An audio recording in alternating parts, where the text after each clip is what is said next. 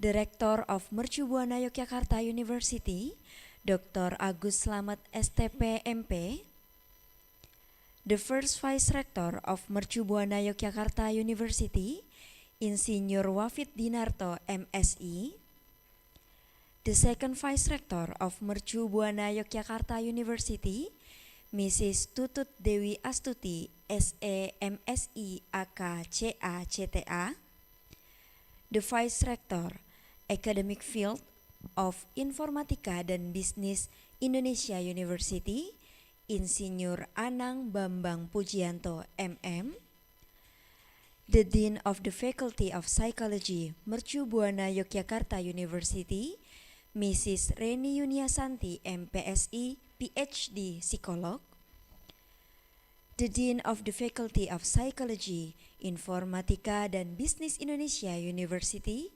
Mrs. Evi Sri Nurhastuti, SPSI MM, the Dean of the Faculty of Psychology, Sarjana Wiyata Taman Siswa University, Dr. Randa Titik Mutiah, MA PhD, Professor Hans Pols from University of Sydney, Australia, Professor Siti Aisyah Hassan from Putra Malaysia University, the Participatory Action Researcher from Nepal, Mrs. Ranjana Sarma, Mr. Rian Sugiarto, MPSI, SPSI MA from Sarjana Wiyata Taman Siswa University, and also we welcome all the presenters and participants of the International Seminar Indigenous Mental Health, Past, Present, and Future.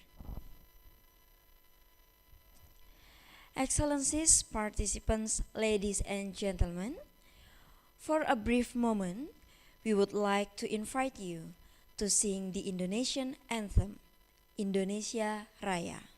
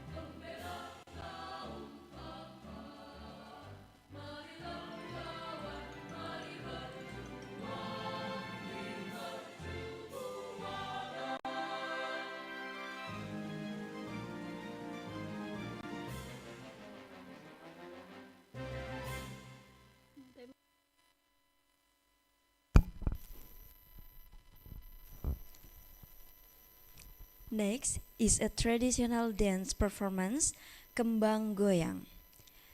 The Jejer Gandrung Kembang Menur dance is an icon of Banyuwangi district. Kembang Menur has the meaning of a metaphor for Banyuwangi girls who have a kind heart, act softly and dynamically. The motto expressed by the creator of this dance is Kembang menur yo kembang melati, dadi yo dulur sampe tumekane pati.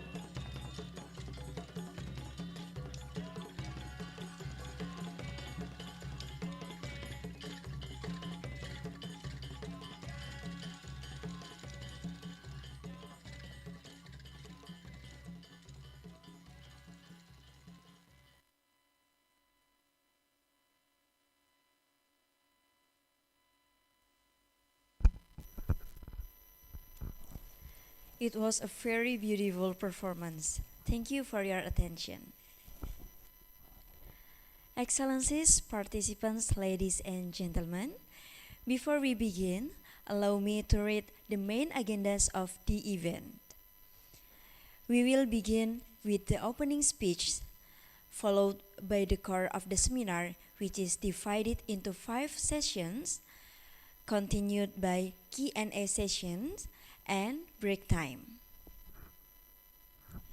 The attendance link will be shared in Zoom chat at the end of the first and second sessions.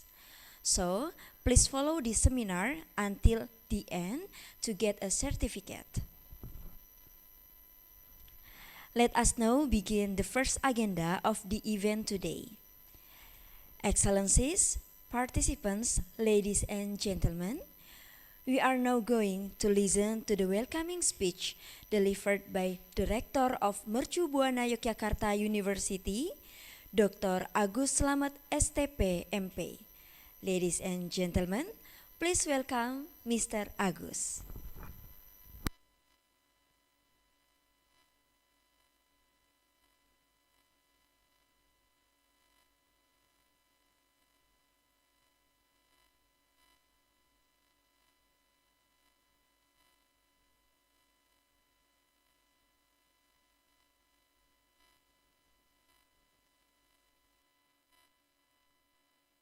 Resources, Ibu Tutut Dewi Astuti, Dean and Vice Dean of Psikologi Fakulti, University Mercubuana Yogyakarta, Dean of Psikologi, Universitas Sarjana Wiyata Taman Siswa Yogyakarta, conference participant, conference organizing committee, and invite guests. Praise to Allah Subhanahu wa Ta'ala who always give us His blessing so that we can attend this event today. So we can attend the international conference organized by Psikologi Faculty, University Mercubuana Yogyakarta. On behalf of the Rectorate of Universitas Mercubuana Yogyakarta, we welcome and thank you for the presence of the resources of the International Conference on Indigenous Mental Health Assistance.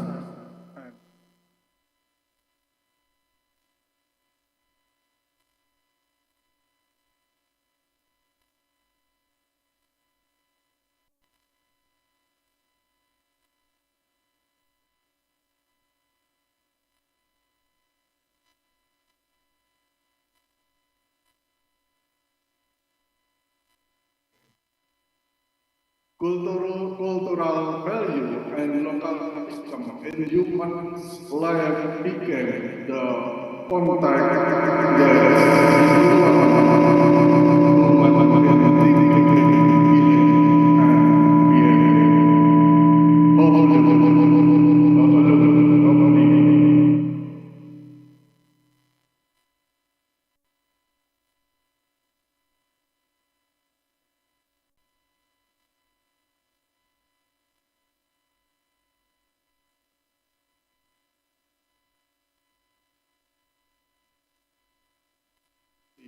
and those who have supported us with, we can mention one by one.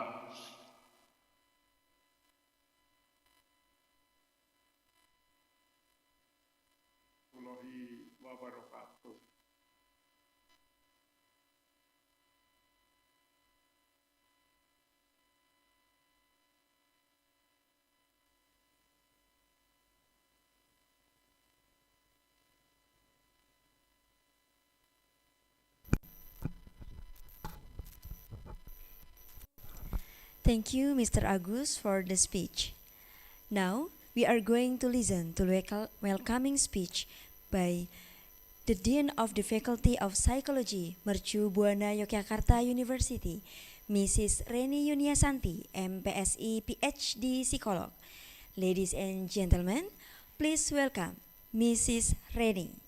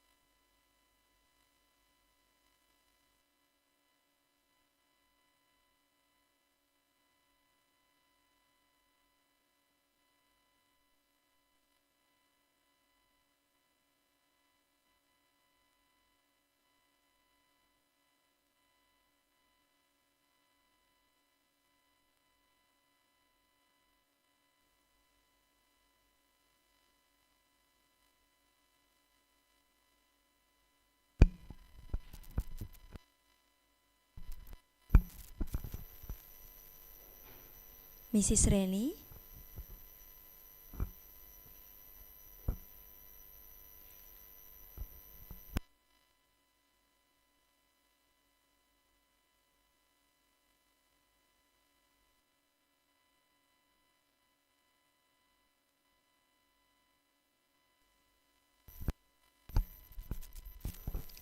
Okay, ladies and gentlemen, please wait a moment and sorry for this trouble.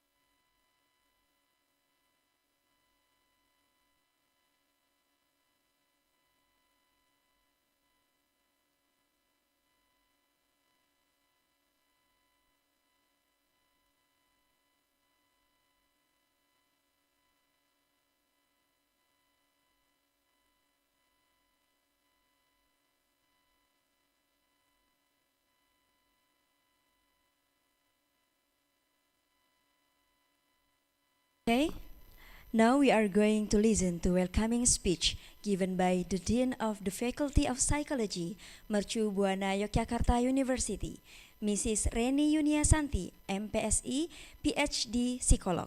Ladies and gentlemen, please welcome Mrs. Reni.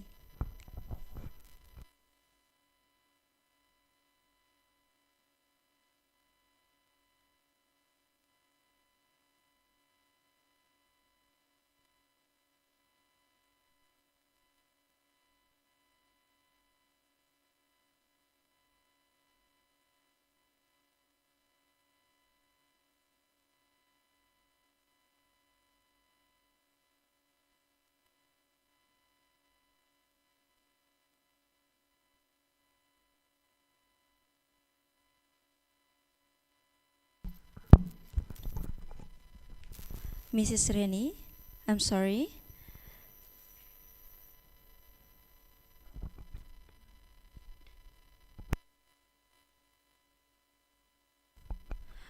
Mrs. Reni, I'm sorry. Your voice is not can hear to listen.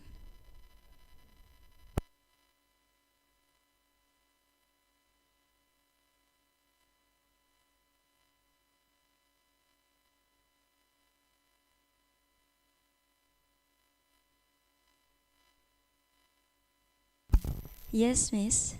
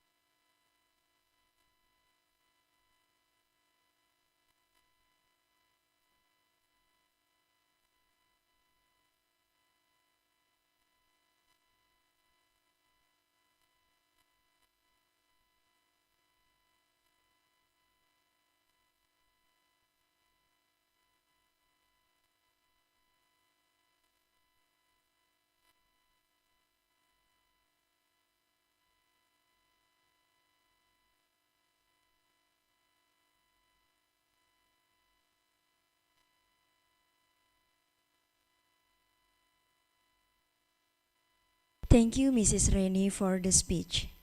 We are now going to listen to the welcoming speech given by coordinator of the event, Ms. Ratri Pratiwi, Fpsi.MA.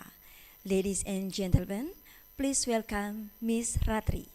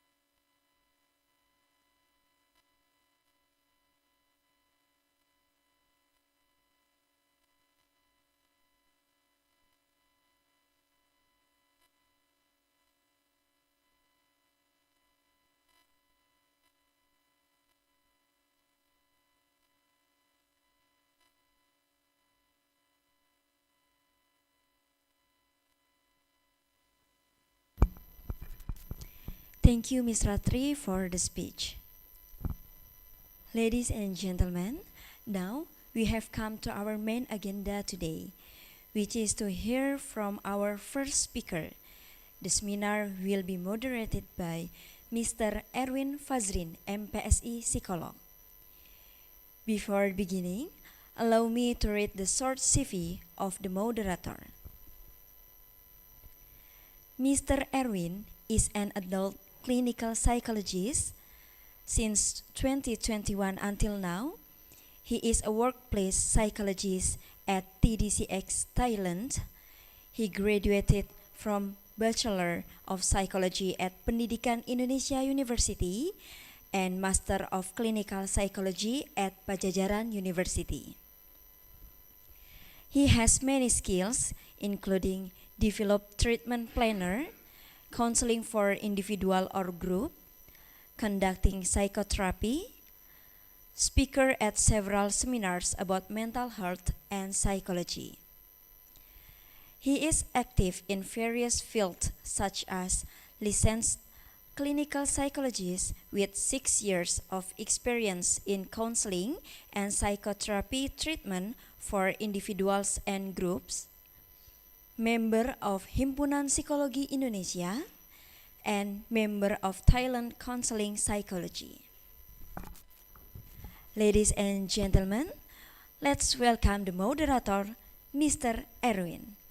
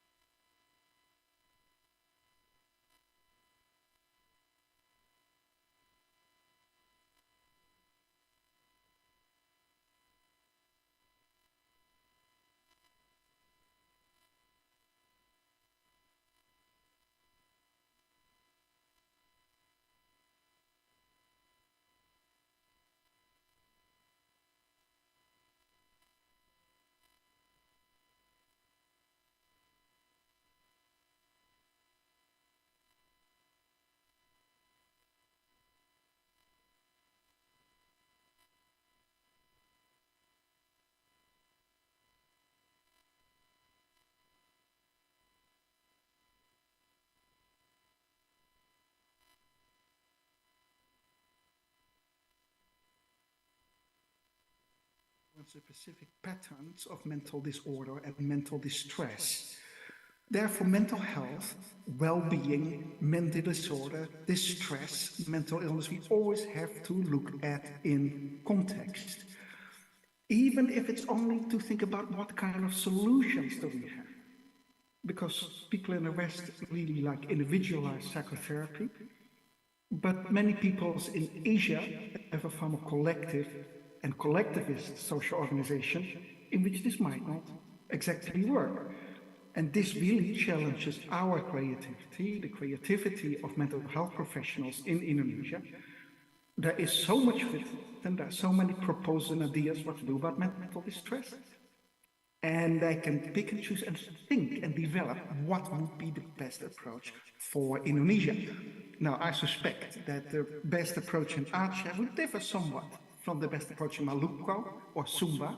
So this requires clear thinking from everybody involved.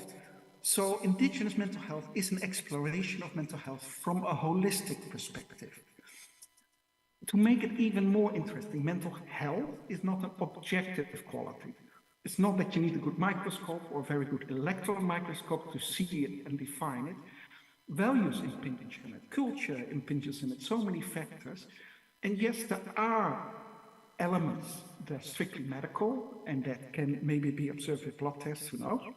But there are so many elements as well that are about culture. And this, I think, makes talking about mental health so interesting, but also at times a little tricky.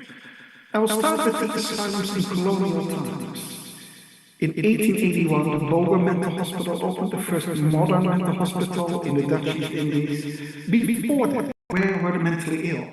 Well, if they were violent and disturbed the social order, they would be in prisons. Or they would be so-called in native hospitals, and they were just absolutely awful. Or they were near their homes in the villages in Pasung. And these pictures you see right there are from 1928. Sadly, not so much has changed these days. The Dutch colonial doctors would never find these people in Pasung because you would have to go to the villages, and that they definitely didn't do. Observations back then and today say that Indonesians are pretty tolerant towards mental illness, except when it involves violence towards people, destruction of property, disturbing behavior. And then Pasung is often seen not so much as a solution, but as the best way of preventing future violence or destruction.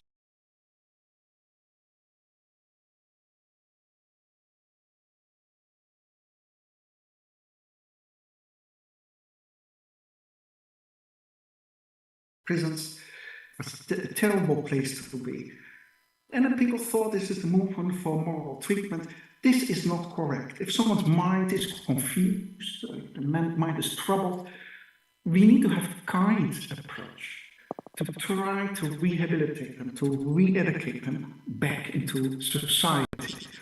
So new approaches were tried in Europe, England, a bit later in the United States, but also in the Netherlands. And the first really good mental hospitals were opened. Then Governor General asked the head of the military health service, well, how many mentally ill Japanese people are there? And what should we do about them? And the person went about and said, oh yeah, about 60, 70 are in prison, don't worry about it. That document ended up with the major reformer in the Netherlands, Schreuder van der Kolk, and he got really angry and said, no, we need to have a proper investigation, which was done by Bauer and Smith. They made a survey of mental hospitals in tropical nations, because they probably would be built differently as in cold England. And they tried to enumerate the number of insane people with mental illness in Java and Madura, just to figure out how big such an institution be. All right, lots of talk, and yes, decisions were made to do something. It took quite some time, actually. But they started building what is now the Marzuki Madi Masasaka Jiwa. They started building in the 1870s. It became very expensive. In 1881, only half of it was finished. And then we thought, okay, we reorganize it. We have women's wards and men's wards, but let's just open it. And by 1882, the first patient arrived. This is that same hospital Of course, today it is in the middle of Bogor, but back then it was in the middle of the rice fields. It is surrounded by rice fields and an agricultural economy.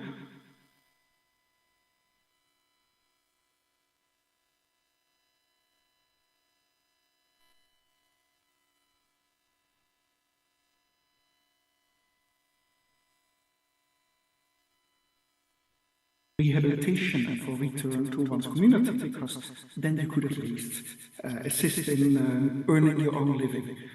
And these are kind of progressive ideas, and these very progressive ideas are still part of these. There was an agricultural colony, there were workshops, kitchens, laundry, and all patients were put to work. Moral treatment saw labor as therapy. And since they thought, of course, well, Indonesians are basically plantation workers, let them do the rice or other vegetables. It also makes running a mental hospital much more affordable. It's quite expensive anyway. And it helps with rehabilitation. The mental health care system that the Dutch built in the Dutch East Indies was the most extensive in Asia at the time. And it was seen as an example in Asia. People from elsewhere came visit to see, well, how do you do it? And I wrote about this. This is Bogor at the time.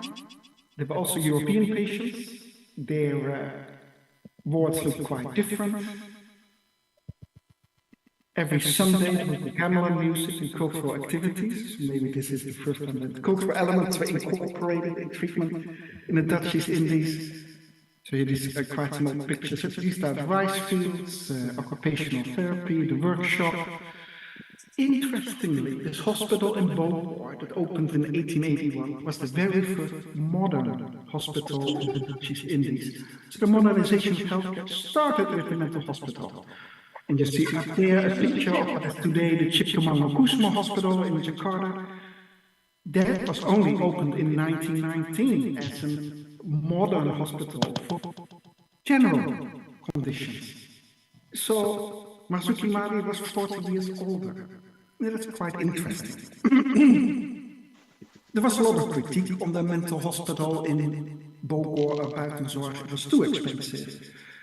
One person in the newspaper said, what do we spend our money on? As soldiers that we need to defend the colony, or insane people who are useless? The other mental hospitals built in Lawang, Magelang, and Sabang were built in a cheaper way, cheaper materials, more bamboo, more atap on the roof. And the idea was also that for Indonesian patients, it looked more like home, so they would feel more comfortable. Of course, this is a bit of a self-serving argument by the Dutch, but then, you know, if you colonize us, you like self-serving arguments. Now, you must all be familiar with the critique of psychiatry by Michel Foucault. It is an instrument of social control by the colonial state. It represses or institutionalizes people who deviate from social expectations, troublemakers. Now, in practice, in the colonies, that didn't quite work out, because the most important reason for admission is cannot look after himself or herself, and that's often related to dementia, old age. The second question is, how did the Dutch people notice? This is a notion called servicing up. There were, of course, not that many Dutch residents, so Indonesians who ended up in mental hospital often showed up in Dutch neighborhoods so that the Dutch police forces would take action. Nonetheless, the hospitals were not a place of repression, they were often a place of refuge. There was relative freedom, there was a focus on rehabilitation. The fences around mental hospitals came from the 1960s, not from colonial times.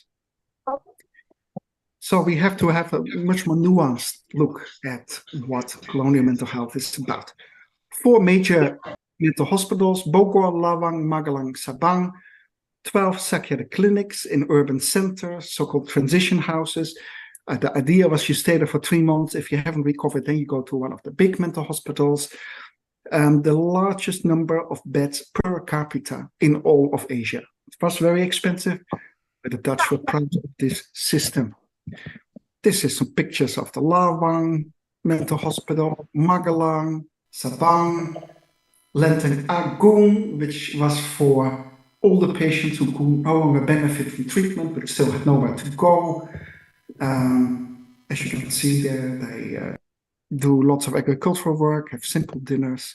And here is the first professor of psychiatry in the Dutch East Indies, Professor van Wulften Palte. Several Indonesians were trained in psychiatry during colonial times. Sumaru, Latumeten, Rajiman. Rajiman worked in Lawang, but only for about 6 weeks. And I thought, okay, I don't think I like this. And then he became court physician in Solo, and there was much more to his liking. Was Abdul Irsan, Slamet Imam Santoso, who was one of the first people doing psychiatry at the University of Indonesia, and then also founded Psikologi. Now, to reflect on this mental health system in the Dutch East Indies, it was very extensive. It was institutional care. There was lots of emphasis on occupational therapy and rehabilitation. As in all healthcare, today, back then, there's always attention providing the very best care, excellent care, which is expensive and can only benefit some people, or sufficient care. It is cheaper, it benefits most patients. Now, the way this is being solved in Indonesia and lots of other places in the world, that if you're privately insured, you can get excellent care. And if you have BPJS, then you get sufficient care, but you have to wait longer. Nonetheless, and this is a lesson true for psychiatry and mental hospitals all over the world, all times, there was always a shortage of places and institutions. There was always a shortage of personnel, which could make one think that, well, maybe this institutional care is not the very best of solutions. Back then and today, most people with a mental illness will never enter a mental hospital and will never see a physician. One could call that a treatment gap, big today, everywhere in the world. Back then, it was even bigger. But to focus in this very talk, I want to ask, how did the colonial mental health system contribute to indigenous psychology? First, ideas and thoughts about indigenous mental health. We have the culture-bound syndromes, Amok, Lata, Koro. Western psychiatrists are fascinated with these kind of funny things they only saw in Asia and not anywhere else. But it's also a bit of an exotic fascination. Around 1900, the number of cases of Amok was fairly limited.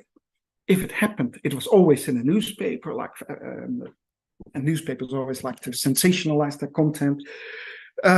All throughout history, there are examples of men behaving badly and men becoming violent without really any clear provocation. So Amok is probably just like that. The fact that Amok became a word in English and now is used worldwide indicates that it has a wide application. So these culture-bound syndromes, yes, they're interesting, but in the big picture, I do not think they're all that important. Emo Kraepelin, at that point, the most influential psychiatrist in the world, whose classification of mental illness was the standard at the time. In 1906, he visited Bogor and investigated not so much patients, but patient records of native patients. And he thought, wow, that is really interesting. He looked at schizophrenia in a native. And he said, okay, it's emotional in nature. Schizophrenia is not as disturbing, and chances for recovery are better. The explanation was quite simple. You know, a wealthy person has a big house with lots of furniture. If it is messed up, it's a big mess. The poor man, like the Indonesian, has a small, modest household with a table and a chair. It's very hard to mess it up. There's only limited ways. No.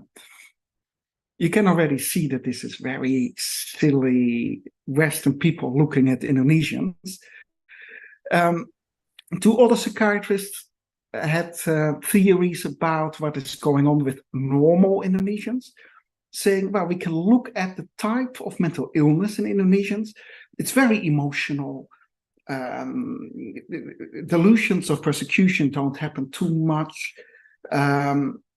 And why is this? It is because Indonesians in general are emotional, not analytical. Their analytical brain hasn't developed yet. They're still very primitive, etc. And this fits the idea of the evolution of human beings that started very primitive, maybe like Papua.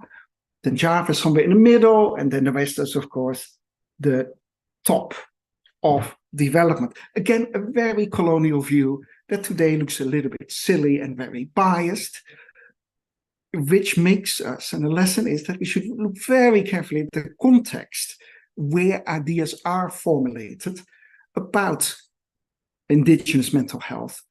Clearly, these European psychiatrists are not in a very good position to do so. There was a critique by Indonesian doctors and Muhammad Hatta. Muhammad Hatta called this an effect of colonial hypnosis. And that's the idea that the Indonesians are not able to do anything on their own, that they always need the guidance of Dutch people to accomplish anything because they're not smart enough, they're not good enough. He said this colonial hypnosis is part of what is needed to have a colony, to demoralize the population. And for him, of course, self-initiative, taking the initiative, would counteract that. And from 1924, that, of course, was the approach in political parties. Let's not wait for the colonial government. We start to build our own clinics, our own schools, and we take our own initiative. With Muhammad Hatta in the Netherlands was Latu Meten, a psychiatrist from Maluku. And with a couple of colleagues, he wrote a critique of colonial psychiatry. I analyzed this critique, but basically he said, look, if you want to investigate Indonesian minds, what do you need? Well, first you need to speak the language. But of course, you need to know the culture. You need to be able to gain the trust of patients and everyday people. You need to investigate more than people with mental illness, because that only provides limited insights in what normal people are about. So without calling it that way, he called for the decolonization of Indonesian psychiatry and psychology, and he called for putting it in the hands of Indonesians. And everybody talks about developments after World War II when it started to happen, but this was already done in 1924, much earlier. Decolonizing mental health. Today, most theories in psychiatry and psychology come from Europe and North America. Yes, we know that. With respect to severe mental illness, like bipolar, like schizophrenia, like dementia, the differences are not too pronounced. Hallucinations, the content will be different for people in the Netherlands as compared to Indonesia, but it's roughly the same. Today, after COVID, there's been a lot of interest in the common everyday mental disorders like depression and anxiety. Awareness increased very much in Indonesia during COVID. On the one hand, this is a good thing. There's a greater recognition. On the other hand, the manpower, the personal power to treat this is not available. So this requires some really creative solutions. Like a depression strategy in Indonesia doesn't exist yet. Well, let's get one. We also know, for example, that depression in Asia and Indonesia is expressed mostly through somatic symptoms like headaches, insomnia, irritability, rather than I'm feeling blue, I'm feeling so guilty. Well, that is not too surprising, but this also means that it's often not recognized by individuals themselves or by parents or teachers or physicians. Now, rather than talking about mental illness or the common mental illnesses, I thought, let's talk about trauma. And I'm basing myself on this edited book that the person who introduced me kindly mentioned, Traumatic Pasts in Asia. And the idea behind that motivated me and Mark Mikali to organize a conference and get people to talk about it is, let's not start with mental health professionals. Let's start with people in general. When adversity happens, how do people and communities react? The cover is done by Joko Pekik, who lives just outside of Jakarta. It's called Go to Hell Crocodile. And it is about West Papua, the grass mountain mine that leads to enormous profits in Indonesia, but the local population is often pushed aside, not always in the best possible ways. Of course, I don't need to explain to you that the crocodile, buaya, has all kind of symbols and meanings in Indonesia. The mine is in the middle, the spiral that never ends. And the people holding the spear, the second one, that is the painter himself. The model of trauma in the West is the alienated Vietnam veteran. Returned from battle in Vietnam, feels very lonely, nobody understands him, doesn't fit in American society. That person is removed from the war in Vietnam, so removed from the traumatizing environment. Therefore, it is called later post-traumatic stress disorder. That is, the trauma has happened, it happened elsewhere, it's no longer there, but the person still feels bad. Treatment is often individualized in the form of medication for an individual or psychotherapy. And this is the approach that got formalized in 1980 in the diagnosis of PTSD that at that time was added to the diagnostic manual. Now, trauma in Asia is quite different. Lots of natural disasters, sadly, tsunamis, volcanic eruptions, lots of state violence, think about Cambodia, for example, Myanmar today, internal ethnic strife or civil war. Reaction of people in Asia is not so much individualized, but let's rebuild the community, let's rebuild the school, let's build the houses together, let's rebuild them. So idioms of distress or collective strategies of recovery and resilience are quite different. What is needed after a natural disaster is, of course, a rebuilding effort. A rebuilding effort that has been conducted the right way will reduce very successfully the incidence of PTSD later on. But if people have to wait a long time for aid to arrive, or it doesn't arrive, and rebuilding goes very slow, it's quite predictable then that the incidence of PTSD will be really high. So this is all quite different from the Vietnam veteran story. Now, there's lots of traumatic events in Indonesia. One could call colonization quite a bit trauma. It was accompanied by quite a lot of violence. The Indonesian Revolution, sometimes there were battles between Indonesians. The violence inflicted by the Dutch, of course, was quite severe as well. The 1965-66 events with lots of military repression and massacres. Then the whole repressive Suharto regime where people would disappear unexplained. The 1998 May riots. After that, ethnic school, Kalimantan, the Bali bombing, and the Aceh tsunami. And look, this is an abbreviated list. We can make that list much longer if we like. So a holistic approach to trauma. Trauma, first of all, is a very common human experience. Right? It is not really a mental illness. PTSD, we can call a mental disorder. But trauma, I use here as a more general term, as events that severely upset everybody's mental and emotional balance because of these extraordinary events, be they natural disasters or political interventions. Now, if you look at this holistically, we have to look at how is this event, how do people react? We have to look at social, cultural, political, and religious factors. Trauma, in a way, is discussing violence and its aftermath.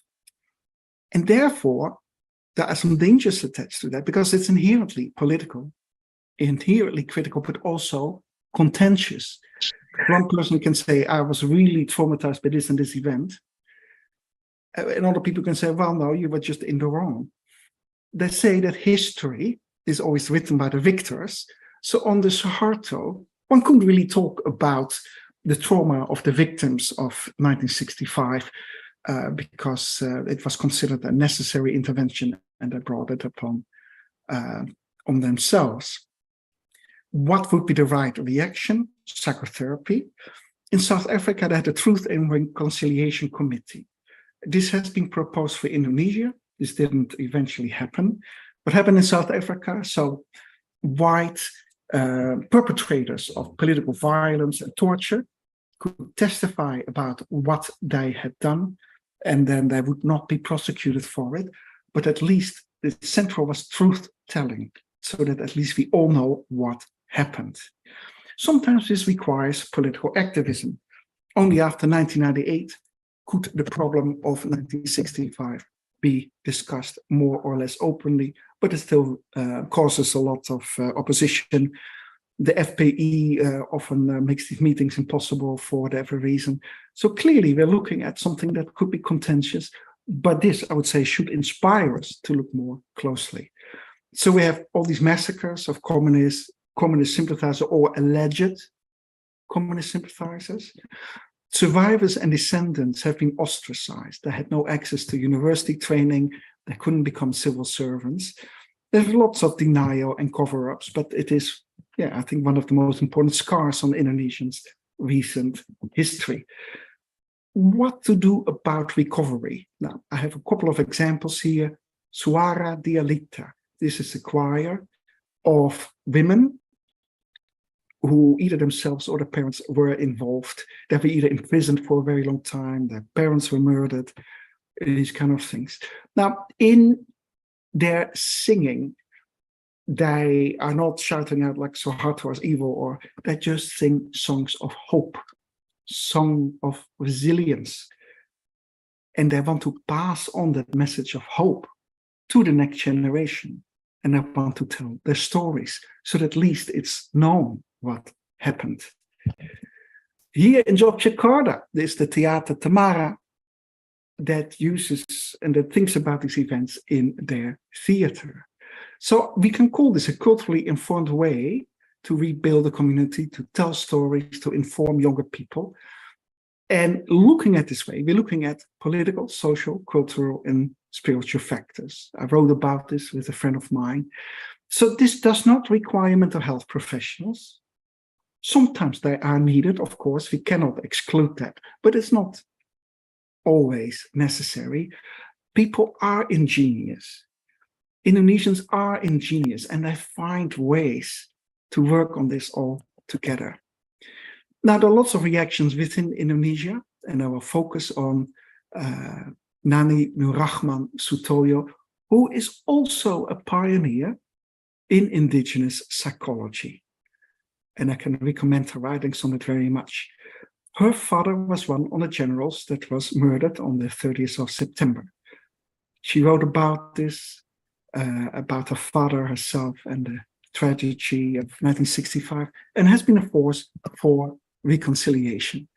Now, what happened about this? We all know about the evil movie that came out on Suharto, about the tragedy of the gay 30 Pki. That created an image of communists as being absolutely evil barbarians and devils, which was very good for PR purposes, but not quite accurate. After Suharto resigned, discussion became possible. I will not skip a whole couple of years, but in 2016, Jokowi said, okay, we got to look at this. Let's organize a symposium. We get people from human rights organizations together, academics, survivors, let's put them all together. I think that was a really interesting initiative, but Luhut said the first day, there will be no apology, we are not stupid. Well, and they also said, show me the evidence of the mass graves. He shouldn't have said that, because then people came along and showed them all the evidence. He is one, he is one, he is one. So at that point, it was really not possible to deny this anymore. Where this went today is that government is giving forms of compensation, such as easier access to education to descendants, hospital care, medical care, psychotherapy, but there will be no apology or no acknowledgement that anything wrong happened. Now, you can think of that, which it's a bit of a compromise that, okay, we acknowledge that it wasn't all right, but Indonesians are not quite there yet politically to say, yeah, we did something wrong. Now, I'm originally from the Netherlands. My mother was born in Menteng. And the Netherlands last year, I think, or is it 2 years ago, apologized for the violence in the war of decolonization or the Indonesian Revolution. Now, that took a very long time. And when I went to high school, the story of the Indonesian Revolution was like, oh, yes, it was a real mess in Indonesia and everybody was attacking each other. We Dutch will re-establish order, provide medical care. to put the country in the best possible position to work on the future. Now, that story is beautiful, but it's just a story. The Dutch used terrible military tactics, torture, all these kind of things. But the point I want to make is it took a very long time for the Dutch to realize, oh, what we did was not quite right. And 1965 is, of course, more recent, and therefore is still more difficult to deal with. Now, to conclude a bit about trauma, is that exploring trauma is inherently difficult and at times contentious. Political factors play an important role, and of course, the whole motivation of 1965 was Suharto seizing power from Sukarno. So yes, people are either in favor of that or opposed to it. So it's very hard to do this in an even-handed way. It takes courage, and an even-handed approach is needed. How to deal with past collective trauma like this? Well, there are many ways. I already mentioned recognition, either political or legal, forms of compensation, attempts of rebuilding, acknowledging, providing individual psychotherapy might not work so good in Indonesia, cultural expressions. There are all kinds of strategies that people can think about, and that in Indonesia, as elsewhere, people have to be creative about. So to conclude my whole story about indigenous mental health and indigenous psychology, it should be a dialogue first among mental health professionals. They have had a training in all kinds of Western approaches, but they have also experience working in Indonesia. And they need to think like they can pick and choose what is available internationally, what to develop here, and maybe things that work in Indonesia can be exported. For example, in the Magelang Mental Hospital, someone experimented with Javanese dance as a method to treat depression. Well, we all know depression responds very well to exercise and to social events. So this turned out to be quite effective, and even more effective than antidepressants. So I think it is a really ingenious solution that can be applied elsewhere. So one has to design appropriate interventions, but there are, of course, also constraints. There are 1,400 psychiatrists right now, 3,000 psychologists in Indonesia. So you cannot always rely on the professionals. There's just simply not enough of them. There are also potential dangers, and I illustrated this with the ideas formulated by Dutch psychiatrists in the Dutch East Indies. That simply was uninformed and quite silly. But these discussions can be hijacked for political purposes. For example, indigenous mental health, indigenous psychology in Indonesia, of course, spirituality has to be part of that. Religion has to be part of that, but it cannot be owned by any specific religion because there are many different religions in Indonesia. I have heard psychologists argue that LGBT is not compatible with indigenous mental health. Well, that is according to some Islamic views that have become very popular in the past 20 years. But if you look a broader look over, let's say, the last 500 years, this is just simply incorrect. So one has to be wary that it remains inclusive and it is not used for arguments that are common today, but that actually are not really related to what is going on more broadly. Thank you very much so far from me, and I am happy to take questions, and I will pass the word to the moderator again. Okay, thank you so much, Professor Pauls.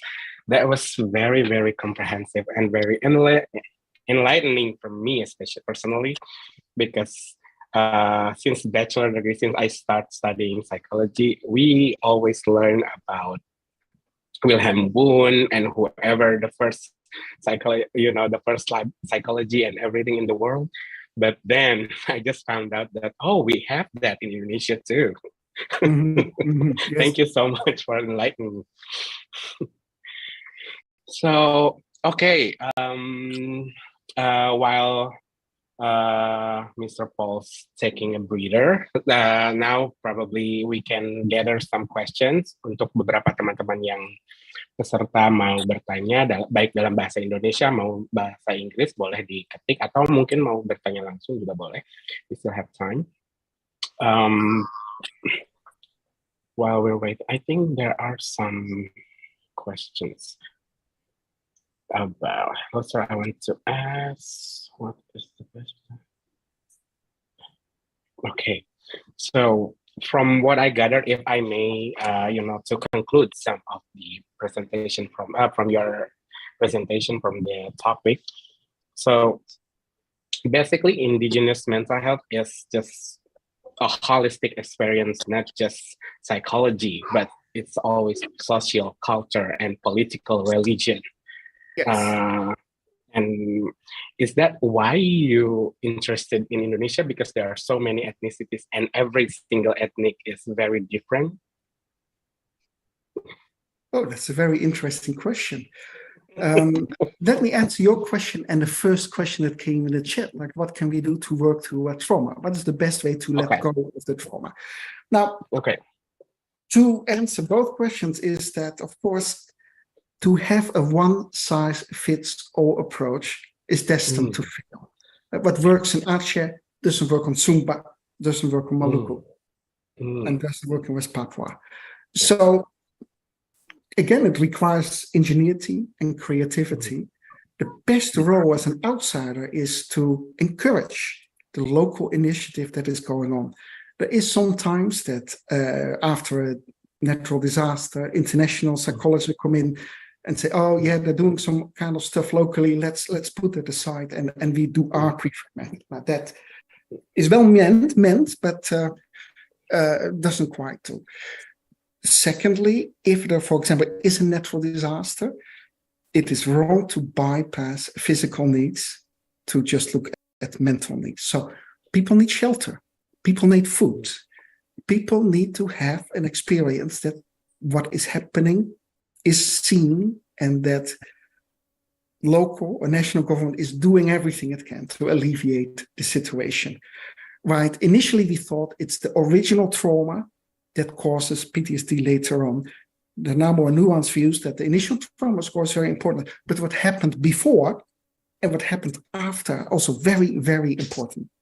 So if your house is destroyed by a volcanic eruption and you're all based in Yogyakarta, so that people in Yogyakarta actually have experienced that. If they have to wait a week for help to arrive, the help is not sufficient and it doesn't help, well, then the chances for trauma and PTSD are much higher. So physical health. Physical health, physical needs. Food isn't one way of helping with trauma. To make food together, make the dinner together, take care of the kids, make sure the kids are having things to play and that the school continues and these kind of things. It's very simple, very important. I couldn't agree more with that. I'm sorry, Hisni Nisa, can you turn off can you mute? I'm sorry, we got some, thank you so much. I agree with you because physical health as sometimes especially for, this is my personal experience, we tend to bypass the physical needs because we learn so much about mental health, about trauma and everything. But thank you so much for highlighting that. And we have another question from Akil Ajis. So he says that, I assume that he's a teacher. Saya ingin bertanya mengenai teman saya saat he encountered that there is a student that where he was working, where he was teaching, and this student tend to lock himself up in the bathroom whenever there's a language bahasa lessons when he learned bahasa. And his question is the student has a mental illness? Can we categorize as having a mental illness? And if so, how can he help the student? Sounds like anxiety to me. But partially, what is the deal here? Well, for Indonesian, specifically Japanese people, being malu, being embarrassed in public is an awful experience. This makes it really hard. Sometimes I've given workshops in Indonesia and so on, put students in groups and then say, present to me in English. And they're all like, oh, no. It's like, well, yes, in the ideal world, you speak English, however bad it is. Then it gets better, right?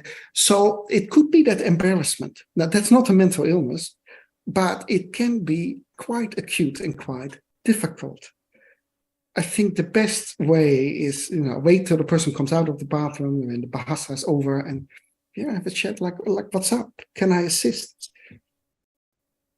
Now, of course, it's very hard from a distance to get a complete view of what's going on, right? But yeah. All right. Thank you so much. I agree. Again, because I feel related because I'm a practitioner as well. So we can move on to we still have time, I think, to for another question. Yes. Yes, we do. All right. We have another question from Johannes Titis Christian Handi. What is I don't know whether he asked what is the difference between mental hospital services in the past and today, and are there any differences in mental disorder experienced by Asian and European people? Well, there might be some differences. I won't worry too much about them. There has been a very big debate about Aceh after the tsunami. Oh, PTSD is American. It's not an Indonesian thing. Nonetheless, when the research was done, like most of the symptoms like insomnia, anxiety, depression, are similar, but they're not exactly the same. What is more important is to think about culturally appropriate responses.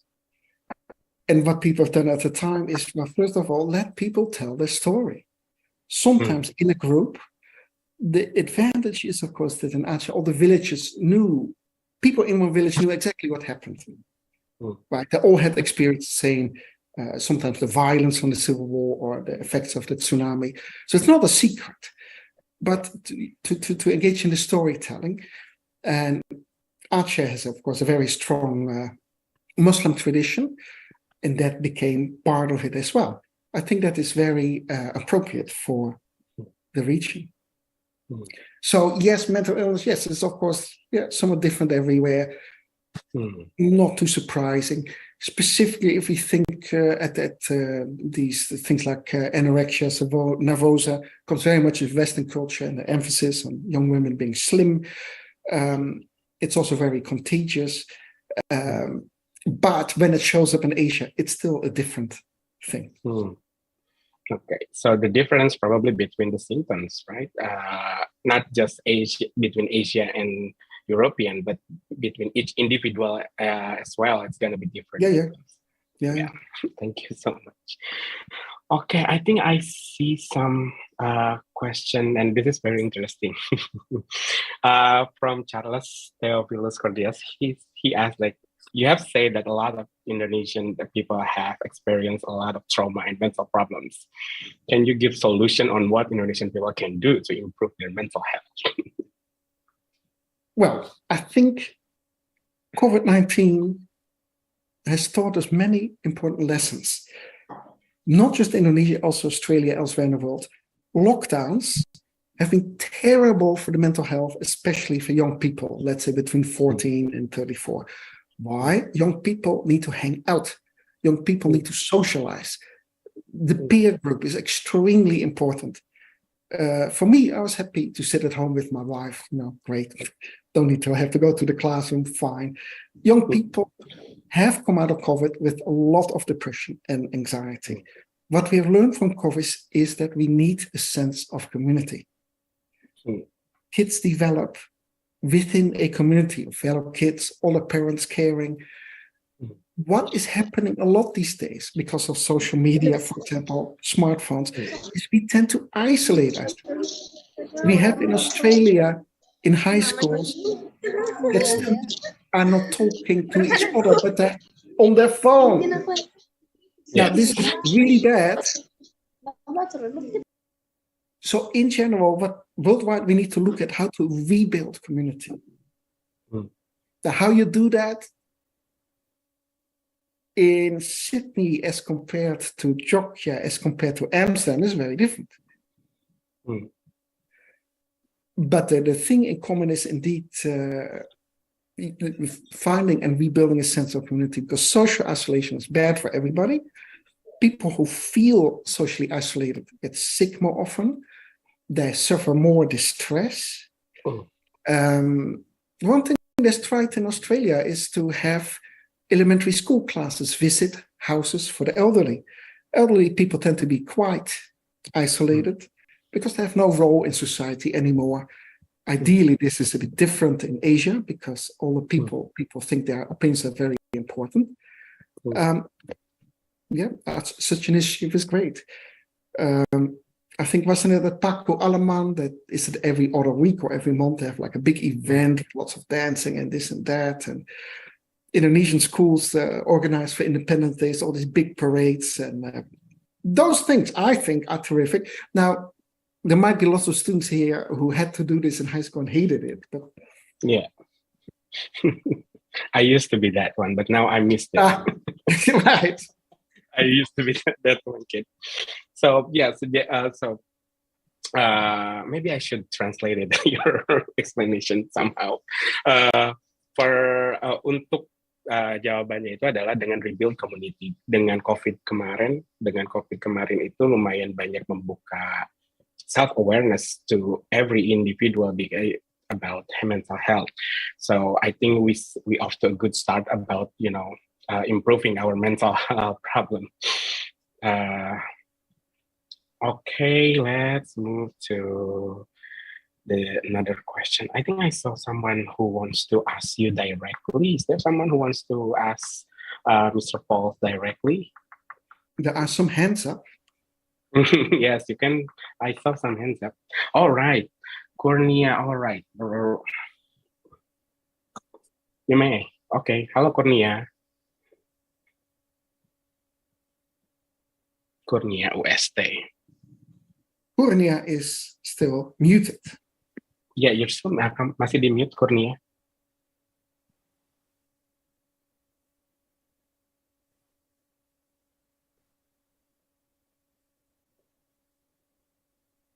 Ya, terima kasih. Ya, Assalamualaikum warahmatullahi wabarakatuh. Good morning. Thank you for giving me chance to ask some question. First of all, my name is Kurnia, student major Psikologi, Faculty Psikologi, student of Sarjana Wiyata Taman Siswa, University Yogyakarta, Indonesia. My question are first, how to take care our mental health to avoid mental disorder. Second, how to prevent mental disorder in first year student. Treat this affect mental health condition. Thank you. Terima kasih. Terima kasih, Kurnia. All right. First question, how to prevent mental disorder, and second one, how about first year students? Yes. Now, I think going to university in your first year is a very important transition, right? At home, and especially if you move out of home, right? At home, parents or your mom makes the food and washes the clothes. That's terrific. At some point, you got to learn to do this by yourself. I remember I was a bit scared when I moved out when I was 18. Now, what a university can do is activities in the beginning of the year, orientations to allow people to get to know each other. That's one. Secondly, to familiarize with all the resources that are needed with your study and other things in life. Just let them know what is there and that there's support available.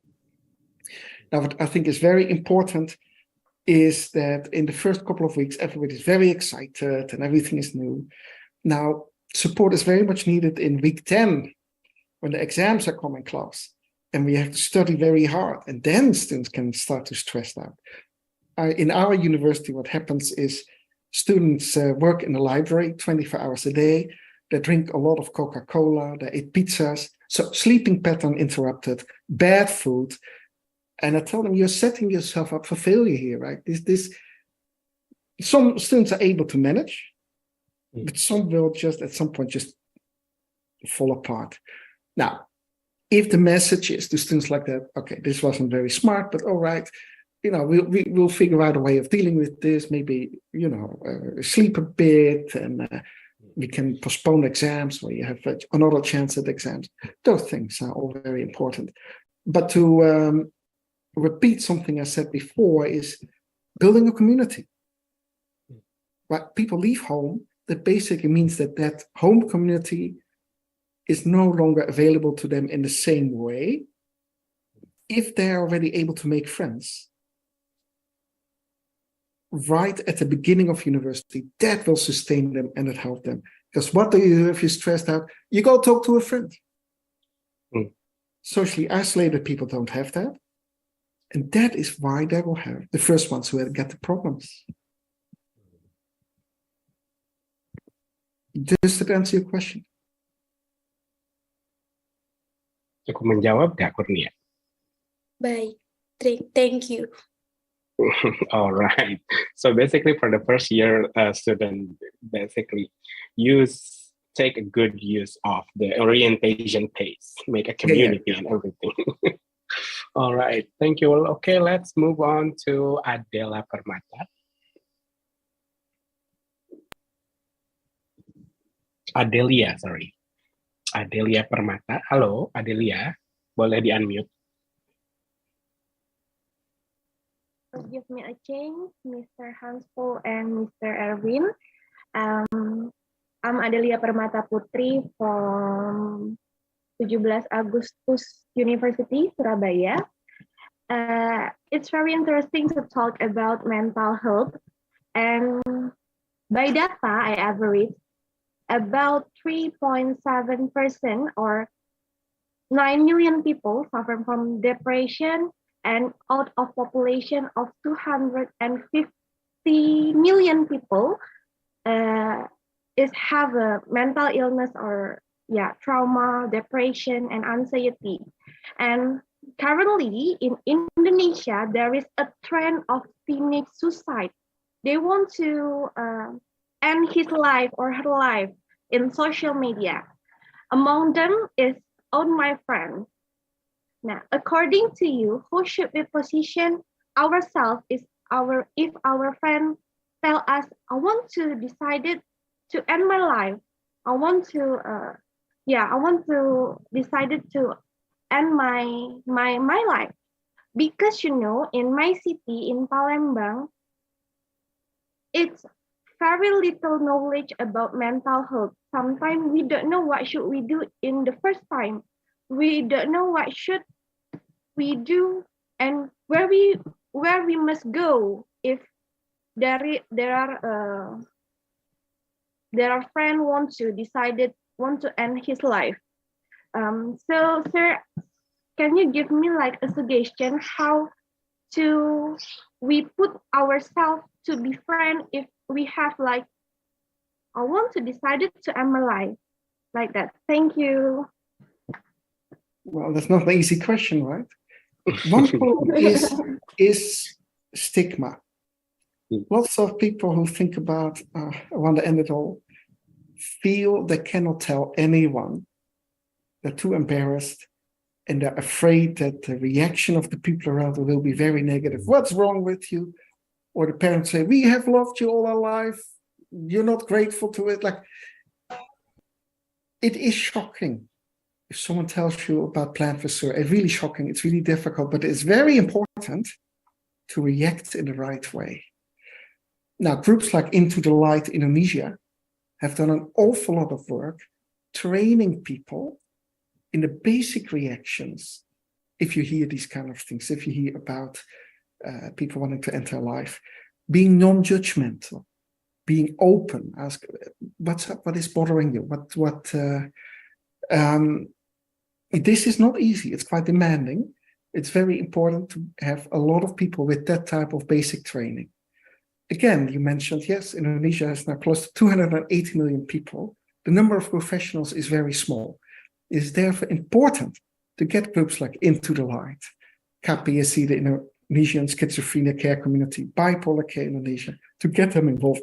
Because we need more. We need many more people who are not as good as mental health professionals, but that they can do something. If teachers know how to react to if a student is suicide, and to give them a first hand. Because often, if people know, okay, there is a way out, there is someone I can talk to that really helps to make them more resilient. Now, again, this is only part of an answer to this situation, right? It's a very complex problem, and the distress on students is quite heavy. It's like, we all want to be successful in life. We all want to be able to, marry, have kids, buy a house. It's becoming harder, much harder than it used to be. That's why students get competitive, why students have very high expectation of how they should perform, put a lot of pressure on themselves. And all of that leads to a situation that makes people anxious, depressed, sometimes suicidal. Yeah, so Okay. Adelia, I'm sorry, I didn't fully answer your question, but the problem is too complicated just to answer in a couple of True. sentences. Yeah. True. Iya, Adelia gimana? Cukup menjawab?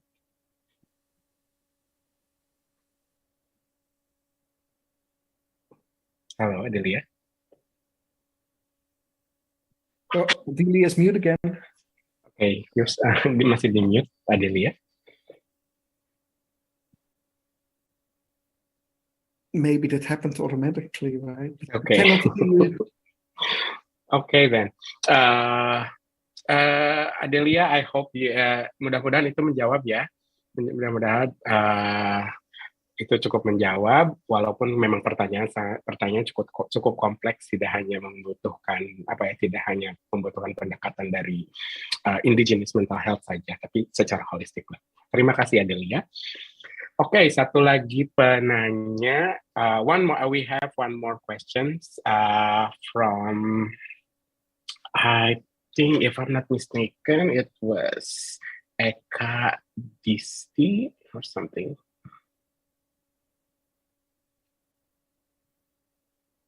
Eka Dinata, sorry.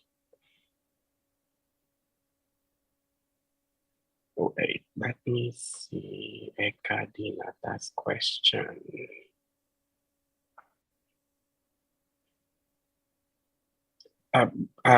While I'm looking for for Eka Dinata, so sorry, wait. Is still Pancha Rustila with a hand up? Yeah, I think Pancha. Okay, let's move on to Pancha. Pancha, halo Pancha, boleh di-unmute? Halo Kak, ya. Suaranya masuk nggak ya? Suaranya masuk. Oke.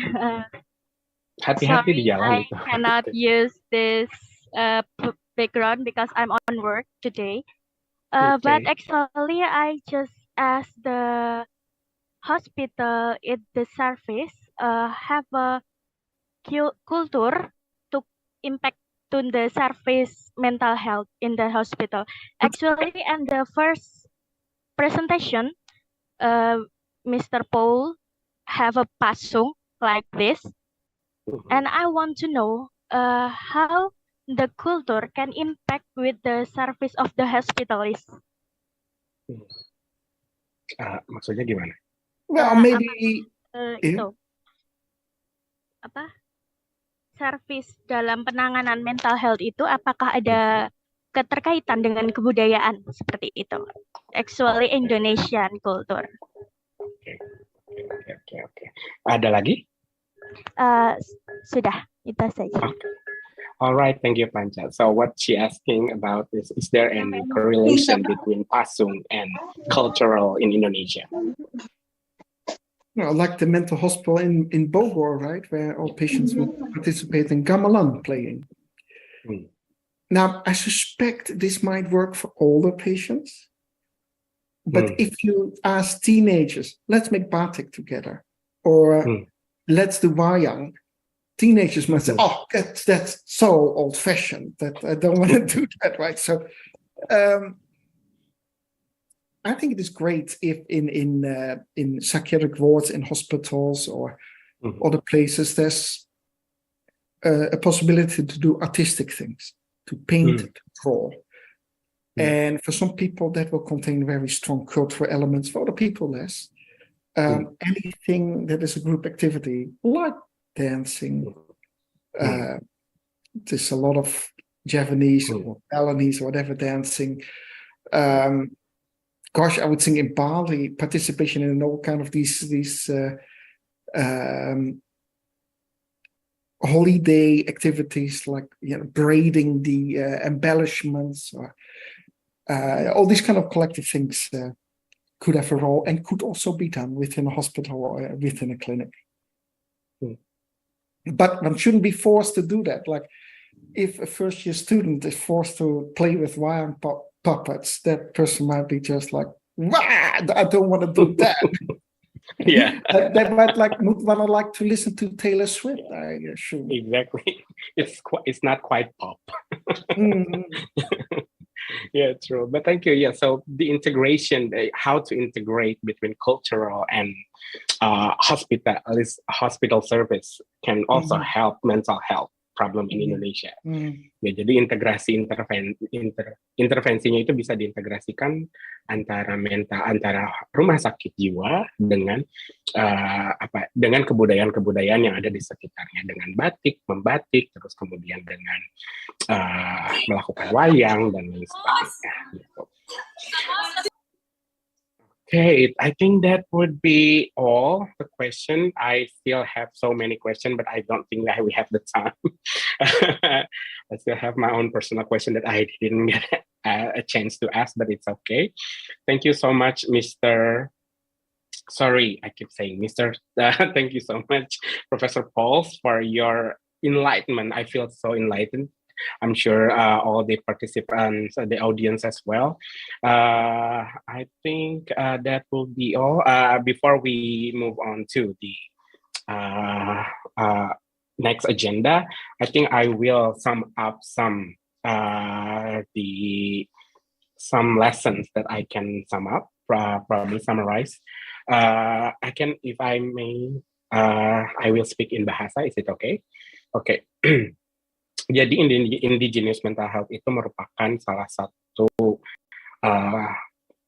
eksplorasi dari kesehatan mental dalam secara holistik, secara menyeluruh, sehingga tidak hanya menggunakan pendekatan psikologi saja, tapi politik, agama, kemudian sosial, budaya, lalu kemudian physical health juga dan lain sebagainya, termasuk ketika kita melakukan atau menerapkan integrasi atau servis di rumah sakit jiwa kepada pasien-pasien di rumah sakit itu sendiri. And I think we will move on to the certificate presentation. As a symbolic, we have a little, or probably will be Olivia.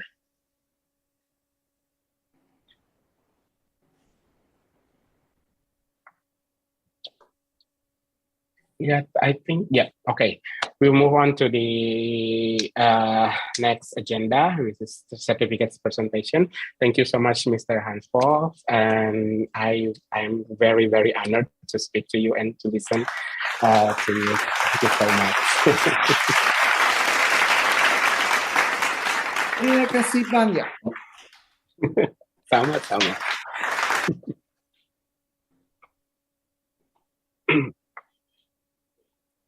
All right, Olivia, I think I can pass on the microphone to you.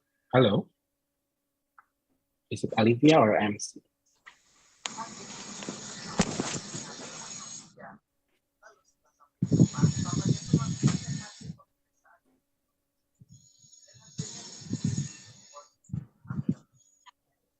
Yes.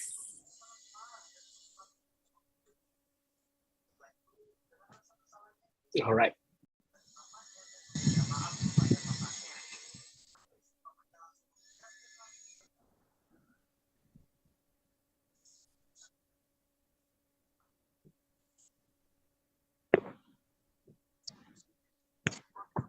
Sis, minta tolong Kak kecilin.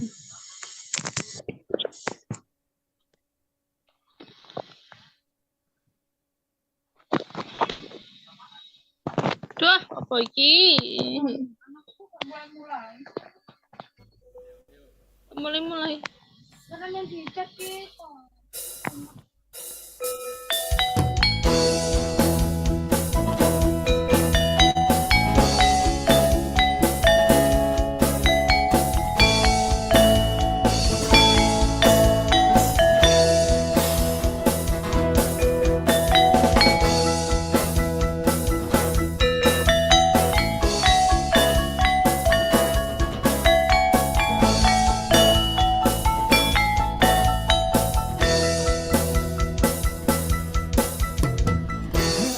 Her eyes when the stars look like they're not shining. Her head fall perfectly without her trying. She's so beautiful, and I tell her every day. I know when I compliment her, she won't believe me. It's so sad to think that she don't see what I see. But every time she asks me to, I look again. I say, when I see your face, there's not a thing that I would change. 'Cause you're amazing, just the way you are.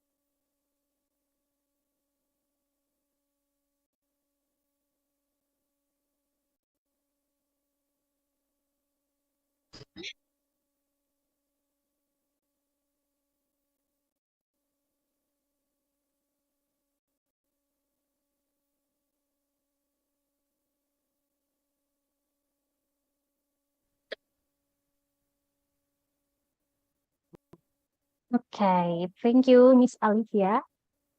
Good morning, Excellencies, participants, ladies and gentlemen. I am Anindita Karunia. It's an honor and pleasure for me to be one of your moderators for the International Seminar Indigenous Mental Health, Past, Present, and Future. At this session, you will be hearing from Mrs. Ranjana Sharma. But before we get started, I wanted to take a few minutes of your time to remind you to put the mic on mute position, and you may unmute the mic when you're given the chance to deliver your question in the Q&A session. Now, before we moving on to our session, I would like to read Mrs. Sharma's bio.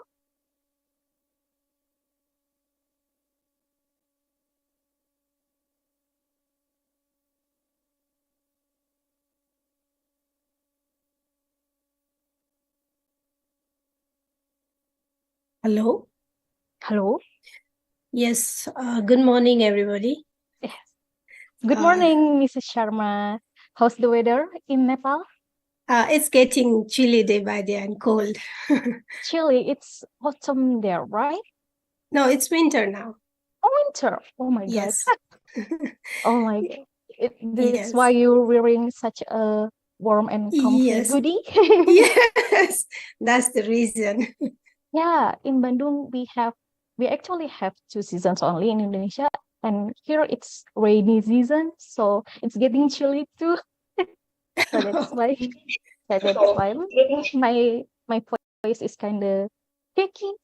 No, actually it's just an excuse. I just feel nervous today. Yeah, we all feel nervous, right? Yeah, it's human to feel nervous, right? Hey, Mrs. Sharma, are you ready for the presentation? Yes, I'm ready with my presentation. I'm not quite sure like whether I will be sharing that on my screen or someone will be sharing from there. Should I share? I can share. Yes, please share, Mrs. Sharma, and the spotlight is yours. Just give me a moment. Please take your time.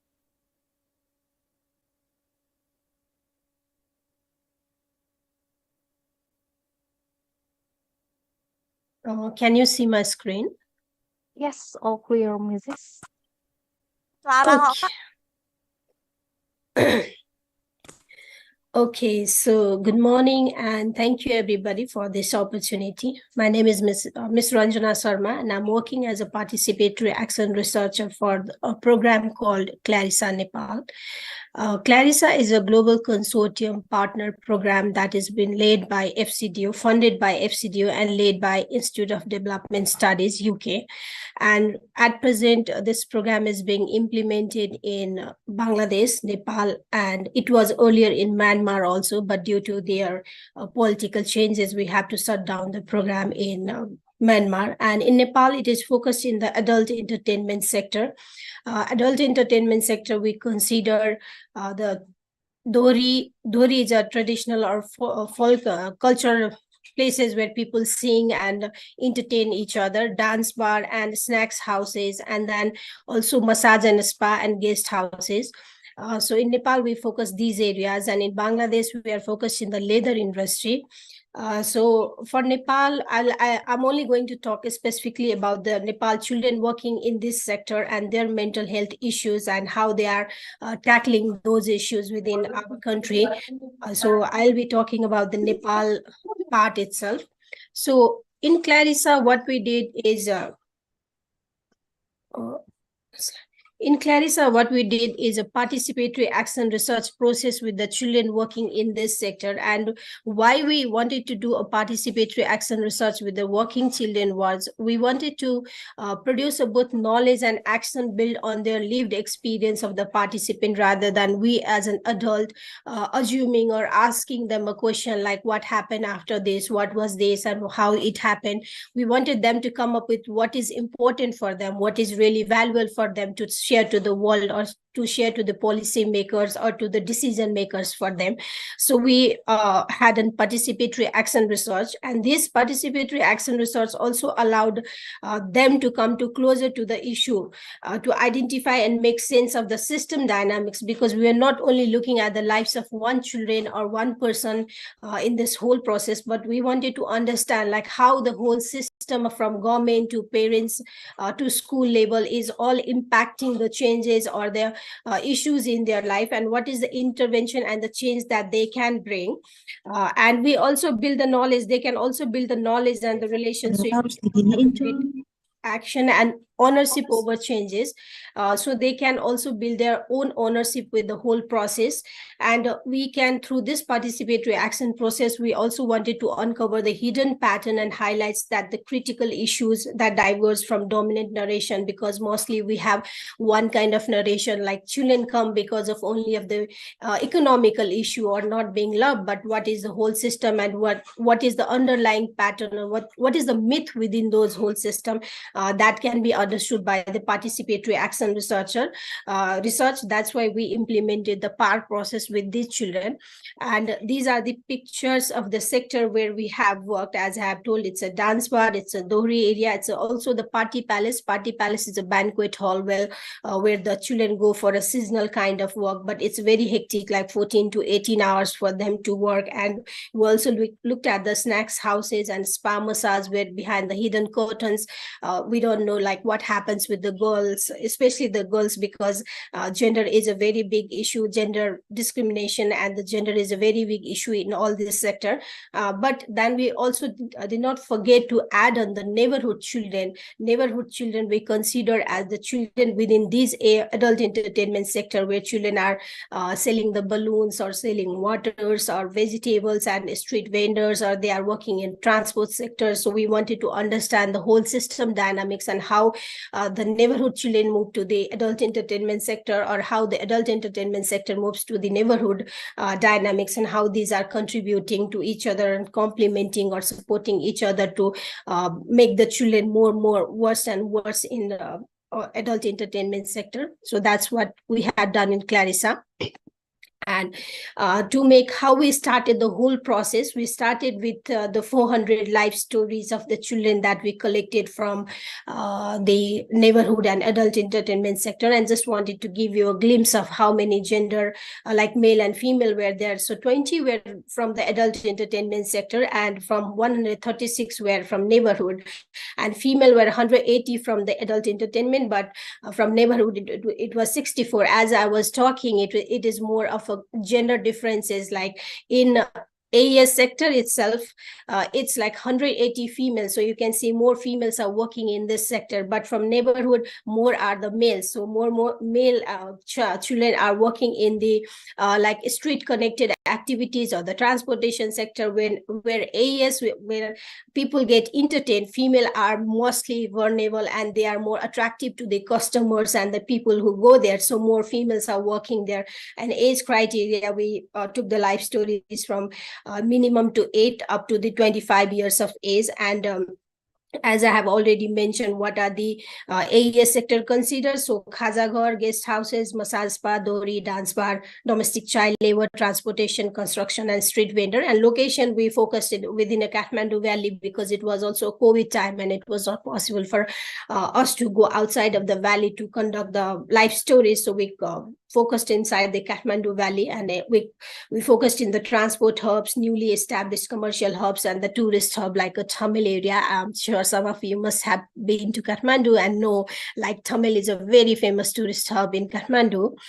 And how we did the whole process is we started the pathways, like we initially inform the children, meet the children, and ask them like whether they agree, orient the children about the process, and if there is any safeguarding concern or ethic concern, then we talked with them about like how we are going to start the process and what we will be asking, and we choose a life story collection, because in other questionnaire or KII processes, mostly like you ask the question and the respondent give you the answer, but in life stories it's like a very open-ended process. You just ask them to start from the childhood or from the things that are important for the children. So we started with like, okay, what is a happy moment in your life, and then gradually they started talking about more other things, and we only have time and again have to intervene and ask like, okay, what does this mean? Otherwise it's in a big flow, and stories can come up to the 25 to 30 pages, and then we transcribe the whole thing and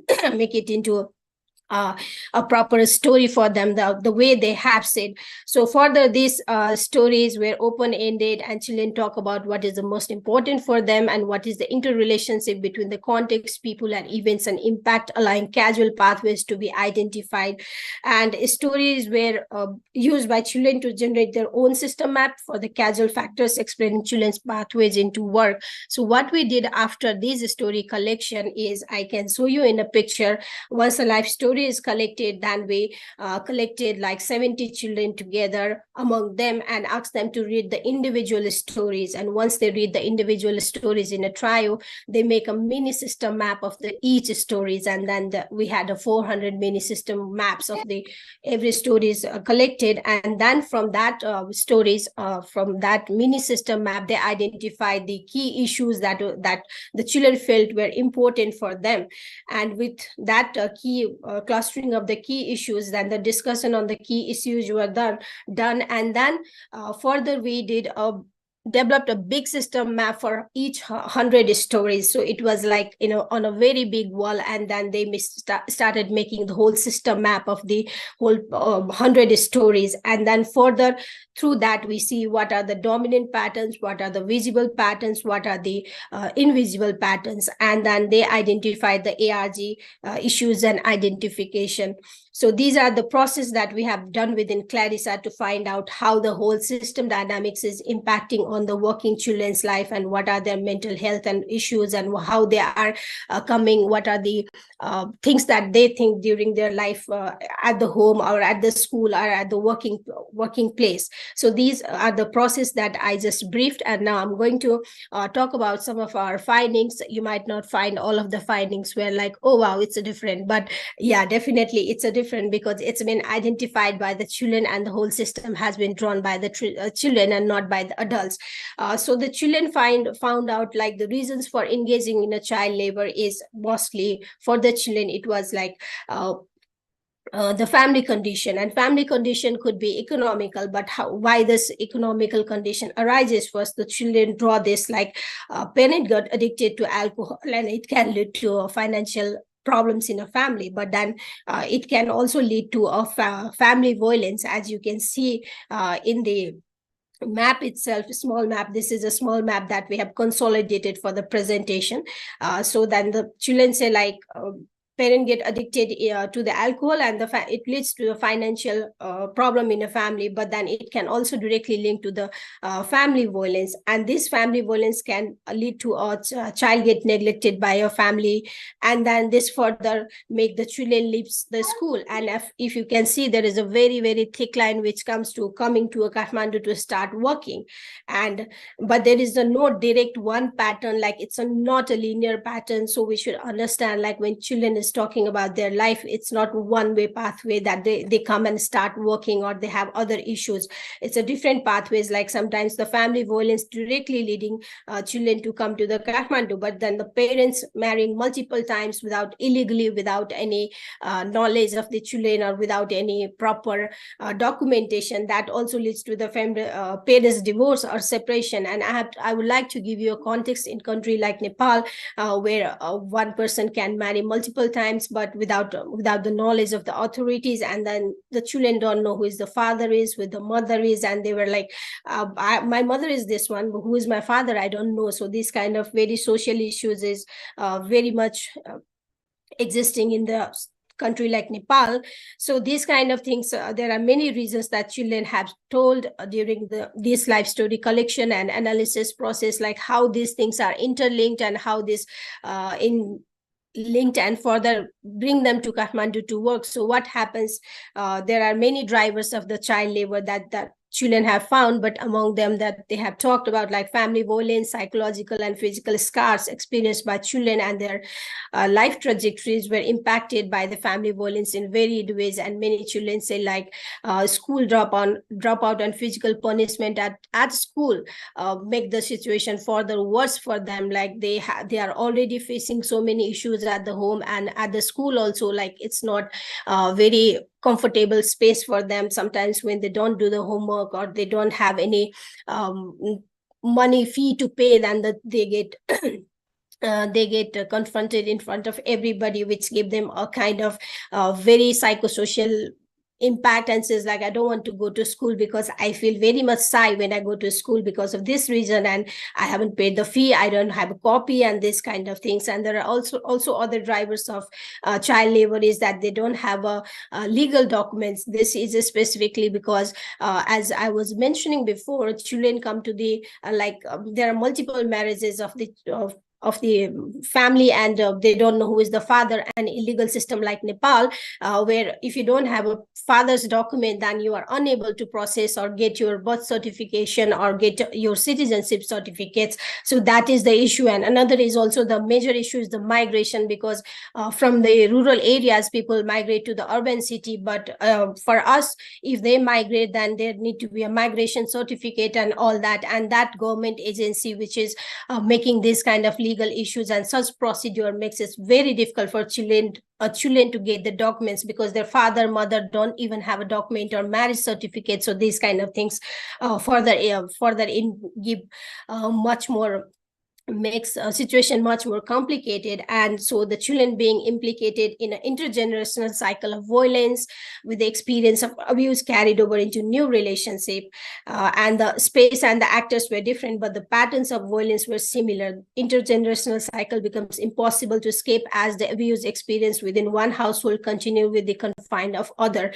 A biggest example here is a girl who is a 15-year or 14-year or 16-year, she is abused at her own home and having like such a psychological impact on her mentality and thought process. Then she thought like it's better to get married and to get with someone, some other person, and then so that I can escape the situation from a family. But we have very big examples, like when they got married, early marriages, like 16, 17, then they go to the husband house, and maybe first couple of months the things could look better, but after that it becomes a similar process. Then she started getting abused and beaten up by her in-laws or by her husband and by other society members, and that makes the situation more complicated.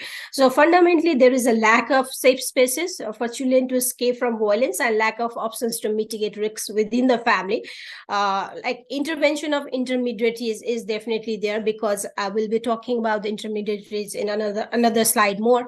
So, but then it leads to the extremely vulnerable children moving into one space where the risk of violence continues or is more further enhanced, or it has become more bad. So multiple children expressed that they did not want to be at home, and it was unsafe place for them. So that's how the children, the family dynamics, or the whole family system dynamics has been explained by the children during this whole process. And then the children comes to the Kathmandu. So it becomes like a Kathmandu is a hub for all the activities from tourists, from earning money, from like job opportunities and all that, including medical, flying like international airports. So the children to escape from that place or that unsafe spaces that they felt within the family or at the school places in their hometown, they come in contact with the intermediaries, and intermediaries could be anybody. And specifically the interesting finding what we have, it was more like their own family member, not a direct family member, but it could be their peers or it could be their relatives. So intermediaries are those who are playing a role, biggest role in their life. And then when they see the children in a vulnerable condition and going through all sort of like mentally, physically in abusive space, they will say like, oh, why are you staying here? Why don't you come to like a city? You can earn also, you can learn also, you will have better opportunities, so you should move to the city area. So that's how they get influenced by all these intermediaries, and then they come for a domestic child labor. They come in a different locations like cafe, dance bar, dohri, hotel, khazag, or cabin restaurant. And if you see like children directly can come also to the Kathmandu. There is no always need of intermediaries, because if there are highways and they take a bus and then they land up in a major transport hub, and then once they get out of the bus, they start looking like where I can go and eat, because first thing is eating for them. So there are small snacks houses and the hotels and khazagors, and then they say like, can I have something to eat here? And then obviously the owner of the khazagar being very like sympathetic and say like, yeah, you can eat. What are you doing here? And he or she will say like, I'm looking for a job. And then it was sympathetically they give the job to the child, but they do not understand like they are making a children to work there and making their situation more vulnerable. But it's not like a job kind of proper job. It's like more exploitative environment where they have to work for the like hours and hours, and then other aspect of the job is also included in that. So what happens is children who are growing up in a family violence, it's like improvement. They want to improve their home, they want to improve their situation, and then they move further in the city area. And the one example I wanted to give here, as quoted by the children, I thought it was better to work in a hotel than to get beaten all the time. My father used to beat me all the time. So this is one of the female respondent, and she is 13 years old and working in a transportation sector. So another is the main reason I came to work for home in Kailali was that I was never given food and beaten. So these are two examples that was shared by the children. There are many, but I have just added two of them. So the consequences of working in the AES sector is all leading to abuse and exploitation in the workplace.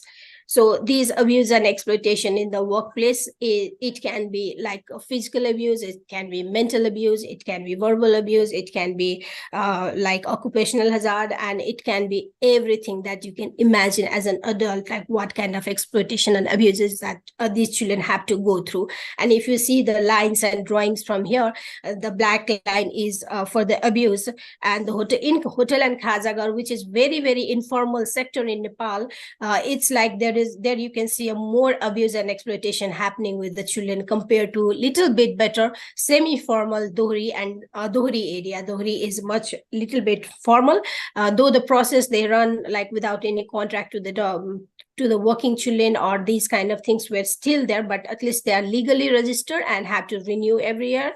But in khazagars, in massage spa, which can be very, very informal sector, they don't have much registration process, they don't go through any process, and they can open one day, they can close down another, because there are very limited equipments that they are using or they have to use. So this kind of venues can be shifting easily, and these are very, very informal sector within, and the abuse and exploitation within these informal spheres are very bad. And talking about the party palace, as I was mentioning, party palace is a seasonal work, and the entry point of the children is specifically through in this adult entertainment sector or in exploitative physically, mentally environment is especially through the hotel, khazagar, and party palace, because party palace they don't have to register or do anything or give any certificate. It's just an hourly job, but then the children work for 10 to 12 hours, and the money they get paid was very, very less, and half the money is taken by the captain, like the person who arranged the job for them. And what children thought, like instead of staying at the home and getting beaten up or being shouted by my parents, I should go and work. I still remember one example when I was working with the children. One child was saying like, what are we supposed to do when we stay at a home and just do nothing? Our parents say like, why are you staying at home? Go outside and do something, earn some money. And when we go outside and come back late after working, the parents say like, where have you been all throughout the day? But if we give them a money, they just keep quiet, they just don't say anything. So that's how the parents and children connection and mentality became, and gradually this children started getting distanced themselves and started more working in the, like started thinking towards the work aspect or the money aspect. They think like, if I give the money to my parents, they become happy, so why not to go and work anywhere? It doesn't matter for them, like whether their situation is exploitative or hampering them, their health or their education, those kind of things doesn't care by the children. So hotel and party palaces are the major entry points for the children, and then further they can move ahead to the dohri or dance bar, which is specifically a nighttime entertainment area, and this is more exploitative and abusive places, because then alcohol are served and the customers are more very much open for the children to abuse them, and they have like all the rights kind of scenario. Domestic child labor is specifically these children are brought by the parents to work in the domestic child labor, and the myth was like coming to Kathmandu gives you a good environment to study, which is very much untrue, because once a family has been once the child has been snatched away from their childhood, from their family, then they have to move to the like somebody else's house, and the person who is hiring them will say like, yeah, I'll take care of them and put them into like a very good care. He or she just have to work for 2-3 hours in the morning or 2-3 hours in the evening, and then he can study, he can do whatever he likes or she likes. But then what happens is the children were not sent to a school, they were forced to be at a home. If the guest is there, if there are extra work, their fee are not paid at the school, and they are not provided with the like school copies and all those kind of things, and they have to work many hours. One child, she was sharing, when she's still working as a domestic child labor, she was sharing like during my menstruation time, during my period time, I don't even have a sanitary pad given to me, so I have to use my old clothes to use for as a sanitary pad. So that's the situation. And that is, I'm not talking about the rural areas, I'm talking about a city like Kathmandu where such things are happening. So that you can imagine how that is impacting the children's mental health on these spheres. So yeah, we also had a further discussion with the action research groups children, which is like we further develop the action research groups with the children after life story collection and analysis, and these children were working children. So we asked them like specifically what are the like issues on mental health they face at the workplaces, or what is their fear. And they say like that, I fear for the future, causing stress and sleeplessness. And one child said like, I get sleepless sometimes thinking what will happen in my future, though I know what to do in the future and I will survive. Sometimes I get hopeless. So she's working, and she was sharing her experience at the workplaces. So another issue that they have shared during action research group process is there is a disparity in the salary given to the children and adults to the same amount of work. And one child have mentioned, I work very hard, sometimes harder than adults, but the pay I get is more than half. Sometimes younger boys than me would not be paid even after the work. Further, another child added, yes, I have also faced this problem. I get less money than adults. New and younger staff get less pay than the adults. So these are the issues that they have, and then these kind of mental issues that is they are hampering, they are getting through all this process. So there is anxiety about earning money. One child said, what I earn is only enough for me to get by. I want to start my own business, but I do not seem to be able to save enough money. Furthermore, another it was added, I don't have any savings as I don't earn any salary at our Khazaghar. Khazaghar is snacks houses. My earnings are enough for us to eat, pay rent, and my daughter education. I have no savings. If any of us fall sick, for children, these issues are greater source of mental stress and panic. Because the child who was sharing this, she was 17 years old and she already have one child. So being a child, she also have a child, and you see from their earning, they can only just manage their expenses, but cannot do anything further if there is any mental health issue, or if there is any kind of health issues, or if there is any kind of other issue arises for them, they do not have any money.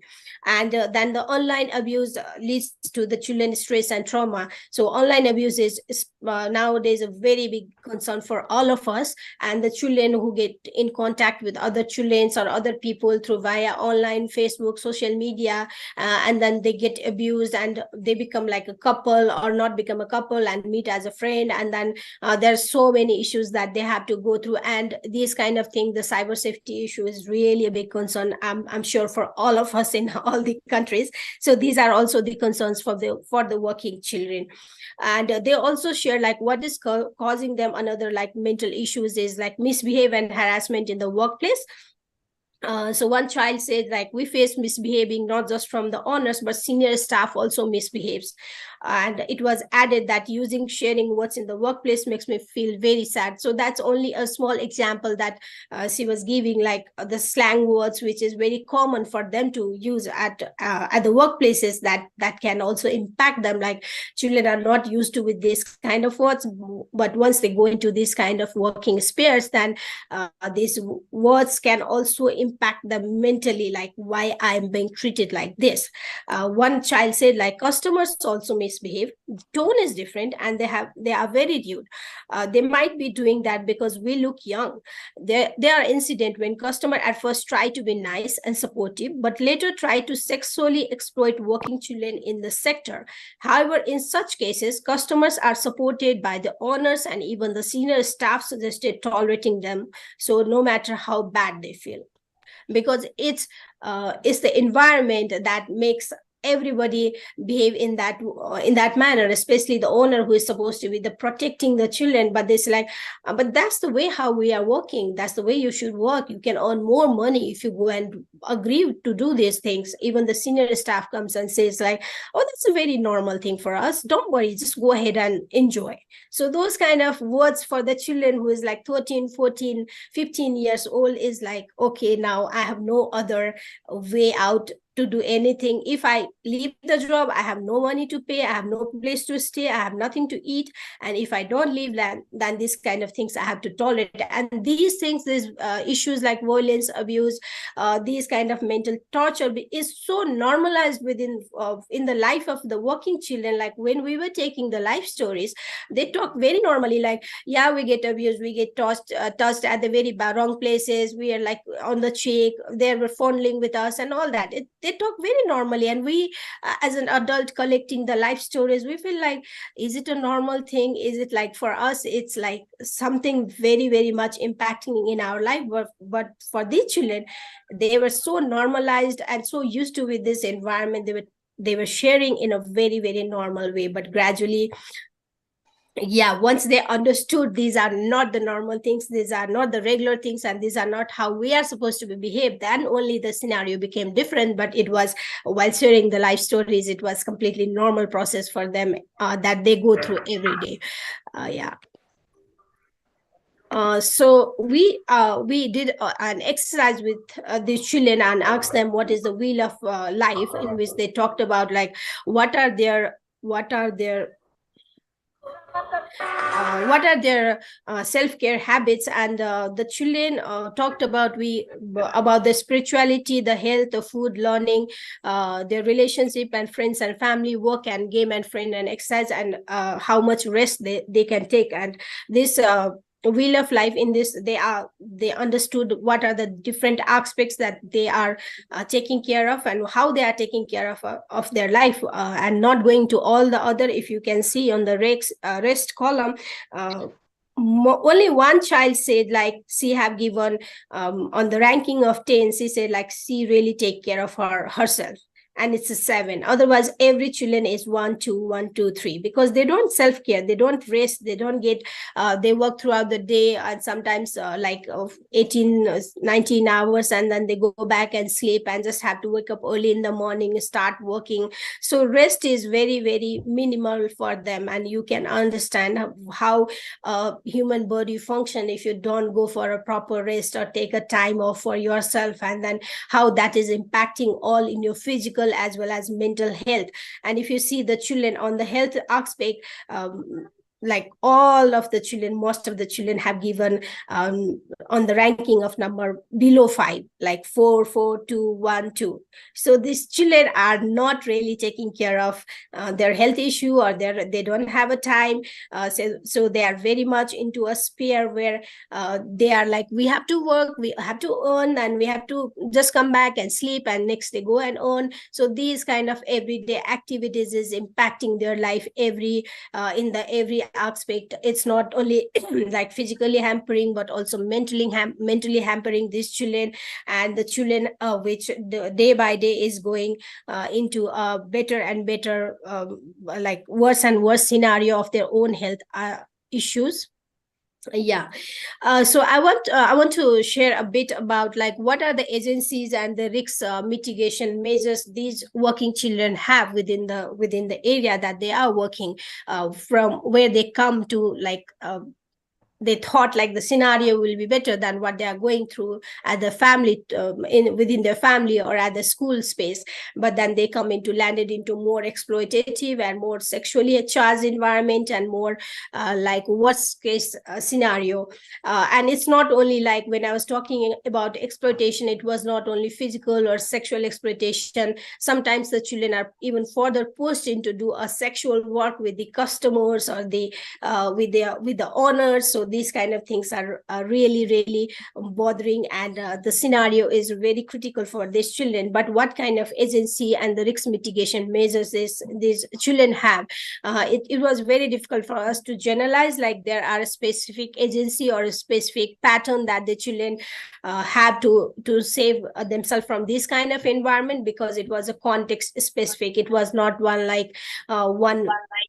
one way of, or one process that all the children have implemented. A different children have a different strategy. Some does not even have any strategy at all, and they were just going ahead with the life that they are living and think like that's the normal way or process. But there are different strategies that the children have deployed to facilitate the better environment or better treatment for themselves.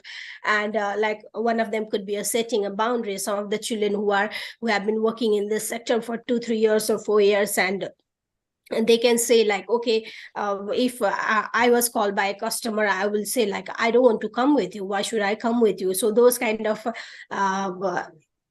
like agency that they can implement, or they can say like, okay, I'm not interested coming with you, or going back into the going back into their makeup room and says like, oh yeah, I'll come back, and then never showing up there. So those kind of boundaries that they set, sometimes they set, but it depends, as I was saying, it depends upon the context, it depends upon the child, like how long he or he have been working in that sector. And managing guests, like if you see some of the videos that is available in on the YouTube also, many people say like Dohri dance bar area or this kind of area, when you go there, the customer go there for like, oh, we'll see a beautiful girls, we'll get to touch them, we'll get to talk to them, we'll have some good time with them. But then the girls who are working there for a long time can say no to a guest. They can say like, okay, I'm not interested beyond this area. This is not my area of interest. I'm here to work, I'm here to serve you alcohol, I'm here to talk with you, I'm here to give you a good time for a certain moment, but not for the further sex kind of work. So they can say that, but within that sphere, it's very difficult for the children or for the girls specifically to escape these scenarios. And several life stories have showed like how young women were able to exercise a degree of control over where guests were engaged, and how storyteller 007 felt that being a waiter was torture, but being a dancer allowed her to decide who to interact with. The requests come to call the dancing girl, but it is my choice whether to go or not. There is no compulsion, nobody can touch you. Advantage could be gained despite adverse work environments.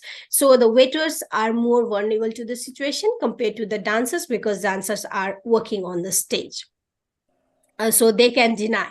But for waiters, it's not the case. They cannot deny. They have to go, they have to sit with the customer, they have to talk with them, and they have to make them happy so that they can drink more alcohol and add on to the bills of the dohri, dance bar, or these kind of sectors where they are working.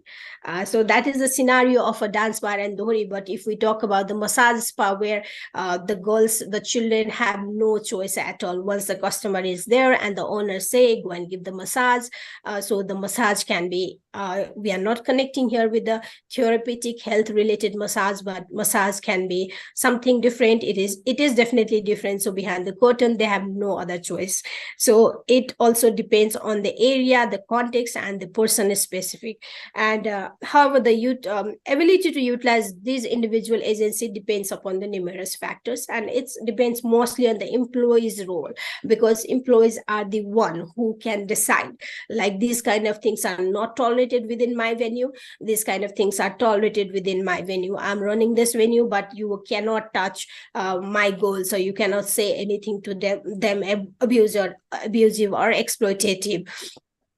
So recently, when we're working with these groups in the business owner, we have not only worked with the children, but we have also worked on the demand side of the this whole process. And we are working some of the groups of the dohri and dance bar owner. And after working with them for 16 months, they realized like this environment is bad for the children. So what they did, they through the association, they passed like a policy where even waiters are not allowed to sit with the customers. They can serve the alcohol, but they're not allowed to sit with the customer. But here I'm only talking about the 32 business owner, and there are 936 businesses in Nepal of dohri and dance bar. So you can imagine the change is not easily achievable, but at least a change in a small system dynamics can bring a bigger changes. That's the thought, like Clarissa have started with.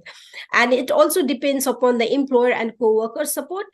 So how are the employees and the co-worker are helping each other, that is also the important aspect. And workplace environment is definitely there. As we know, these environments can be better together. And individual capacity to assert themselves, which might be particularly limited for those who are marginalized, vulnerable, and have past trauma and experience of abuse. So it can be like, if you are going through the same process and again and being normalized in this scenario, can definitely you don't want to do anything. Oh, that's my life, that's how we have to move on. So these kind of scenarios are there. And customer behavior could still result in exposure to abuse, even if there are sense of being able to manage demands to go out for direct sexual interaction. So most of the customers that they come within the venues, they think like because the girls are there and they can have all the benefits that they wanted to get. But it also depends on like how the employers behave, how the seniors behave. Sometimes the senior are even protective towards their junior staff, and they say like, okay, she's not interested in this and you are not supposed to do this kind of things. So it all depends upon the numerous factors. And what are the collective agencies that these children have within this venue is, within venues with multiple employees, support from co-worker could make the negative aspect of some workplaces more tolerable. Like one child was saying, I used to ignore them when they used to tease me. We were two friends, so we used to like support each other and ignore them. So it's them here means a customer. Another one have shared like co-worker relationship might be important to make dissatisfactory working condition tolerable, but poor practice could be challenged and material improvement made if workers were able to effectively organize in response to poor working condition. And what was felt to be ineffective government oversight of the sector. Storytellers 007 experience shows how workers exercise collective power via membership in a union. And these sectors are generally, we are not saying like government is not doing anything about this sector, because Nepal government is really progressive towards the changes that they wanted to bring for the children's life, and they're really working there. The policies are there, but the implementation part is obviously weak because of the like financial resources, HR resources, and everything. And these sectors are scattered all around the Kathmandu, and for the government also to bring them into a proper regulatory process process is difficult, and they are not, I'm not claiming they are not trying, but they are very much trying, but so much scattered and so much difficult to manage that government had to come up with a strategy which can really regulate these markets. But the children, one child shared like how a collective unit, collective membership can help these children together. So now we have our team, and we all the waiters work in a team. If the owner did something wrong to one of the waiters, we all said we would quit our job. Now in my time, that kind of work is moving forward. That is the reason they cannot force us to work that much. Otherwise, it is very difficult. They used to pay salaries based on one's appearance, but now they are trying to figure out the increment of seniors. Maybe because many organizations working on the issue, some improvements are happening, but many are still working under compulsion. So even the NGOs like UFO1 and others who are working with the AES children are supporting and making the business owners understand why these situations are critical and why this needed to be like improved and how they can improve. And it's not like, we are not talking about, when we are talking about owners, we are not talking about somebody who have done their master's degree and opening the business. They are also themselves illiterate or have some money and just wanted to invest somewhere, and they started practicing what others have been practicing. So this culture needs to be shifted. How much time do I have? Sorry, it's almost about the time.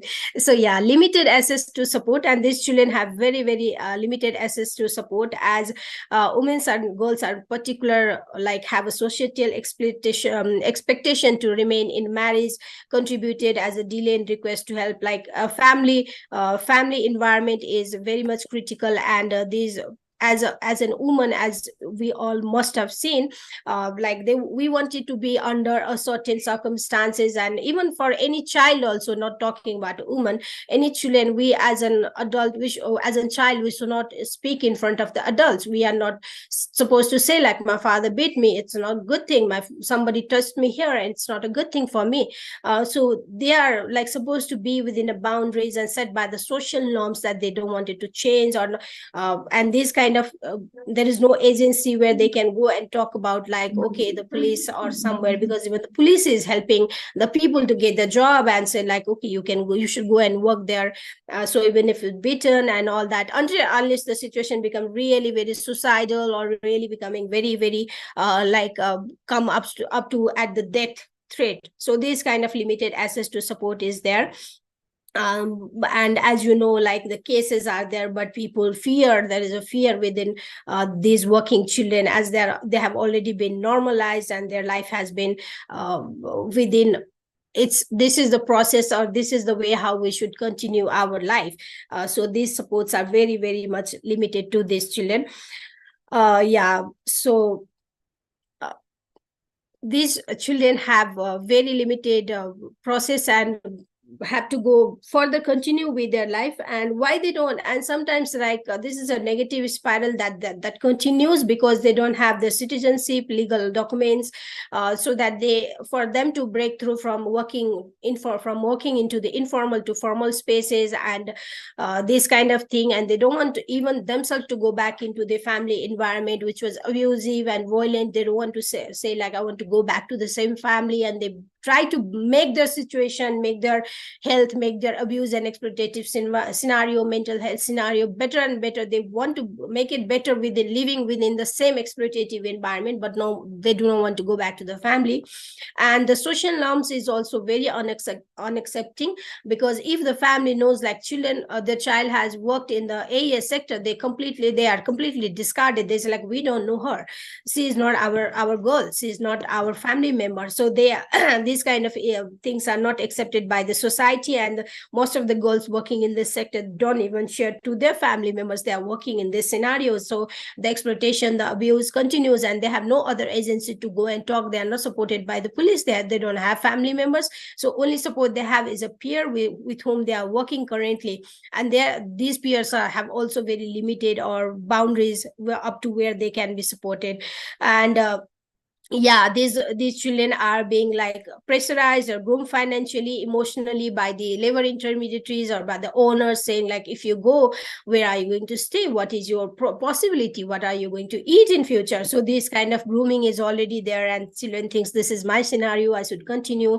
They have no other option or bit, and they also have no other option or better opportunities to work, because these sectors do not ask for your CV, do not ask for your like work experience or anything. So work limitation is also very very limited for them. So what is the other alternative these children tackle or take is like, once they get 18 years or 17 years, they started making their passports, and then once they get the passports, like their only ultimate choice is a migration, or in between, if they are caught by another labor intermediaries, then they are trafficked to the all over international location, including India, anywhere you name, and the children are there, and they have to go through a sex work and all those kind of thing in the brothels of India. And as you know, it's a very very, India is a very very big country, and finding one child in that is, or Nepal, there are many Nepali children working in all this sector. So concluding my presentation in Clarissa, what we did by 2023 is we formed the 13 children, we formed the 10 action research group with the different groups of children, and these different groups of children come up after findings from the life stories, main theme from the life stories. They further generated their own evidences to understand the issue better, how these are impacting in the whole, how this whole system is contributing in the children's life, how these are impacting the children's life, and how they can be improved. And they worked with, then these groups further worked with the business owner, with the parents group, with the government agencies, and with other different stakeholders like police and school management. And they started talking about how this system can be made better and can contribute better to make the life of the children like bearable, and not making them further pushing them into the other worst and worst form of child labor like sex work. So these children have been working with all the different agencies, and some of the groups have really able to bring the mindset change or the policy change, or kind of a sensitization and orientation process. They have done it, and some of the groups are still working. Apart than that, we also have the children advocacy group who are working on the same issue. And it's not only about the working condition, it's also about the family condition, it's about the mental space of the children.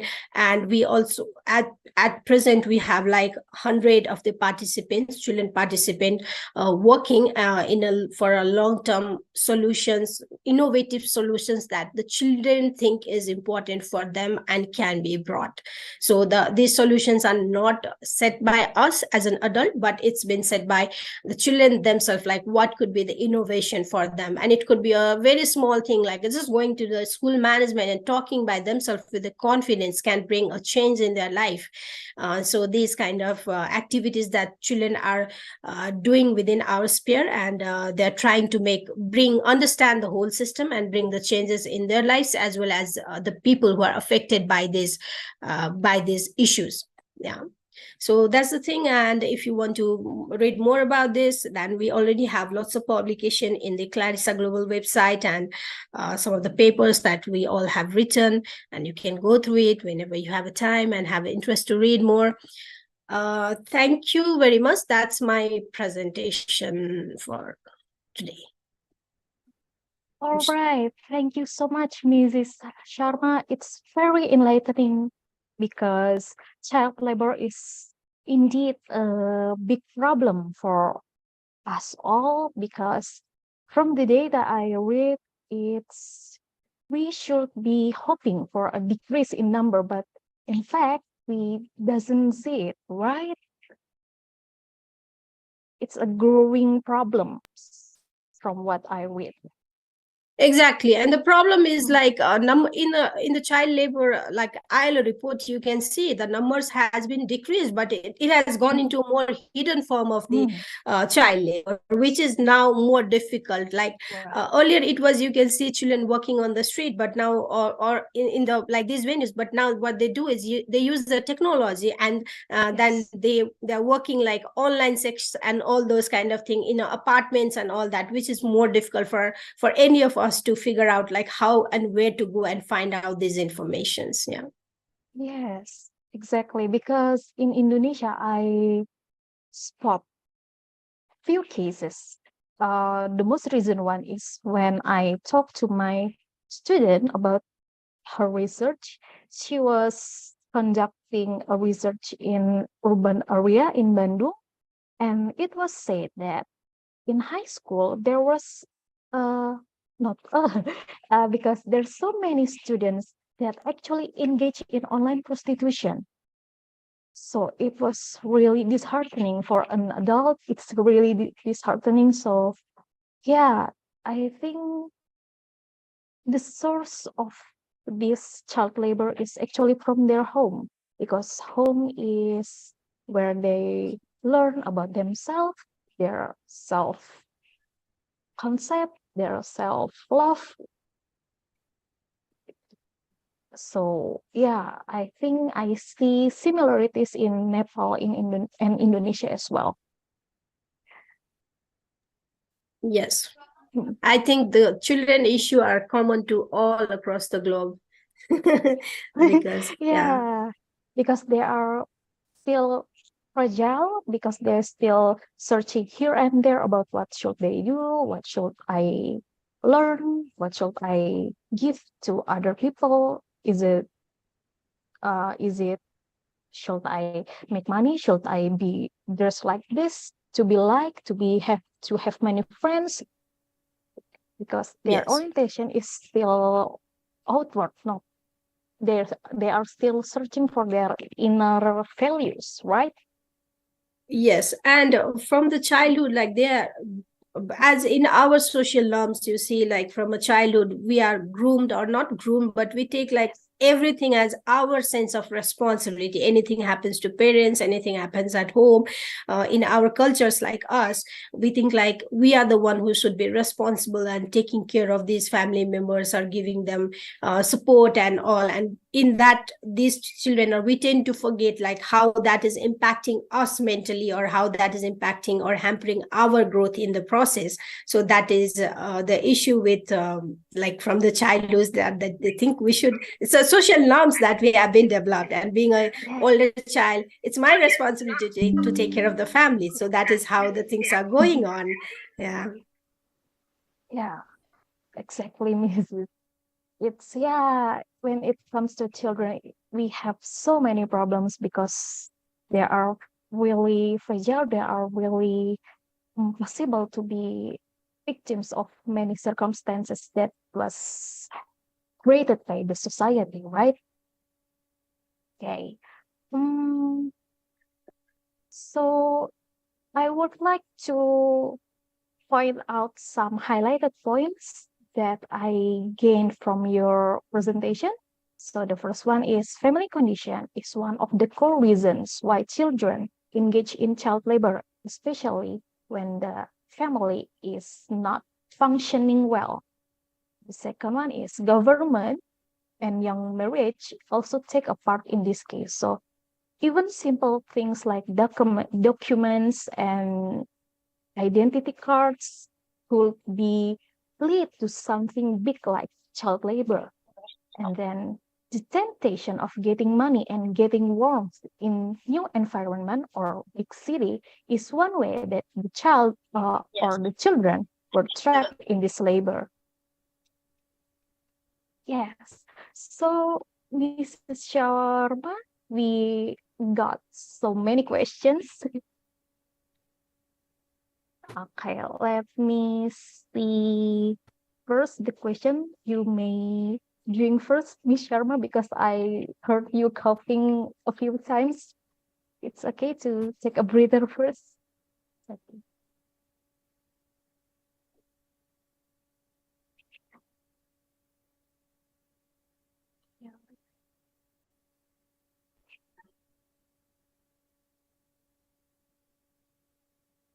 First, there is a question from Miss Lala Aisyah from Faculty of Psychology, Bachelor Wiyata Taman Siswa University.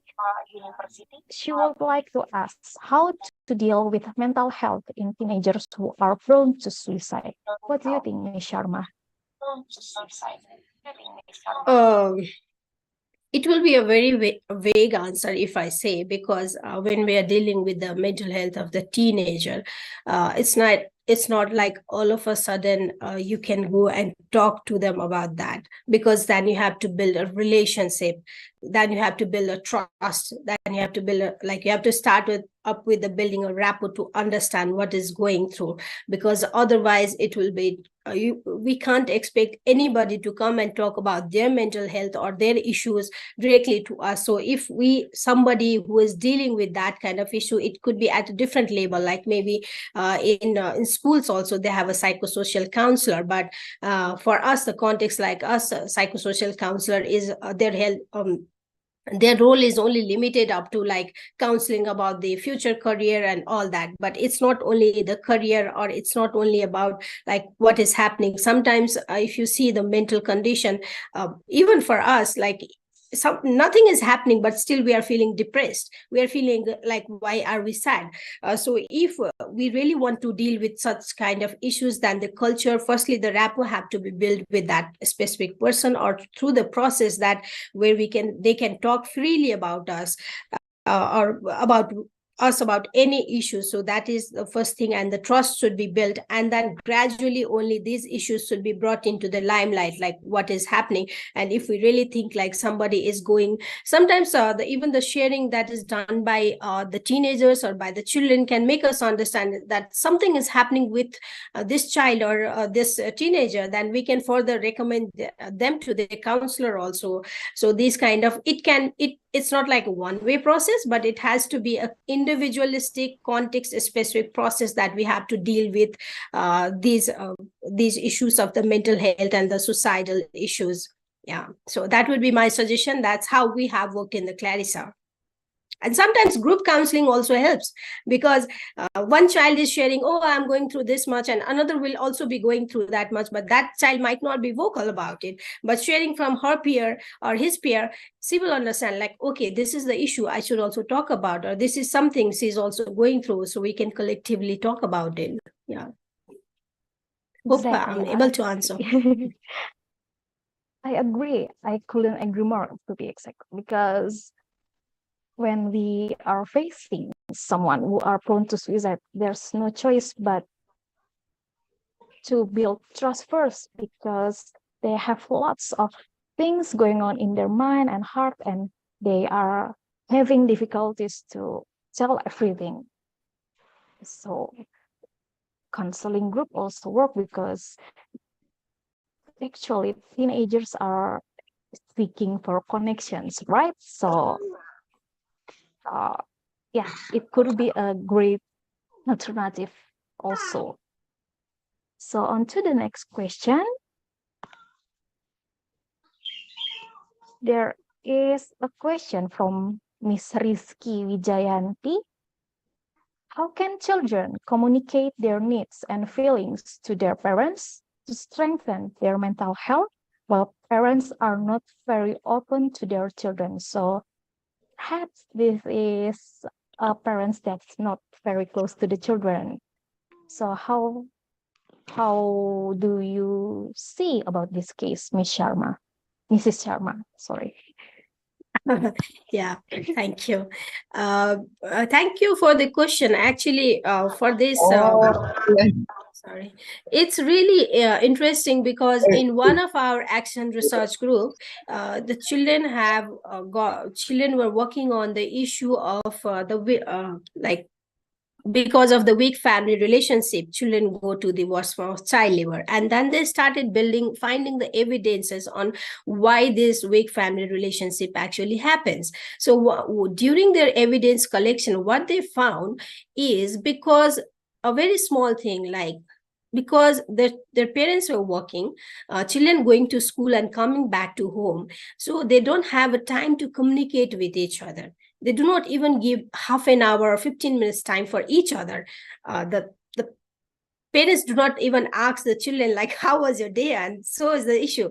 And that what happens, like when you are a child, when you are like 3 years, 4 years, 5 years, you are very close to your family members, but then gradually you started getting into the peer circle. And this scenario where you are not getting even a moment or even 10-15 minutes of your parents' day or the time, then you started gradually going into the space of the peer circle, more into the school circle, and just ignoring your parents' need and all that. And then the parents also don't think like, okay, my child need me anymore, because they don't also have that kind of like collective thinking process or thinking process like, I should spend some time. So they think like, my child is grown up now, she can do anything, whatever, like she can handle her own things, she does not need me, or he does not need me. So that is the evidences that they have built. So what they did is, and they brought like 30 parents together with the 30 children together, and within one space. It was not a big counseling session, it was nothing as such, it was just a small 2 hours discussion with each other, the parents having a discussion with their own child, like, okay, how's the day and all that. So that habit should be built within every parents and every child. And it's not like we often say like children should understand family or family should understand children, but why question is there. And another good example or biggest example I can say, bringing the father is often difficult, because often the father figure is seen as a fear breadwinner, and we as in children, we often feel like we should not talk in front of our father, we fear them. So in one session what they did is they bring their fathers also, and there was a huge argument between a daughter and father. It was nothing a big, the issue was not big. It was only because they haven't talked with each other for 1 month. And then the father was saying, you should understand me. And the daughter was saying, why should I understand you? So we only give them a platform. So for us as an organizations who are working with these children and families, it's like only a platform we should provide where they can speak openly, or where they can talk openly, or just share anything. Just even argument is okay. Anything is okay as long as they are talking. Fight is okay. Any negative talk is okay, but they should talk. Otherwise, what happens is, if they don't talk, then gradually they started growing apart from each other, and day by day, there will, as the question was put on, there will be no communication. So since the beginning, it should be like using, they should be like talking each other, and these platform can be brought by the schools, this platform can be brought by the NGOs that are working, this platform can be brought by anybody as an adult, and the person who understands the issue. I hope I'm able to answer the question, but there's a process, because it's not a one-time thing that can be done and the whole issue will be solved. Exactly. I couldn't agree more with Mrs. Sharma. So I think we have someone who raised their hand here.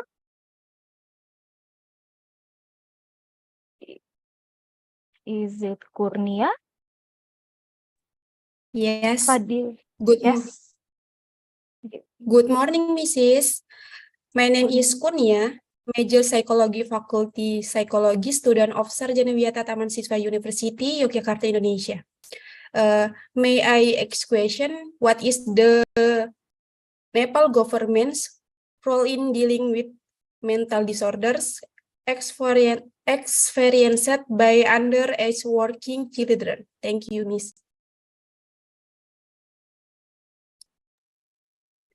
Can you repeat that question? Sorry, I couldn't get. What is the Nepal government's role in dealing with mental disorder experienced by underage working children? Okay, thank you for your question. Nepal government, as I was mentioning during the presentation also, they really have a progressive policies in place.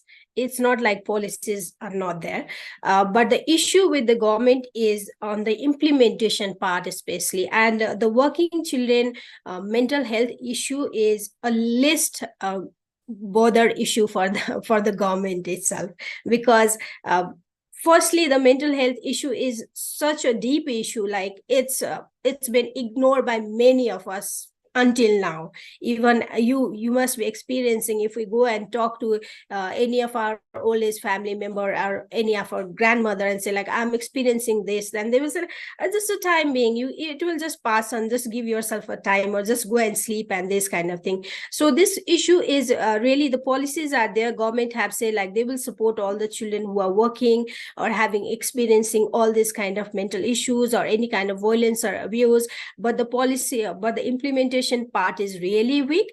But I am happy, like at least government, for us, the government is ready to listen, like these kind of issues are there and it can be dealt with in this manner. And that's why they have started putting the counselors and the psychosocial support in the schools also these days, which is quite a progressive step by the government. Earlier it was not there, but at least now they are doing so that they can talk about such kind of issues and go and talk to the counselors and psychosocial counselor at the school level.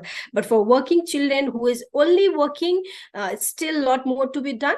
But for the children who are working as well as going to school, there is something that one step has been taken further, but it is a long way process. So I'll not say like it will end and everything will be a better tomorrow, but definitely in future the things will, the scenarios will be much more better. Thank you. Thank you, Mrs. Yeah. Thank you, Mrs. Sharma, for the enlightening answer and the question from Miss Kurnia. Unfortunately, because we have limited times, but very much question, I can't deliver them all. So my deepest apologize to our participants. I hope you can find the answer through Mrs. Sharma's website about about her and team research. I hope you can find the answer in there. So may we go to the next agenda, which is CV and certificate, handling certificate, SIM. Okay. First, I would like to read Mrs. Sharma's bio. Ms. Ranjana Sharma is a participatory action researcher based in an NGO in Nepal that is working directly with the Institute of Development Studies, University of Sussex, as part of the FCDO-funded the Child Labor Action Research Innovation in South and Southeastern Asia, Clarissa program. Mrs. Ranjana Sharma has been focused on building a trustworthy relationship with children who are engaged in the worst forms of child labor and informal business owners who employ these children. The goal is to generate evidence based on the lived experience of these children in the adult world of work. She is directly involved in a participatory action research process with children and owners. Paper aims to share methodological learnings about collecting and analyzing life stories of children with researchers and participants. So now to show our appreciation to our honorable speaker, Mrs. Sharma, we would like to present you certificate symbolically. Thank you. Thank you, Mrs. Sharma. Namaskara. Thank you so much. Thank you, everybody. Thank you so much. Now, as we reach the end of this session, perhaps I will give the Zoom meeting to Miss Alivia again. Over to you, Miss Alivia.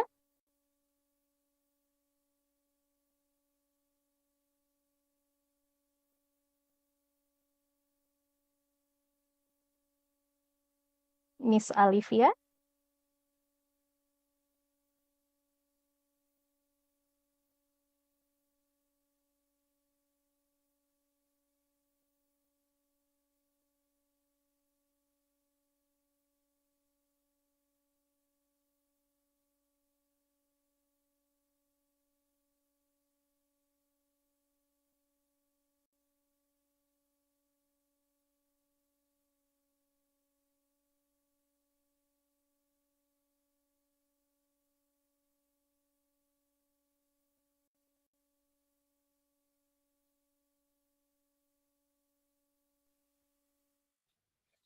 Thank you, Olivia. Okay, I'm back. Hello, everyone.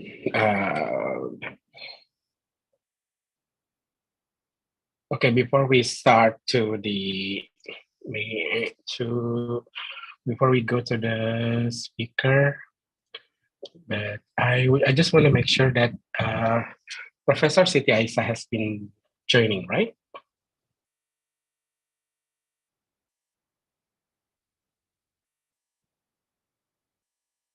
All right. Yes, I'm here. Okay, hi, how are you? Selamat tengah hari. Selamat tengah hari. Okay, okay. Before we move on to the Professor Siti Aisyah's presentation, let's get to know more about her. Let's get to know more about her. So Professor Dr. Siti Aisyah Hassan is currently a professor in Department of Counselor Education and Counseling Psychology, Faculty of Educational Studies, University Putra Malaysia. Her expertise in marital, her expertise is in marital and family counseling. She has so many publications and really stunning curriculum vitae that I don't think I can get through every one of it, but we are very thankful for your time, for your present here. But this is just the three of many publications she wrote about effectiveness of integrative structural family therapy and double ABCX on marital adjustment and parenting stress among parents of children with autism. And then she also collaborates in relationship between burnout, resilience, and self-care among marriage and family counselors in Malaysia. And then she also write about the sorry, I cannot read the third one, but it's okay. Yes, that's just two that I read from many research. She's very stunning researcher. Okay, then, Professor, are you ready for your presentation? Yes, I am ready. Okay, I'm sorry, I haven't introduced myself. My name is Erwin. My name is Erwin. Hi, Erwin. Hi, okay. Thank you so much. Okay, I think I will give the spotlight to you. Yeah, thank you everyone for inviting me. Thank you for having me. Thank you for being here to listen to my topic, the Indigenous Islamic Marital and Family Counseling. I've mentioned to Debbie that I need someone to help share my PowerPoint. Can someone do that? All right, as we can see now, the topic is Indigenous Islamic Marital and Family Counseling. So I'll be presenting this. Basically, this is from my inaugural lecture, right? Next slide, please.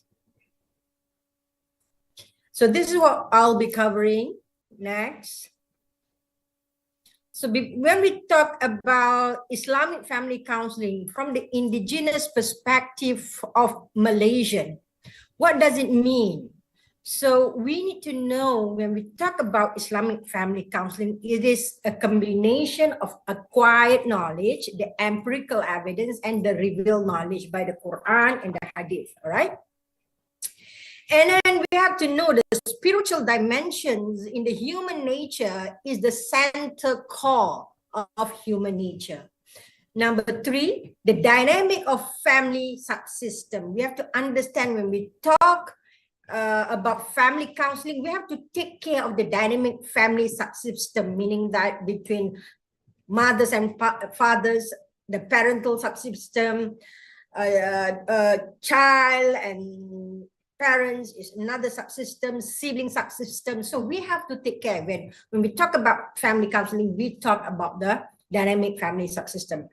And the unique thing in the indigenous Islamic family counseling is that mother is the nucleus, all right? So mother is the nucleus of the family system. And father has become the foundation for the family to grow strong and having impact to the community. And the process of undergoing counseling together with the family members is always best to have. If you have family issues, it's always have to have all family members to come together in a session, not separately. Mother come, father come, child come. No, the best is always to have them together. All right. Please with and please to Allah in the Quranic tip, radiyah mardah is the ultimate goal of counseling. We do family counseling because we want our client, we want ourselves, the client and the counselor. It cannot be one way, the client and the counselor. The counselor has to be the role model of achieving radiyah mardiyah, and thus they can guide the clients to achieve this ultimate goal. And I propose Sakina Sharia House Theory from the Indigenous Islamic Family Counseling that I will discuss later. So what is not, when we talk about Islamic family counseling, what is not? It is not to throw the baby out with the bathwater. Meaning that when we talk about family counseling, we do not throw Rogers, we do not throw Freud, we do not throw CBT, no. Rather, we take what is good, what is aligned with Islam from the indigenous perspective of our country, Malaysia, take what is aligned and shift away and throw what is not aligned. I will pinpoint exactly example of to throw away that is not aligned in the latest slide. And we want to be different, the indigenous perspective of Islamic family counseling. We want to be different, not because for the sake just being different. No, because Western this way, Western go to the West, we have to go to the right. No, it's not just for being different. There must be a strong reason, a strong foundation why we have to be different. And we are not to be a directive preacher in a counseling session. We are not going to be a asatiza. We're not going to be like ustaz, ustazah, sheikh, okay, you know, or you're going to be a prescriptive healer. Okay, you read Bismillah 100 times and this. I'm not discrediting. That is very important. I am as a Muslim. I have certificate in Darul Shifa. I do practice myself. But I don't bring that in family counseling. Let the healer do the healer. Let the asatiza do their job. And we as professional counselors, we do our job. All right? Or we believe that counselor has a magic wand and then they come to our family counseling and then, oh, one session magic, everything solved. No, we are not talking about that. Or counselors play God. Especially, I would like to give an example, all right? In case of LGBTQ, all right? For Muslim Islam, we know LGBTQ lifestyle is not acceptable, but we don't play God. Oh, you are lesbian, you are homo, you will go to hell. No, we don't do that. We don't send people to hell. We accept them, we help them, all right? So when we say that we accept that, it's not that we accept the behavior. We accept them as human beings that need help. They have problem, we help them. At the same time, we guide. Once they trust us, one we can become helpful, and then we can guide them to the right path. This is what we mean by Islamic and what is not Islamic marital and family counseling. Next slide, please. Now, this is I'm going to share you an Islamization of God attachment theory. Attachment theory has been proposed by Bowlby, right? Okay, and one of the key concepts of Bowlby is safe haven and secure base. And in Islam, we take God as Al-Wali, which is very aligned, all right? And God attachment to Muslim is consciousness of God, is taqwa. However, in the Western perspective, attachment attachment of God is rather, next slide please, is rather an extension of maternal attachment. We understand that Bowlby proposed maternal attachment, and then it has been extended into adult attachment. Then Kirkpatrick, 1992, proposed God attachment. So what is the problem with God attachment as proposed by Kirkpatrick?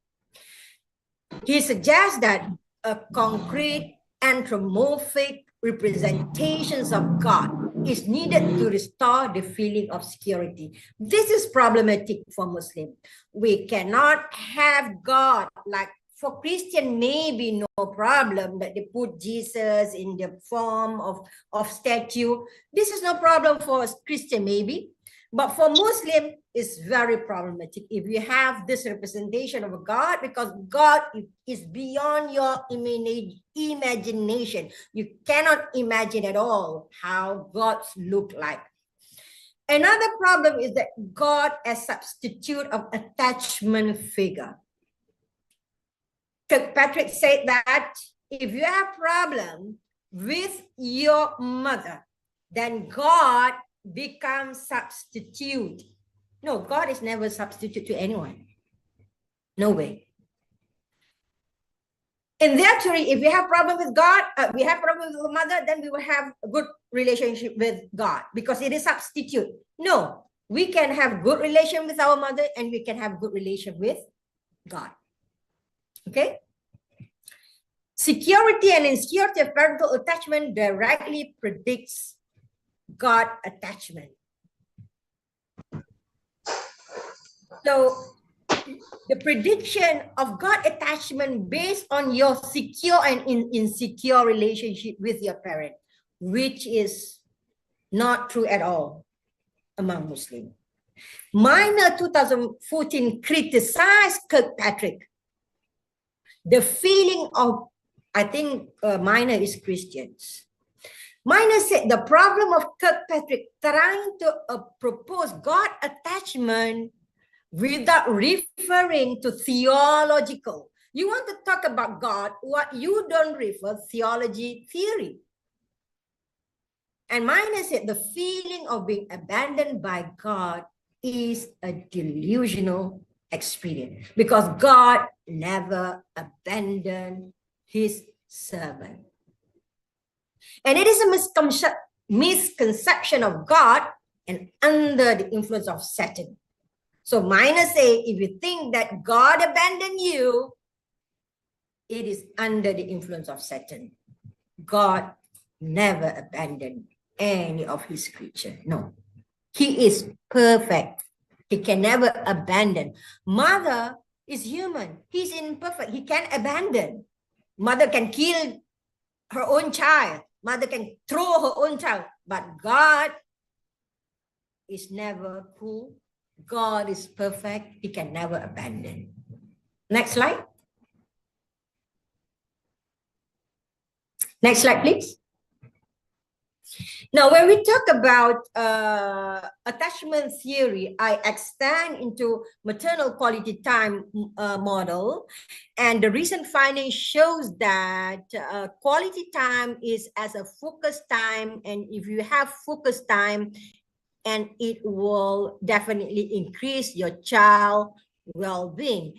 On the left side, it is part of my PhD, and then I extend that with a bigger sample size. My PhD was 200 plus, and then in my recent research is 1,000 plus. And come up with the same model again. It's replicated and come out that those who having this characteristic of God attachment, being pious, being merciful, being accountable, MSC is maternal spiritual characteristic, and shared time, MST is shared time together with the characteristic will have strong correlation with quality relationship with their children, meaning that they have good attachment with their child. The child will have mutual trust, open communication, and less feeling alienation. So how does it relate to their emotional intelligence? And we found that the interesting is that emotional intelligence from extension from Goldman doesn't have the spiritual dimensions and mature dimension for Goldman, but our finding through qualitative, I stand my supervisor, Prof. Noria, and we have this dimension of spiritual and mature in emotional intelligence, which previously at that time, spiritual intelligence was not yet exist, all right? The theory of spiritual intelligence does not yet exist. This is in 2006. Yeah, they just talk about there's no measurement. But at that time, we already come up with a spiritual dimension and also a mature. We found that a mother who is securely attached to God, who are taqwa, who having merciful, they will raise a child who have high spiritual intelligence, and that spiritual intelligence will lead the child to become more matured, and then from it become more matured, and then it will be increased to interpersonal emotional intelligence. Once your interpersonal emotional intelligence increase, you will have, there's a negative relationship between alienation. You will feel less alienated in your family. You will have less problem with your mother. In terms of intrapersonal, you have good relationship with your child because you have good characteristic. You spend quality time, focus time. You will have increase your child adolescent academic achievement as well, although it is not very high, but it's significant, about 6%, meaning that it's about the difference between A and A plus, B and B minus, the difference that can make a difference, about 6%. Because we understand IQ is rather genetic factor of your IQ, right? It's very stable component.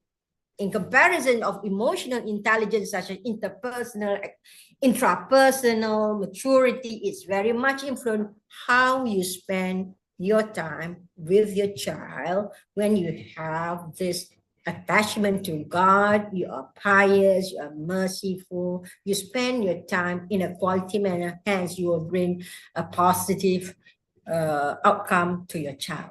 Next. Now, I would like to talk about Islamic transcendental well-being from the indigenous perspective of Muslim in Malaysia. All right. Now, let us see who said. Who said mental health entails more than the absence of mental illness, rather a state of well-being in which the individual realizes his or her own abilities, can cope with the normal stress of life, can work productively and fruitfully, and is able to make a contribution to their community. So this is what who say, meaning that when we are in the state of well-being, mental health is not simply you are not having the mental illness. It's beyond that, all right? And we propose that in the right side is the Islamic transcendental well-being model. This is from the perspective of Muslim indigenous in Malaysia. We propose that spiritual dimension as the nexus of well-being is the center core. From the well-being of spiritual, it permeates to other dimension.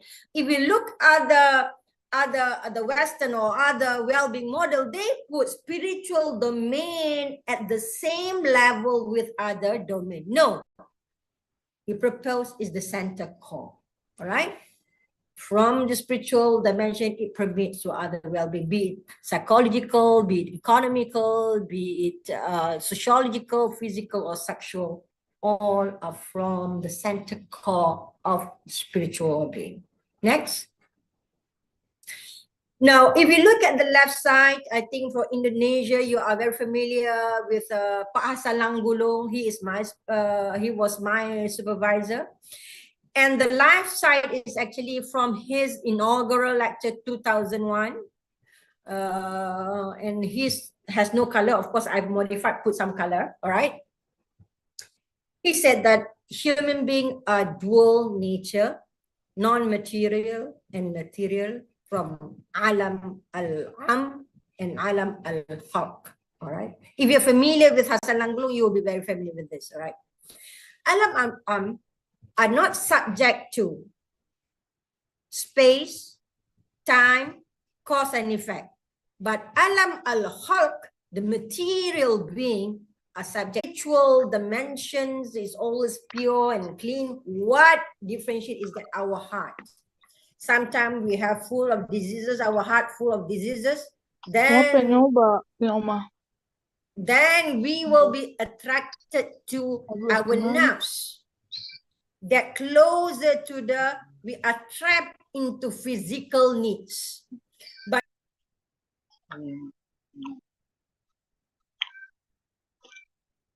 Kayaknya kakak nggak pernah coba yang lain selain ini. I'm sorry, Professor Siti, you got muted. All right.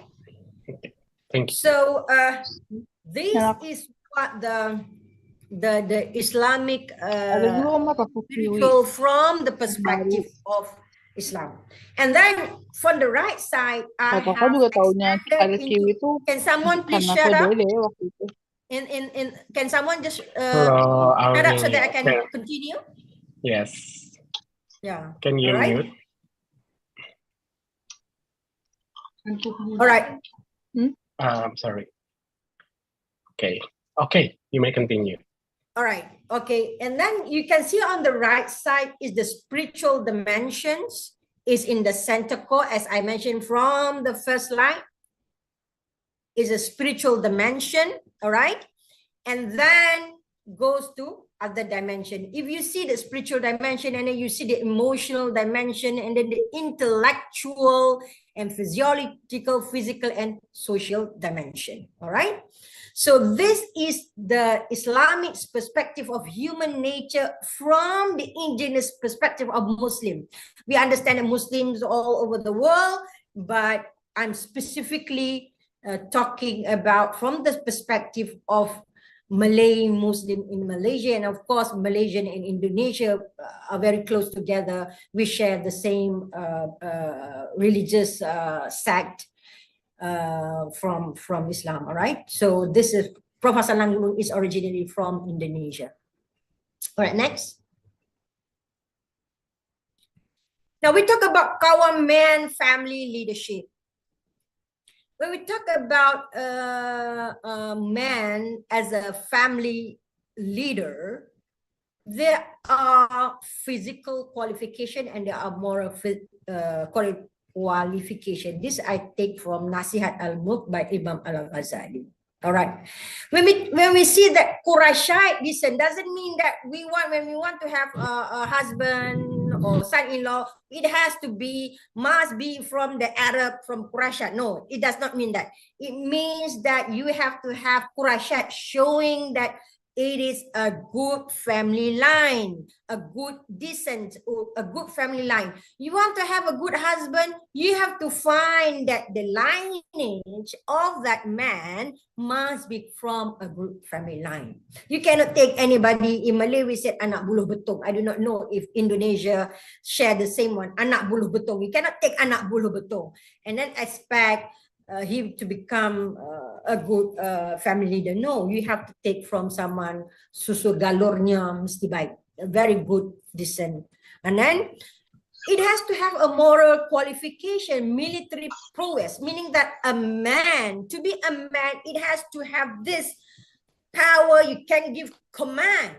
You cannot be like a rat and scared to your wife. No, you are a leader. You have to be able to give command. Doesn't mean that when you give command and then you're going to, stab your wife's head. No. I don't want to mention here, like, what we see in today's and killing people everywhere. No, I'm not saying that. Meaning that you have to have this power. You have to be respected, right? To give order, to give command, and your family member will listen and follow your order. Right? So you have to be competent, administrative competent. You cannot like you do not know how to spend your money. Everything you, I don't know. Some men, no, a man has to have this quality. Wara, piety, of course. We talked just now about maternal piety. Man, yeah, to be a good man, a good family member, a kawam man. Kawam mean that a protective husband, a leader who is, make the wife become very peace and tranquil under the governance of this kawam man. All right. These are the qualifications. Must be piety, because a person, because in Islam said that the most pious person is the one who is the best akhlaq towards his wife or family member, the best moral, the best behavior towards the wife. And Prophet said, I am the one who is the best to my wife. So we want to follow, emulate. How does the Prophet treat nicely to his wife, right? So this is the moral qualifications of, when we talk father as the foundation, these are the quality that become the foundation of healthy, strong family. Next. Now, this is some of my research being taken by the government. Next. I'm going to talk about male oppression and polygamy. Now, in Malaysia, polygamy is about 10% of marriage, all right? Polygamy is conducted in secret, which is those without approval of the court and without the knowledge of the current wife, cause families to suffer from financial setbacks and trauma. We are not suggesting that polygamy is inherently oppressive. Rather, the feeling of oppression is in large part due to what they consider to be the man's mismanagement. I have to read because I don't want to have slip of the tongue, because polygamy in Malaysia is very sensitive issues. I'm not pro, I'm not against polygamy, because polygamy is not an innate right. Rather, it is privilege come with heavy responsibilities, right? You can have, if you have this kawaman qualification, maybe you can. If you don't have, no, cannot, right? You'll bring trouble. You married, but you put secret because you're scared of the first wife, and the secret, and oh, I've handled many polygamous cases, and so problematic, all right? Zizan in 2014, she's an anthropologist, studies the aristocratic Malay polygamies. There are like rich top people who having polygamies. And she found that women may be more willing to accept polygamy as they grow older. And there are disparities between the ideal, what Islam suggests, and the reality, what people practice, all right? And mental health issues and somatization will experience more by the first wife. First wife will have headache, stomach ache, and everything, trying to get attention to the husband. So this is the problem. All right. Okay, can we go the previous slide? Is it time? Finish? No, not yet. Hello. Yeah. No, not yet. Where's the slide? But okay, thank you. All right, next slide, please. Now, I'm going to talk about single mothers and loneliness. Our research indicates that this has been conducted during COVID. A constant challenge of single mother is loneliness, and they have no one to share the highs and the lows and all money stuff between their life. Especially during COVID. This is during COVID. They have no one to share, right? All the stuff about their kids, no one to share. You can call people, but how much people can talk with you because everyone having struggle during COVID. And there can be days without seeing and interacting with another adult. It is very, very challenging. Very lonely, very challenging. This single mother, right? So if you are one man, if you think you want to do polygamy, perhaps you want to consider single mother, right? Next. Next, please. I'm going to talk about love in human relationship. So this is from the Quran. And his signs is that he created for you, yourself makes that you may find tranquility in them. He placed between you affection and mercy. Indeed, there are signs for people who give thought. To know and to love each other is the basis of taqwa. As I mentioned, the best taqwa is that you have good relationship with your family members, all right? It's the process of perfecting oneself to meet him in the state of being pleased with and pleasing to him. And the creator and the originator of love and the mercy of humankind. Next slide, please. So if you see, there are 11 terminologies that used to describe love. And you see the red, green, and yellow. The red one is not mentioned in the Quran, but people use that. And this love is not healthy. You are being captivated. If you know about Layla and Majnun, Layla and Qasr, this is the kind of love. You become crazy. You have lost your mind. You become insane because you become because you become your Layla has become God to you. Now this is wrong in Islam. No, God. This kind of ashik can only be to God, not to human being. All right? Or you have this kind of love that you love someone because you sympathize, because that person can give benefits. This kind of love is quite dangerous because it will fade. If you have this kind of love, you need to increase into the green one so that it will be long-lasting love, right? On the right side, we have done some empirical study on love among Malaysians, among Muslims, and we found that on the right side, if you're familiar with the Raj measurement model, we can see that more items in a higher, in the transcendental that relate to God, love that can be related to God. You love your spouse, you love your partner that relate to your God, transcendental.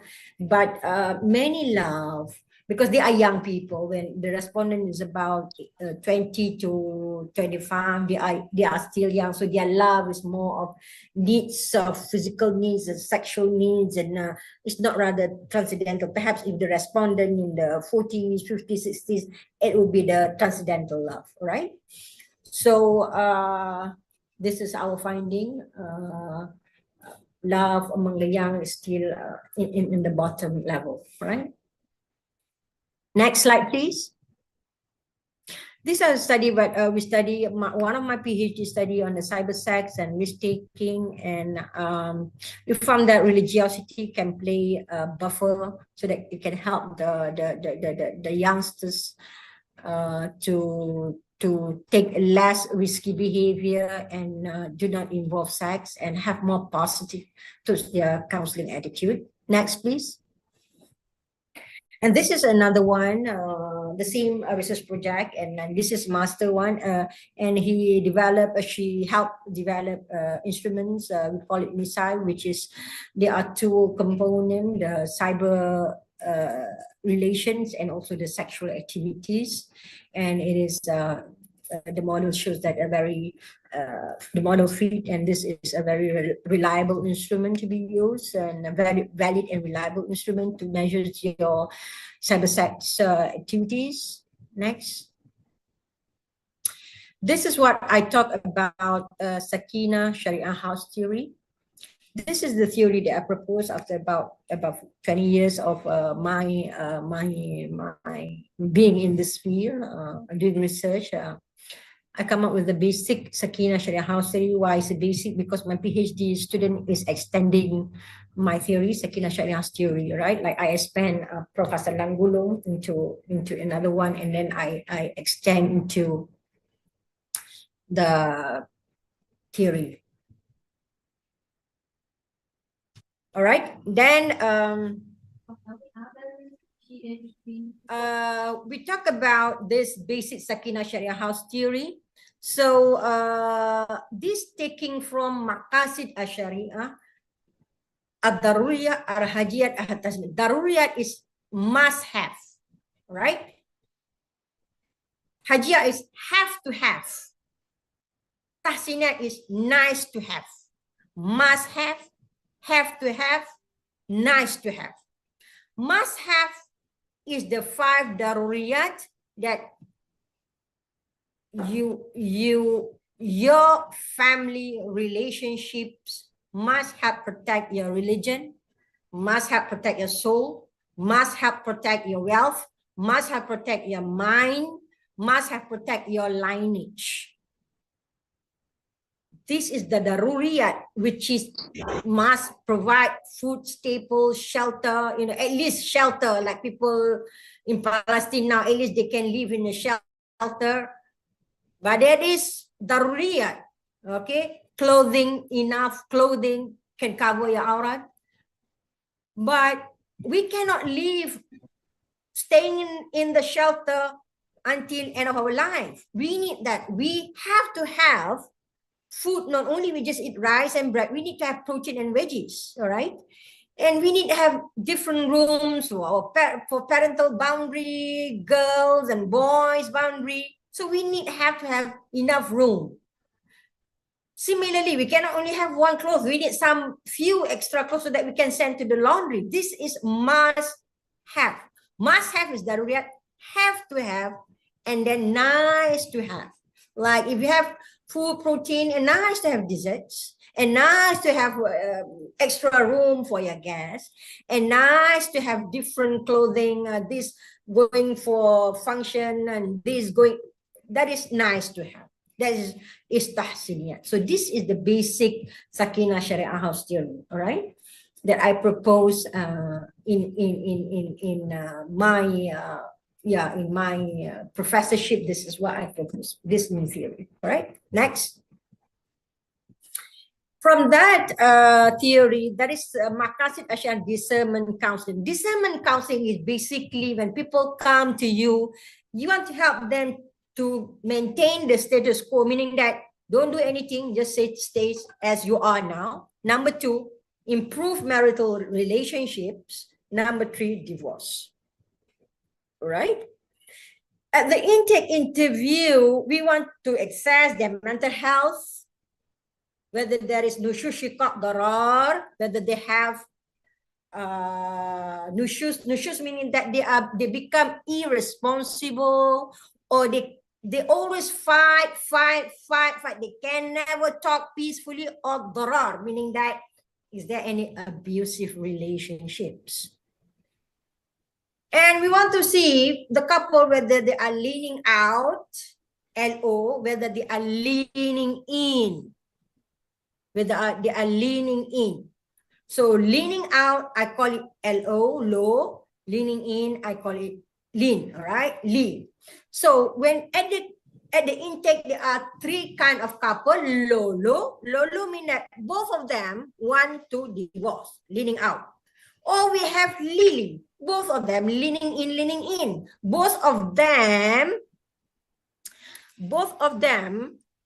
doesn't want divorce, so lili. But we have ambivalent couple, leaning out, leaning in, all right? Leaning out and leaning in.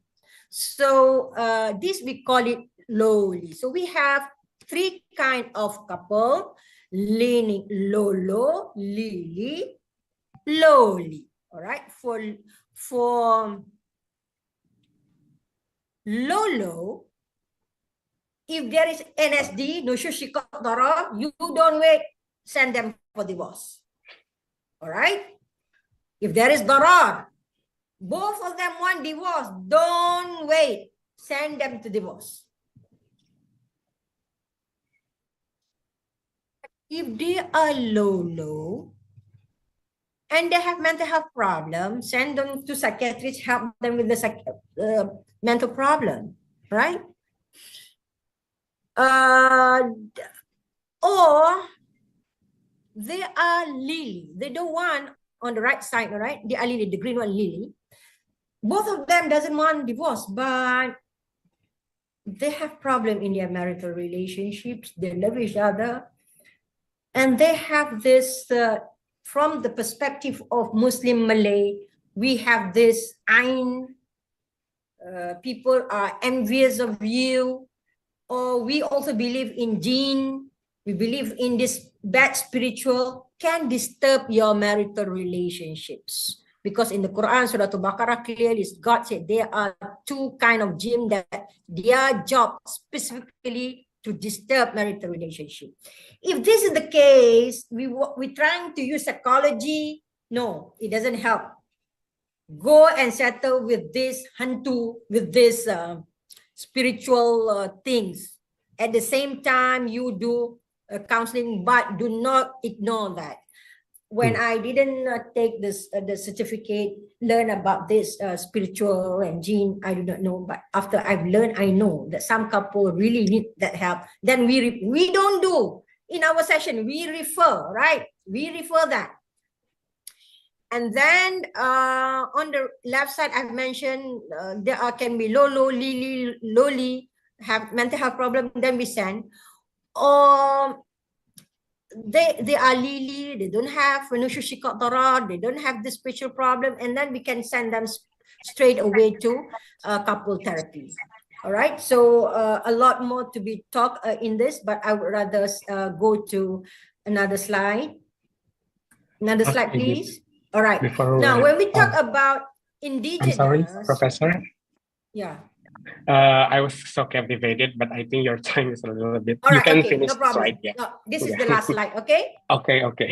Thank you. When we talk about indigenous family counseling, it doesn't mean that we do it without empirical evidence. As I said, mentioned just now, it must be acquired. So this is the RCT is the most rigorous.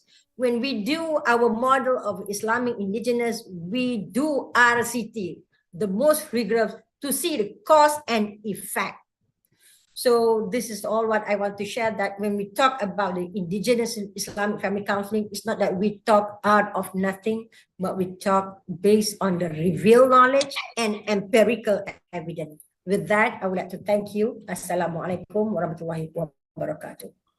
Waalaikumsalam warahmatullahi wabarakatuh. I was just like captivated by your presentation and your explanation. It was so eye-opening for me, because at first I thought it was like, for Islamic, it's gonna be like, this was the perfect example or role model probably for indigenous mental health, because this is indigenous Islamic marital and family counseling that's really based on Islam.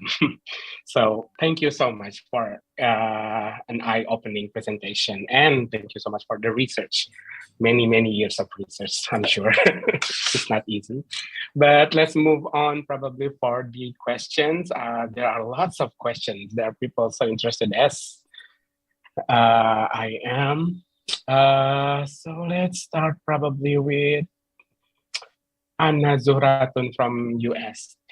This is about work-life. Oh no, is this on there? Okay, that's not. That's the before, right? Oke, dalam perspektif kejiwaan, jika tidak ada Tuhan, kecuali dalam normalitas Tuhan. Oke, dalam perspektif kejiwaan, tidak ada Tuhan, kecuali Tuhan. Okay, from Juandi, I think I will try to translate it first, or probably Professor Siti Aisyah already know how to.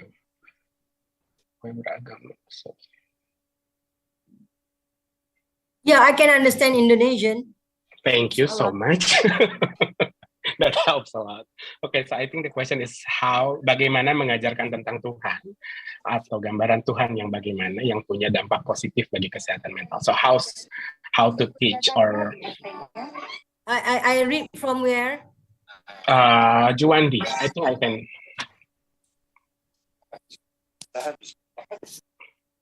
Okay, so the question is actually about from Juandi, how to teach about God and the existence about God and what kind of existence about God that has a positive effect for mental health. Oh, okay. When we talk about God, how does the existence of God bring a positive towards mental health?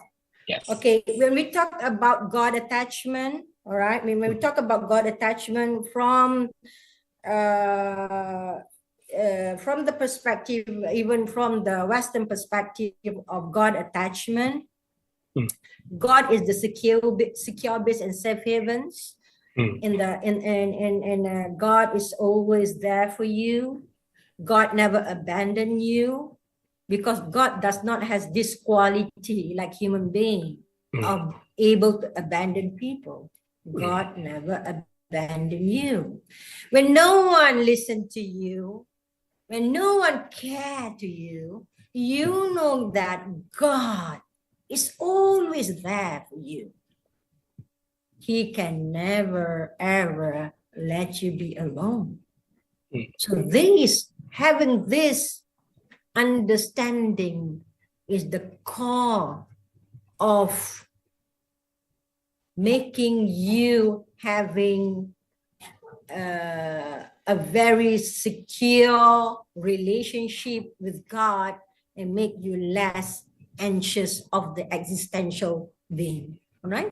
So this is how, when you talk about God, it can help you in your mental health.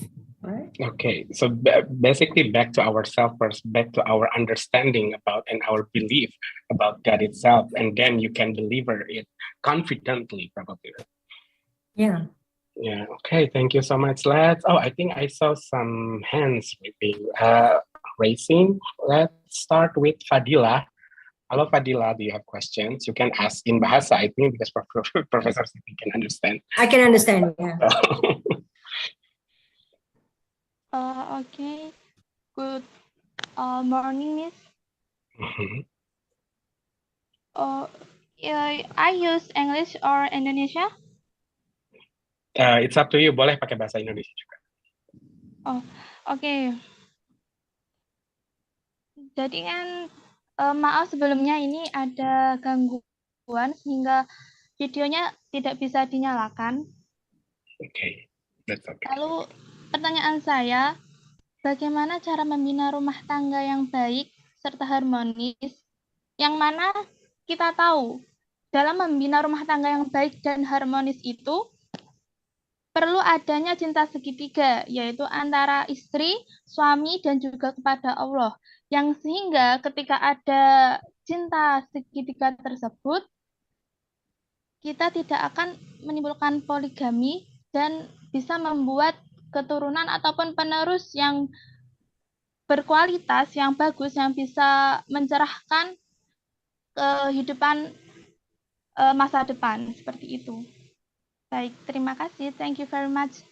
Okay, I can answer straight away. Yes. Okay, I have talked about polygamy just now.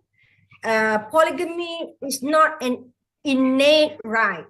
It's not the right. It's not the right. It's rather privilege, right?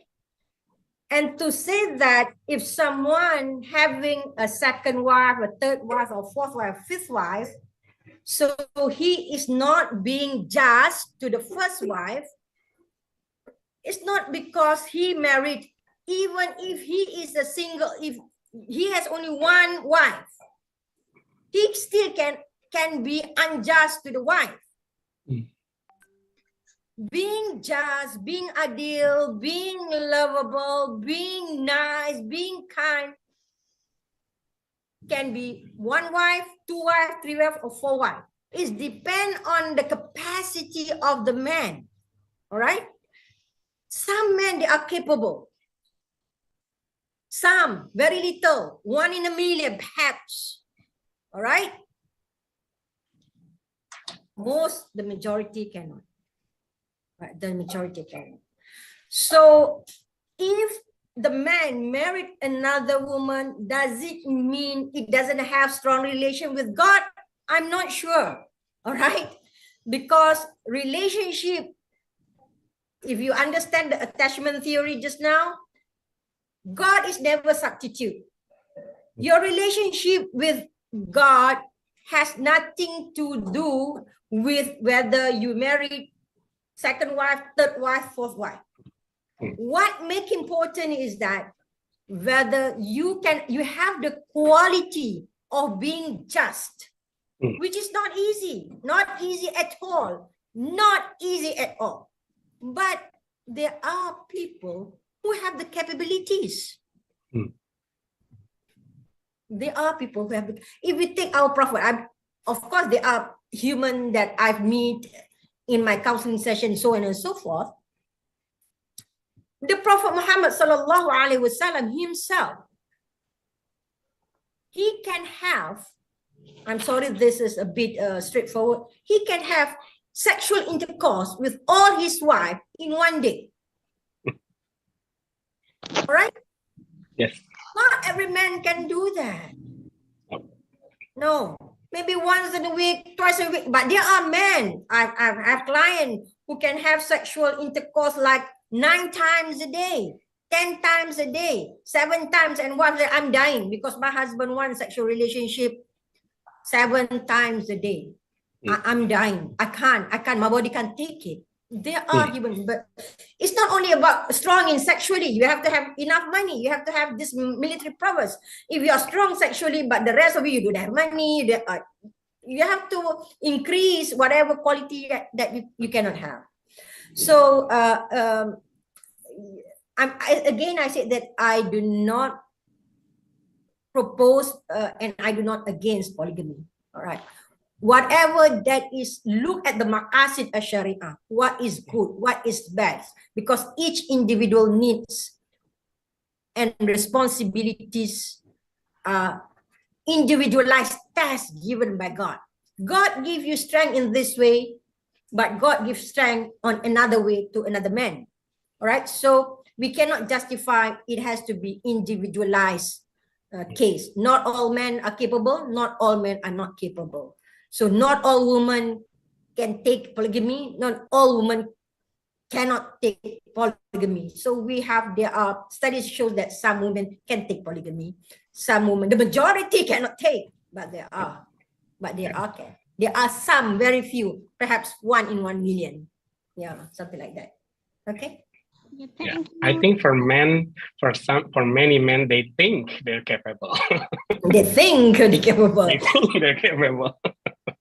Okay, let's move on. I think this is going to be my last question. It was very, very interesting topic, and I was really captivated by your presentation. It was so good. Okay, let's probably move on to, Siska Ariananda. Siska, you can unmute. Boleh pakai bahasa Indonesia juga.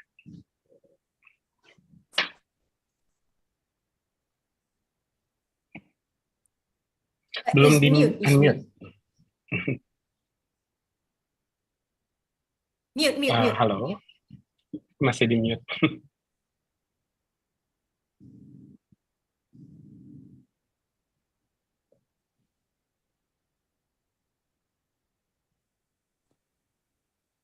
Nah, oke. Tanya Miss, bagaimana seharusnya peran wanita dalam menyeimbangkan karir dan keluarga? Yang pertama. Kemudian yang kedua adalah apa yang seharusnya dilakukan dan bagaimana dengan orang yang memiliki kekurangan secara mental atau tubuhnya gitu, seperti kelumpuhan dan lain-lain, kemudian dia menyalahkan Tuhannya sendiri gitu. Bagaimana cara untuk membangkitkan semangat dia gitu untuk menjalankan kehidupan ini. Okay, there are two questions. Question number one, how to balance between career and family life as a woman. I know it's a very challenging, and therefore I come up with the maternal quality time model when my kid, I studied that during my PhD when my kids was very small. I want to know, I have limited time, all right? I have limited time. So how I can make sure that my limited time is of quality one? So this is how you can balance. You don't have like 24/7 being with your kids because you are a career woman, but you may have at least half an hour, 15 minutes being together with your wife because how busy you are, you have to have time. You cannot have quality time without time. At least 15, 20 minutes consistently every day, it helps. You cannot have like, you don't give attention to your child and then once a month, take your child to the Disneyland thing. It doesn't work that way, all right? It has to be small amount, consistent, istiqamah, spend good quality time with the spiritual characteristic of being pious, merciful, accountable to your child. Then you can, balance your career and your relationship with your family members, all right? Number two, the question about what was about if someone born with defects, with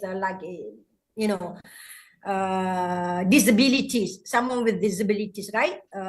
So either you have no sight, cannot hear, or your hand is not, you don't have hands, something like that. That was the question, right? So how we can help our client not to blame God, right? So we are quote unquote perfect. We have all our organs, but our client do not. How do we help, right? So it is very challenging. It's very challenging.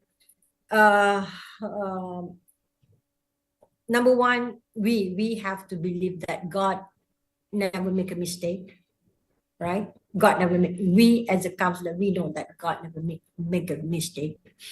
So what I can suggest that we also want to look what are the positive side. We want to see what is the positive sides, right? Positive side of being disabled, right? So it's not that when we are human beings, we are perfect, we are not being challenged. Each person are being challenged. The person with disabled are being challenged in their ways. We are perfect, we have all the knowledge, we have all the wealth, we are being challenged this way. So each individual having their own challenges, and there are also that many examples of being disabled, having far more better life, far more faith in God as compared to us, those who are having this perfect. So of course, there's a lot of story that we have to study. We have to take examples, sharing stories. Narrative therapy would be a good one to help them. All right. Thank you, Miss. Okay, thank you so much, Siska Ariananda. Your question will be the last question. I'm sure I myself have lots of questions because of your great theory about Indigenous Islamic marital and family counseling. So, but before we move on to the another agenda, I think I will sum up a little bit about Indigenous Islamic marital and family counseling. Basically, we put spiritual in the core of individual well-being. That's how Indigenous Islamic marital and family counseling. That's how we see individual well-being, not just physical, as not unlike the Western approach, but with Islamic approach, it's going to be spiritual as the core of every well-being, whether it's physical well-being, psychological well-being, economical well-beings, in all aspects. And I think that will be. I hope everyone. Every question get answered right away, and you get you feel, or probably if you're still curious, you can read all her research, her books, and everything, because this is very eye-opening for me myself. I'm a clinical psychologist practitioner, and it's very eye-opening, and I'm sure for the students who wants and probably intrigued to learn about indigenous mental health in general, or specifically indigenous Islamic marital and family counseling, you can read Professor Siti Aisyah books and researches and everything. And thank you so much, Professor Siti Aisyah, for your time, for your straightforward and clear and very flat-footed and divine explanation. I am really, really I was really captivated. Okay, I think we will have a certificate for you awarded for in recognition as a speaker. Thank you so much for your time. Now let's give a round of applause for Professor Dr. Siti Aisyah Hassan.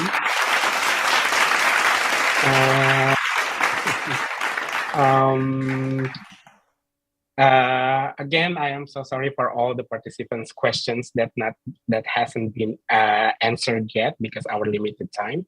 And I think that will be all. I will give the hot spot to Miss Olivia. Thank you so much, Professor Siti.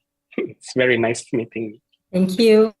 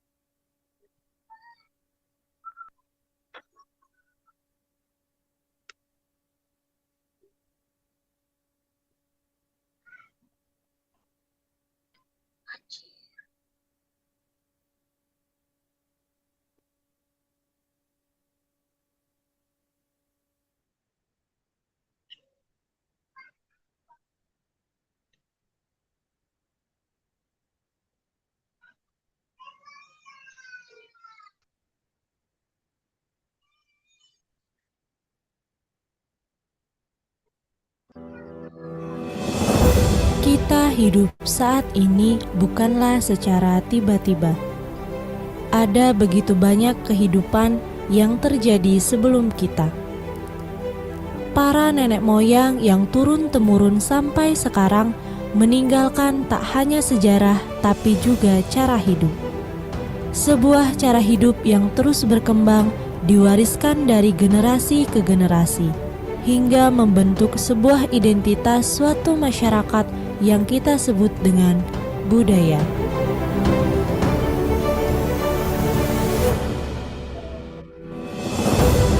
Budaya yang terkadang membuat kita tahu suatu daerah dari corak bangunannya, identitas suatu daerah dari keseniannya, bahkan asal seseorang dari namanya.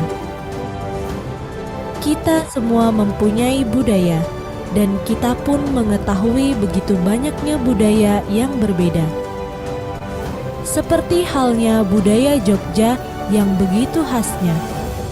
Dari peninggalannya, bangunan, keseniannya, lagu, pakaian, adat, bahasa, sampai perilaku sehari-hari, sangat menggambarkan identitas daerah Jogja.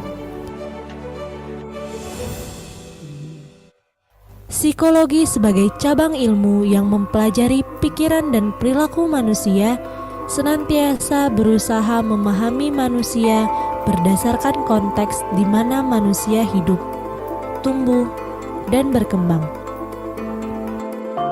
Di era perubahan teknologi informasi yang begitu cepat ini, kemajuan teori-teori terbaru dalam psikologi kontemporer menunjukkan bahwa ilmu psikologi pun ikut berkembang.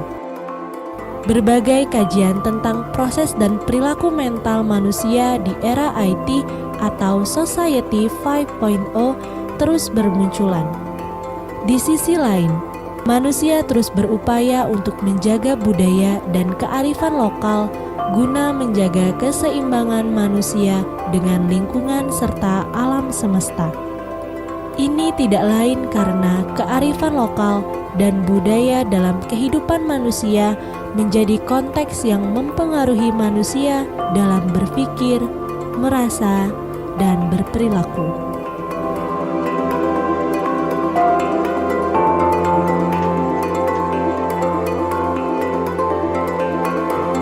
Indigenous Mental Health, Past, Present, Future adalah event yang membawa kita ke dalam pemahaman yang lebih tergali mengenai Indigenous Mental Health, implementasi, dan peluang masa depan penelitian intervensi.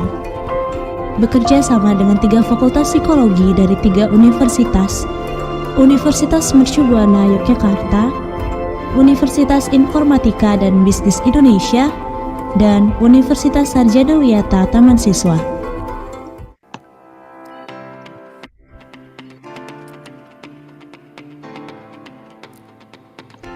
Mercubuana-Yogyakarta University is one of the private tertiary institutions with the motto Angudi Mulyaning Bongso. It is located at Jalan Wates Kilometer 10 Yogyakarta. Faculty of Psychology is a faculty that produces excellent and professional graduates who are beneficial for the welfare of society.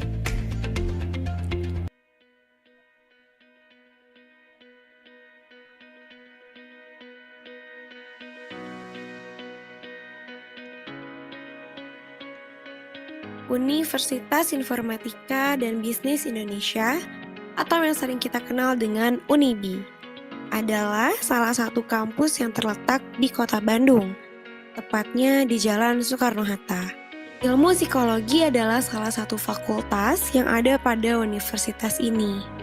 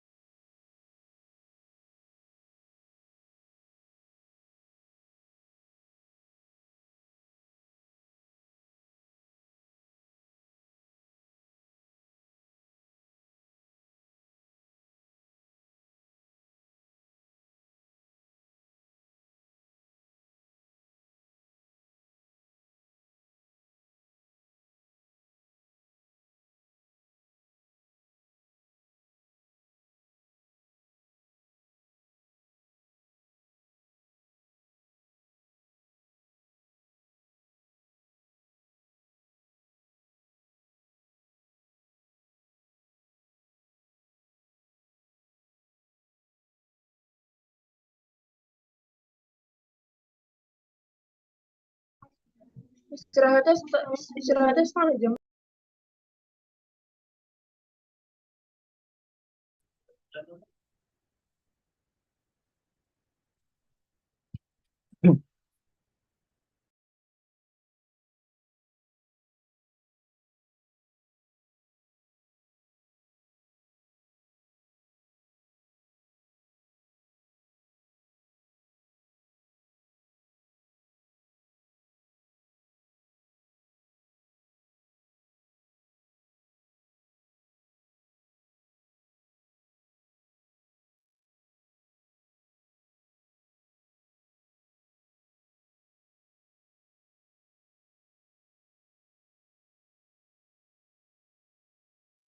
Ini udah tulis nih.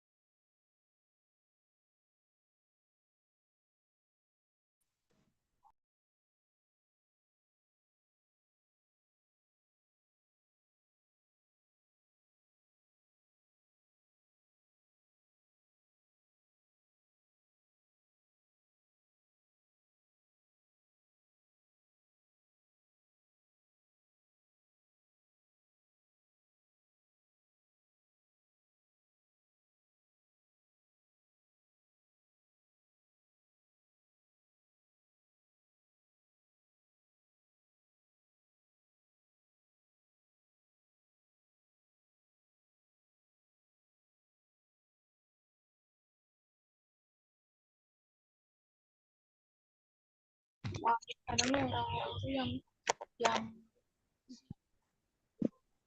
yang kurus kelihatan lebih tinggi daripada yang jangkung tapi badan gitu. Aku tinggi berarti. Kalau sendiri mah yang kelihatannya tinggi gimana? Kalau mana jauh jeung aingnya.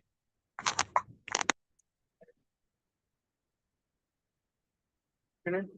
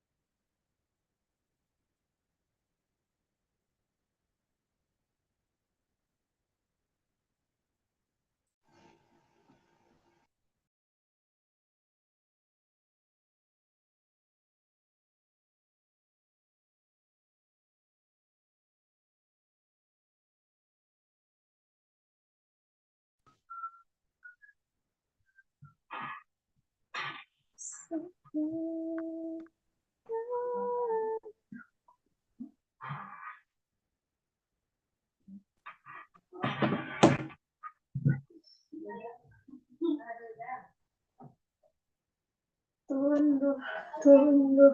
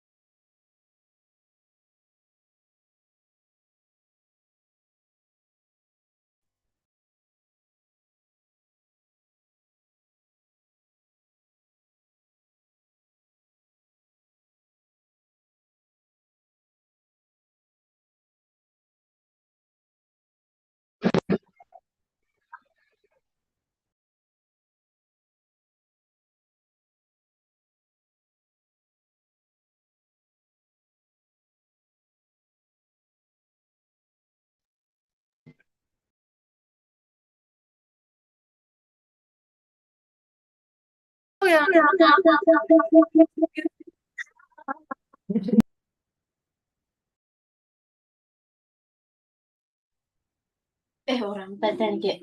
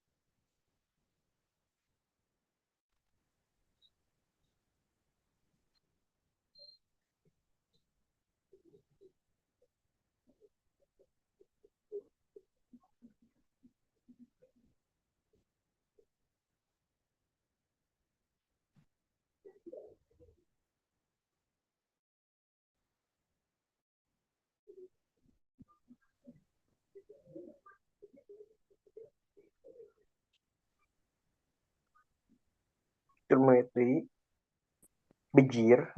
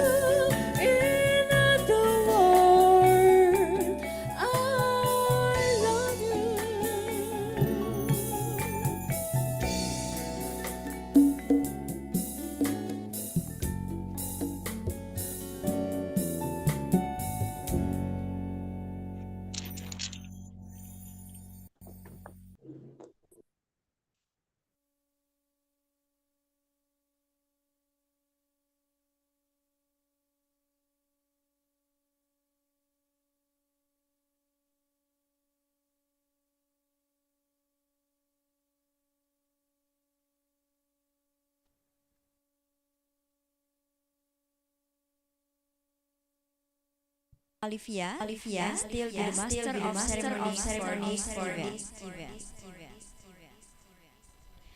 Excellencies, participants, ladies and gentlemen, now we have come to our next main agenda today, which is to hear from our fourth and fifth speakers. The seminar will be moderated by Ms. Anindita Karunia, Fpsi, MPSI.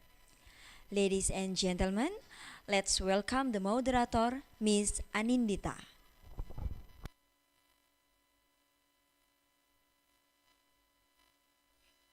Good afternoon, ladies and gentlemen. Welcome back.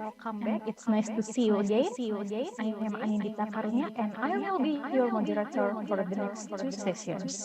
Like the sessions before, you'll be hearing presentation from our speakers.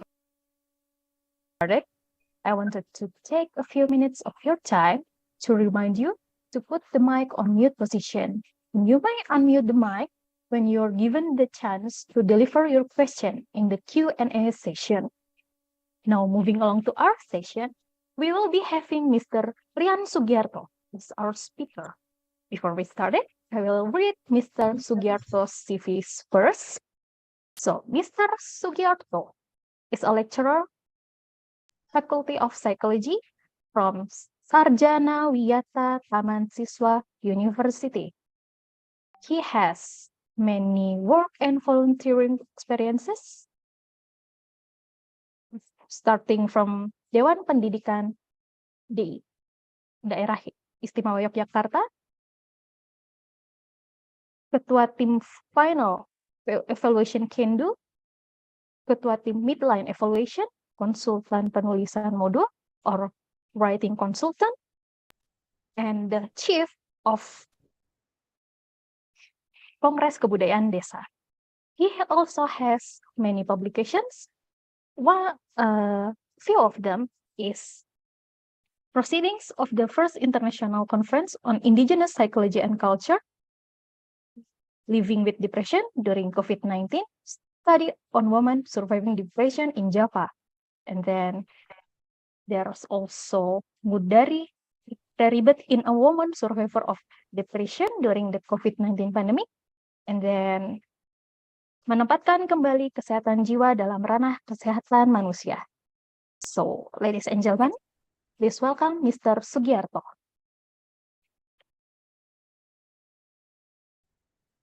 Mr. Sugiarto. Ya, good afternoon, Mbak Dita. Yeah, good afternoon, Mr. Sugiarto. How are you today? I'm fine, thank you. Yeah. Okay, let's start. Sure. Yeah. The presentation, the slide, please. Okay.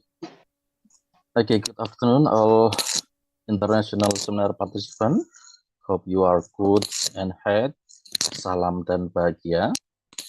Previously, I got information that almost of seminar international were from Indonesian.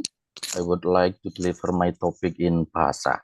Jadi Bapak Ibu sekalian mohon izin nanti menyampaikan topik ini dalam bahasa Indonesia karena mencermati informasi bahwa hampir semua peserta seminar ini adalah teman-teman kolega dari Indonesia dan saya melihat di partisipan Zoom juga berasal dari teman-teman di Indonesia. Baik, pada siang hari ini saya ingin mengangkat satu topik yang saya kira menarik gitu ya bagi konteks kita yang belajar tentang ilmu psikologi. Saya memberi judul tentang pulung gantung. Bagaimana kondisi pulung gantung pada masa lalu, hari ini, dan bagaimana yang akan datang, gitu ya. Oke, next. Ya, istilah pulung gantung saya kira kalau kita cermati memang istilah yang spesifik itu ada di Gunung Kidul. Jadi Gunung Kidul sebagai sebuah lokus, sebagai sebuah tempat, sebagai sebuah lokasi itu. Ini berada di daerah istimewa Yogyakarta yang salah satu kabupaten di daerah istimewa Yogyakarta yang kalau kita cermati dari statistik-statistik yang ada adalah salah satu kabupaten termiskin di Yogyakarta. Dan kalau kita cermati dari sisi area geografi memang daerah ini adalah daerah yang relatif gersang, dipenuhi dengan kondisi tanah kering, bebatuan dan seterusnya yang pada akhirnya nanti kita bisa melihat gitu ya, melihat bagaimana nanti kondisi warga di Kabupaten Gunung Kidul. Tapi juga perlu dilihat bahwa di Gunung Kidul saya kira kita bisa mencermati salah satu inisiator campur sari gitu ya, sebagai bentuk perlawanan dari gending-gending Jawa yang ada di Solo dan Yogyakarta. Tapi yang juga kemudian menarik dari sisi kita sebagai akademisi, ilmuwan, peneliti maupun pengamat, Gunung Kidul juga dikenal sebagai salah satu kabupaten di Jogja dan saya kira juga di Indonesia yang memiliki angka bunuh diri yang relatif tinggi, yang relatif besar gitu ya. Next, kita lihat bagaimana data dan fakta terkait dengan kasus-kasus bunuh diri yang ada di Gunung Kidul. Kalau kita cermati sejak tahun 2000 sampai 2003 itu ada sebanyak 704 kasus bunuh diri di Gunung Kidul. Bapak, Ibu, dan teman-teman sekalian bisa lihat di dalam grafik ini, tahun 2000 misalnya, ada dalam satu tahun ada 18 kasus bunuh diri, yang kemudian kalau kita cermati di tahun 2023, setidaknya sampai bulan September, itu ada 19 kasus. Dan kalau kemudian kita rata-rata sesungguhnya setiap kasus atau setiap tahun, itu jumlahnya kurang lebih di angka 30 kasus per tahun.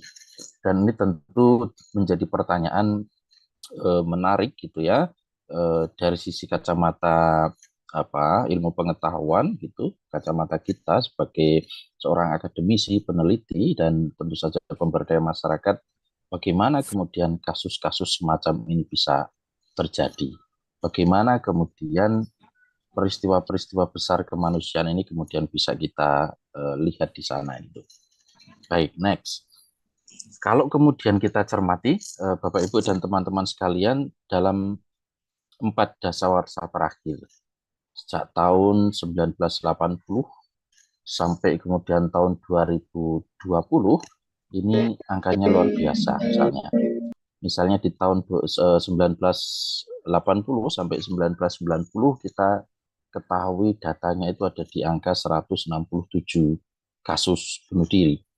Dan ini melonjak tajam di dasawarsa kedua tahun 1991 sampai tahun 2000 angkanya juga masih di atas ratusan gitu ya, di atas 258 dan naik lagi di tahun 2001 sampai 2010 dengan angka 314. Di dasawarsa yang terakhir tahun 2011 sampai 2020 kita menyimak datanya ini ada di angka 300.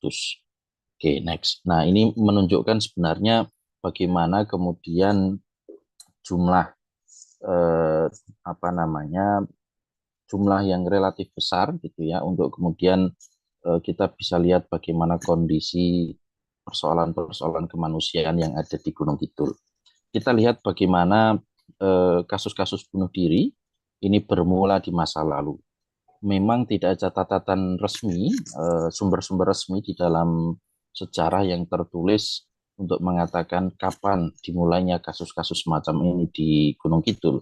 Tetapi kalau kita melihat beberapa catatan-catatan gitu ya, yang kemudian bisa kita akses di beberapa jurnal maupun di naskah-naskah buku ilmiah misalnya, kita bisa melihat di sana disebutkan bahwa kasus-kasus semacam ini dimulai, atau mitos Pulong Gantung ini dimulai dari bagaimana kondisi Gunung Kidul yang waktu itu di abad ke-15 saya kira karena kasus kekalahan Majapahit yang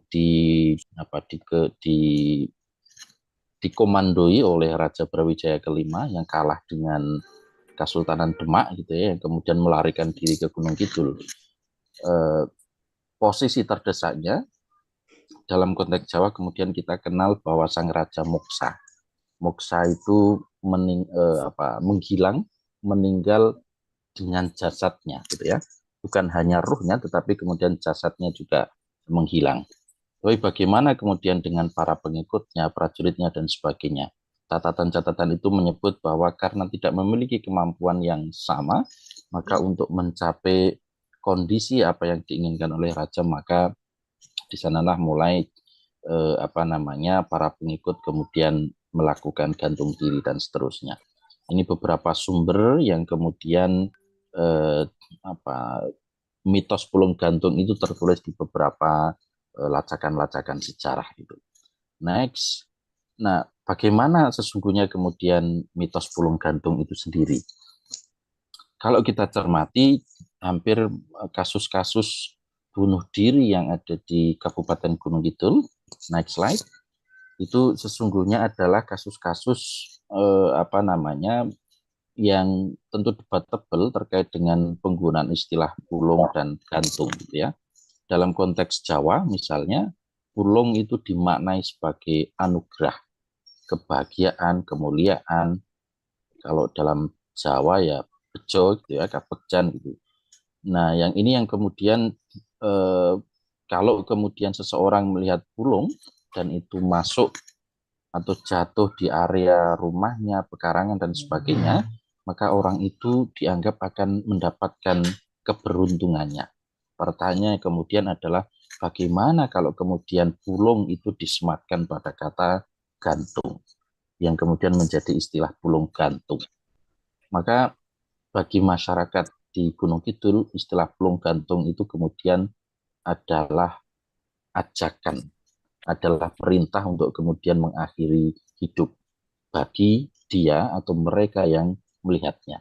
Sehingga menarik kemudian melihat bahwa ada persoalan-persoalan yang sifatnya mitologi, mitos yang bahkan sampai hari ini gitu ya, sampai hari ini kemudian masih dipercayai.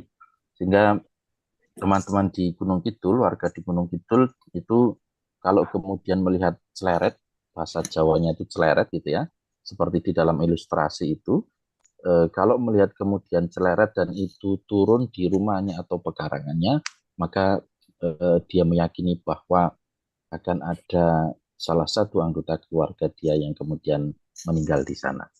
Dan modus utama yang kemudian dilakukan tentu saja adalah dengan gantung diri. Meskipun ada beberapa kasus-kasus bunuh diri di Gunung Kidul yang tidak selalu dengan gantung diri, tetapi dengan misalnya minum racun, kemudian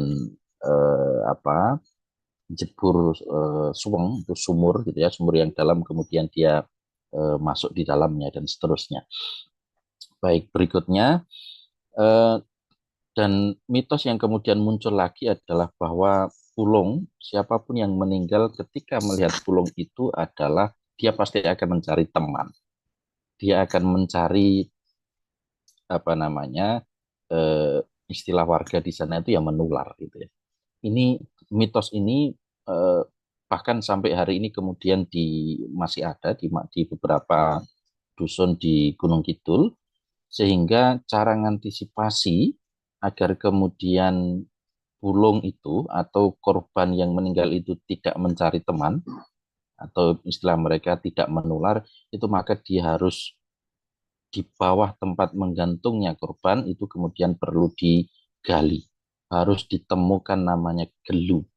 Gelu ini semacam tanah yang menggumpal, yang berwarna merah gitu ya, yang kemudian harus dicari, ditemukan untuk kemudian dihilangkan gitu. Ilustrasi gambar di samping itu adalah peristiwa ketika warga Gunung Kidul itu mencari gelu, meskipun memang pada akhirnya tidak ditemukan. Tetapi cerita-cerita lisan, cerita-cerita tutur kemudian mengatakan bahwa kalau gelu itu tidak temukan, maka peristiwa-peristiwa berikutnya akan terus terjadi. Yang kemudian bisa dicermati dari beberapa riset yang kami lakukan di beberapa tahun terakhir ini, ketika peristiwa-peristiwa itu terjadi memang menjadi semacam teror dan sumber ketakutan bagi warga masyarakat di sekitaran dusun yang warganya itu melakukan bunuh diri atau menggantung gitu ya. Ini yang kemudian secara ritual warga setempat pasti setiap sore sekitar jam 5 sampai maghrib itu pasti harus melakukan ceten. Ceten itu mencambukkan ceten gitu ya, sabuk gitu yang sering dipakai untuk pertunjukan ajaran kepang itu harus dicetenkan sampai bunyinya luar biasa itu. Mereka berpikir bahwa dengan cara itu bisa mengusir bulung itu sendiri. Nah, selain itu juga beberapa tempat di Gunung Kidul juga melakukan titir dengan kentongan yang fungsinya sama sebenarnya, itu untuk menghindari atau menolak wabah itu tadi. Oke, next. Ini yang kemudian coba saya kerangkai di beberapa isu terkait dengan bagaimana peristiwa-peristiwa pulung gantung di tahun-tahun sebelum tahun 2000-an gitu ya, melacak dari beberapa sumber, kemudian juga publikasi yang sempat muncul di sana. Yang pertama, isu utama di masa lalu berkaitan dengan kasus-kasus bunuh diri di Gunung Kidul itu pasti berkaitan dengan mitos pulung gantung. Nah, mitos ini bahkan sampai hari ini masih terjadi. Yang kedua, modus utamanya masih dengan penggunaan menggantung gitu ya, baik menggunakan tali, menggunakan kain atau apapun yang kemudian bisa ditemui oleh korban.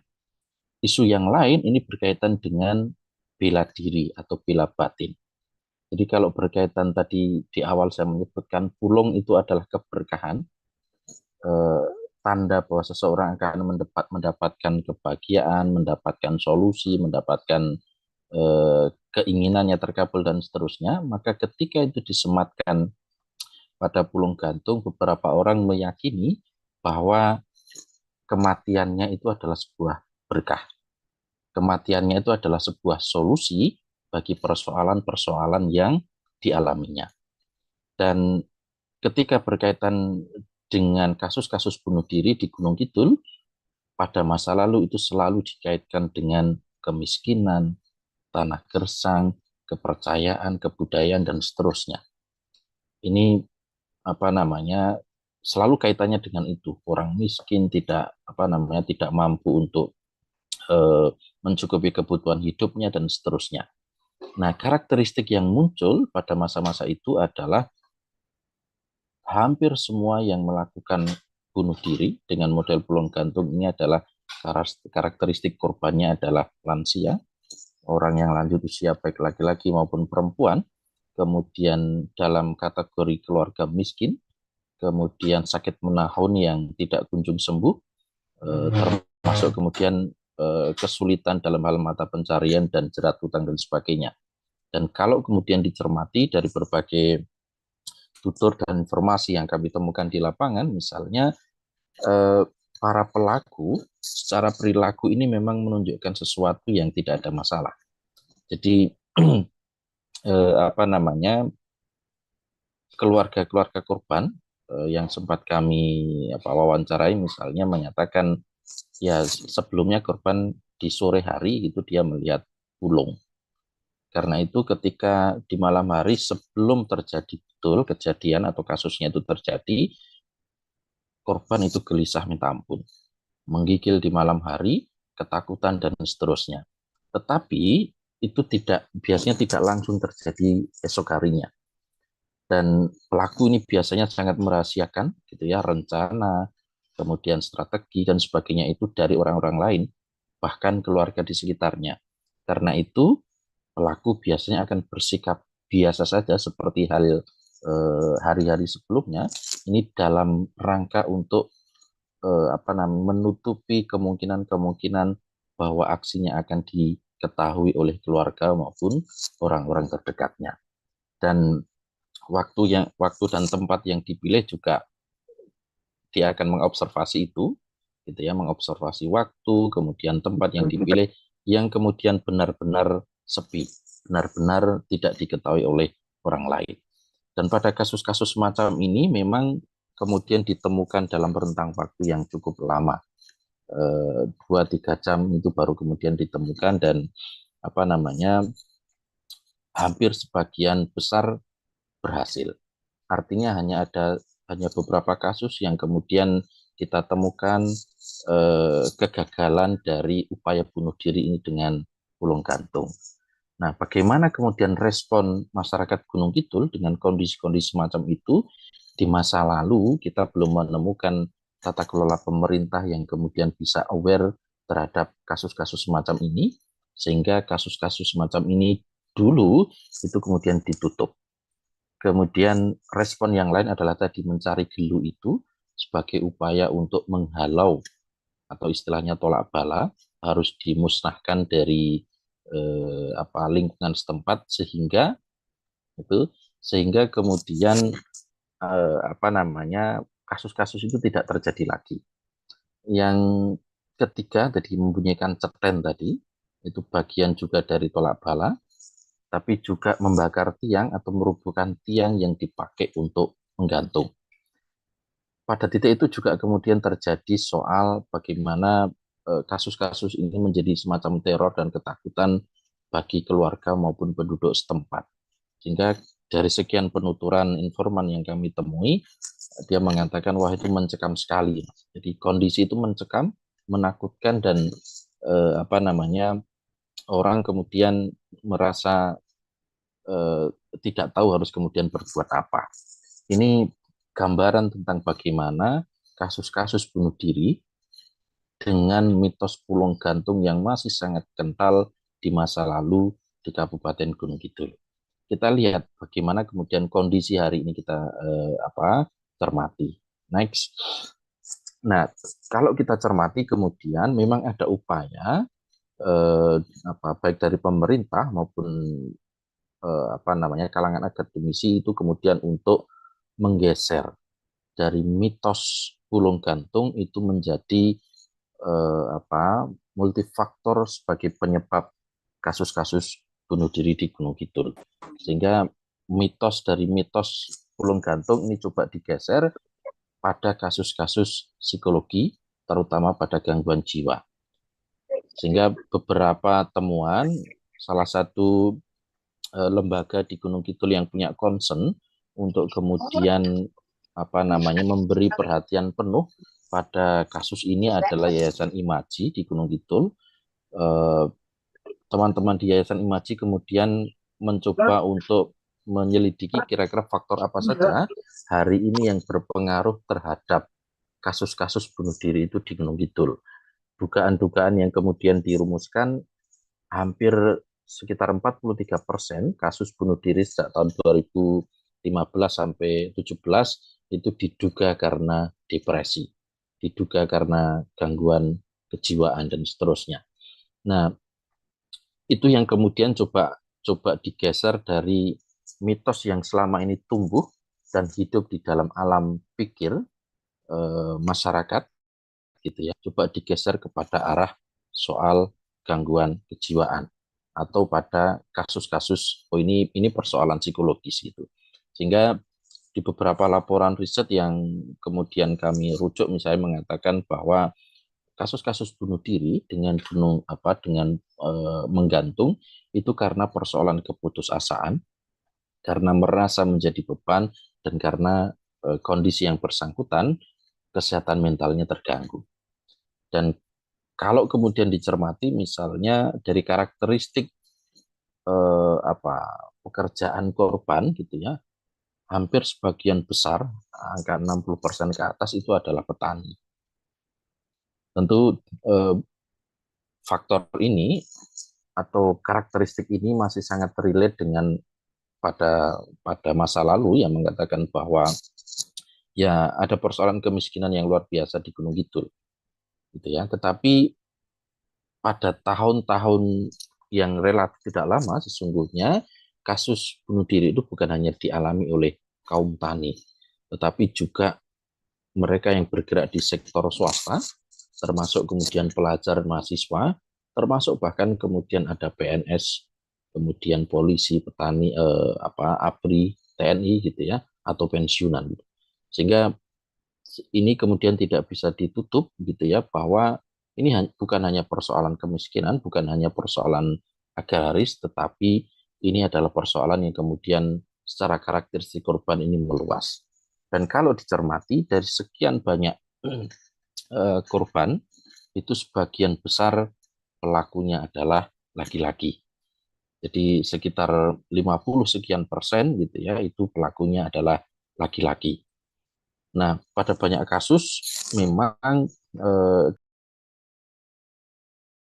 himpitan-himpitan ekonomi yang kemudian secara psikologis memberi beban yang luar biasa. Ini kalau kita cermati dari faktor-faktor yang kemudian berpengaruh terhadap terjadinya kasus bunuh diri di Gunung Kidul. Next. Nah, tahun ini beberapa riset dilakukan di Gunung Kidul untuk melihat apakah ada ide dan percobaan bunuh diri yang terjadi pada kelompok pemuda atau remaja. Pada tahun 2023 ini beberapa tim gitu ya yang kemudian menyusun rancangan peraturan daerah tentang kemudaan. Kami melakukan ini kemudian coba merumuskan bahwa ada sekitar 12 pelajar atau sekitar 14% dari 83 responden pelajar di Gunung Kidul itu pernah menyatakan pernah memiliki ide untuk bunuh diri ketika dihadapkan pada persoalan-persoalan berat. Dari 12 itu ada 4 pelajar yang mengaku pernah melakukan percobaan bunuh diri. Sementara di kelompok mahasiswa, dari 23 responden yang mengisi survei, itu ditemukan ada sebanyak 4 mahasiswa atau 17% pernah memiliki ide bunuh diri. 2 dari 4 itu menyatakan pernah melakukan percobaan bunuh diri. Jadi kalau kemudian kita kelompokkan secara umum, maka ada sekitar 16 pemuda dari 106 responden pemuda, baik itu pelajar maupun mahasiswa, itu pernah memiliki ide bunuh diri, ada 13%-an. Dan melakukan percobaan bunuh diri. Tentu ini angka yang mengkhawatirkan. Kenapa? Karena hampir seluruh persoalan ternyata ide tentang bunuh diri dan praktek tentang bunuh diri gitu ya, atau kasus bunuh diri tidak lagi kemudian didominasi pada kalangan lansia atau kalangan dewasa atas gitu ya, tetapi pada kelompok remaja dan pemuda faktanya juga hal semacam ini terjadi gitu. Next. Dari survei itu kemudian kita juga melihat bahwa hanya ada 22 pemuda, baik itu pelajar maupun mahasiswa, dari 106 responden yang mengisi survei ini kemudian menyatakan tahu bahwa sesungguhnya ada layanan psikologis di Kabupaten Gunung Kidul. Tetapi dari 22 itu hanya 5 yang kemudian pernah mengakses layanan itu. Akan nanti kita akan lihat ada berbagai persoalan kenapa kemudian teman-teman pemuda yang notabene sebenarnya memiliki jangkauan informasi yang lebih luas tentang bagaimana mencari rujukan dihadapkan pada persoalan-persoalan yang menghibitnya. Nah, salah satu temuan yang lain adalah teman-teman yang kemudian tidak mengakses layanan-layanan ini adalah ya karena pertama malu. Jadi muncul stigma yang luar biasa di masyarakat, termasuk di kalangan teman-teman pemuda, kalau dia mengakses dan dicap sebagai, istilah Jawanya itu ya orang gendeng. orang edan, kemudian dan sebagainya itu. Karena stigma itulah maka ada faktor malu untuk kemudian mengakses layanan-layanan tersebut. Yang kedua, selain malu juga takut. Takut itu dalam artian judgement yang kemungkinan akan dia terima dari layanan profesional itu kemudian membuat dirinya harus berada di posisi yang seperti apa, bagaimana cara mengatasi dan seterusnya. Nah, malu, takut, kemudian stigma dan sebagainya ini kemudian mendorong teman-teman muda yang menjadi responden ini untuk kemudian tidak datang ke sana, meskipun sebenarnya dia tahu bahwa ada puskesmas loh yang kemudian menyediakan layanan psikolog misalnya. Tetapi selain faktor-faktor yang sifatnya psikologis itu, ada juga faktor-faktor yang sifatnya material, yaitu berkaitan dengan biaya. Tidak semua orang kemudian mampu mengakses layanan profesional psikologi itu karena kendala biaya. Tapi tahu oleh masyarakat.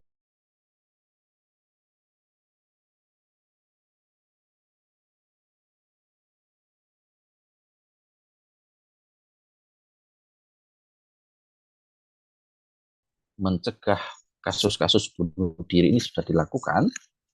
Pemerintah Kabupaten Gunung Kidul misalnya di tahun 2018 itu mengeluarkan peraturan bupati dan kemudian membentuk Satgas Pencegahan dan Pengurangan Bunuh Diri di Gunung Kidul yang elemennya adalah dari Dinas Kesehatan, kemudian di dalamnya ada psikiater, psikolog, kemudian tokoh agama, masyarakat, dan seterusnya. Fungsinya ini ada dua, yaitu pemantauan perubahan perilaku masyarakat dan pendampingan intens terhadap penyintas bunuh diri. Tetapi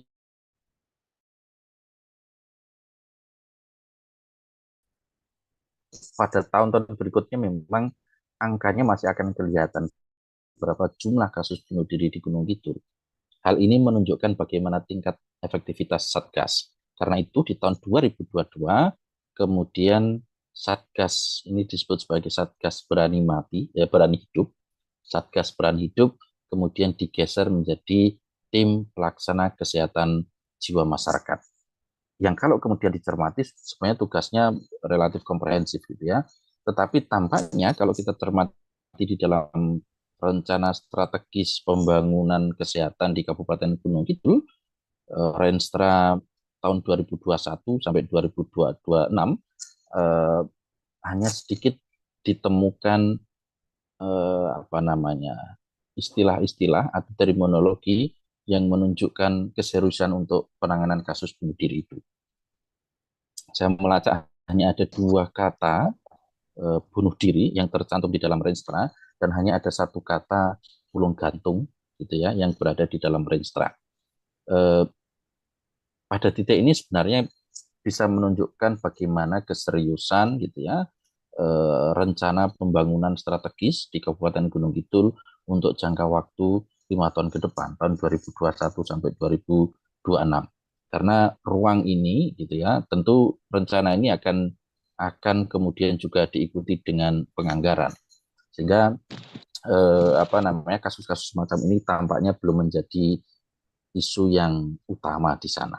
Karena kalau kita cermati sejak tahun 2018 begitu Satgas dibentuk, ternyata kasus-kasus itu masih terus terjadi dengan rata-rata yang sama, yaitu 30 kasus per tahun. Oke, next. Nah, ini persoalan-persoalan problem yang kemudian dihadapi. Yang pertama berkaitan dengan akses tadi. Akses tentang layanan kesehatan, belum semua puskesmas di Kabupaten Gunung Kidul itu memiliki psikolog. Itu yang pertama. Yang kedua, ada persoalan ini otokritik kita di Fakultas Psikologi, saya kira ada persoalan tentang kematangan psikolog itu sendiri yang kemudian bekerja di puskesmas. Jadi psikolog muda kita saya kira perlu kemudian dibekali dengan pola komunikasi yang menyesuaikan konteks. Kalau Bapak Ibu misalnya cermati kasus terakhir, ini terjadi di Bantul, kasus terakhir yang terjadi di Bantul misalnya orang bunuh diri dengan meloncat dari tower itu. Sebelum itu terjadi ada satu percakapan yang menarik antara korban dengan psikolog misalnya. Si korban menanyakan, Mas, saya besok harus menghadap lagi. Psikolognya menjawab, iya. Kalau Anda tidak datang lagi, nanti saya yang dimarahi. Misalnya. Ini saya kira respon yang perlu dicermati bagaimana pola komunikasi psikolog-psikolog kita nanti di lapangan dengan kasus-kasus yang terjadi di masyarakat. Yang ketiga ada persoalan soal komunikasi gitu ya. Jadi temuan kami di lapangan saya mengatakan bahwa sekalipun kemudian orang mendengarkan sosialisasi, warga mendengarkan himbauan dan sebagainya dengan bahasa Indonesia,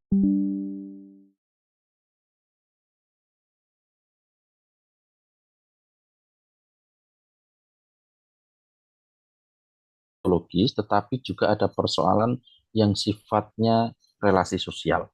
Karena itu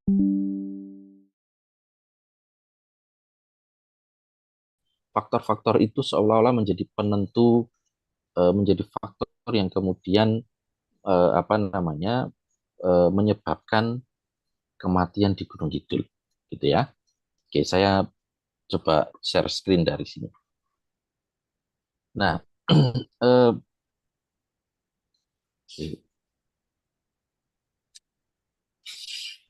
sepertinya mengalami kendala di share screen ya. Oke, yang menjadi pertanyaan memang adalah kenapa faktor-faktor itu hanya menjadi pemicu di Gunung Kidul, padahal faktor-faktor itu juga ada di daerah lain.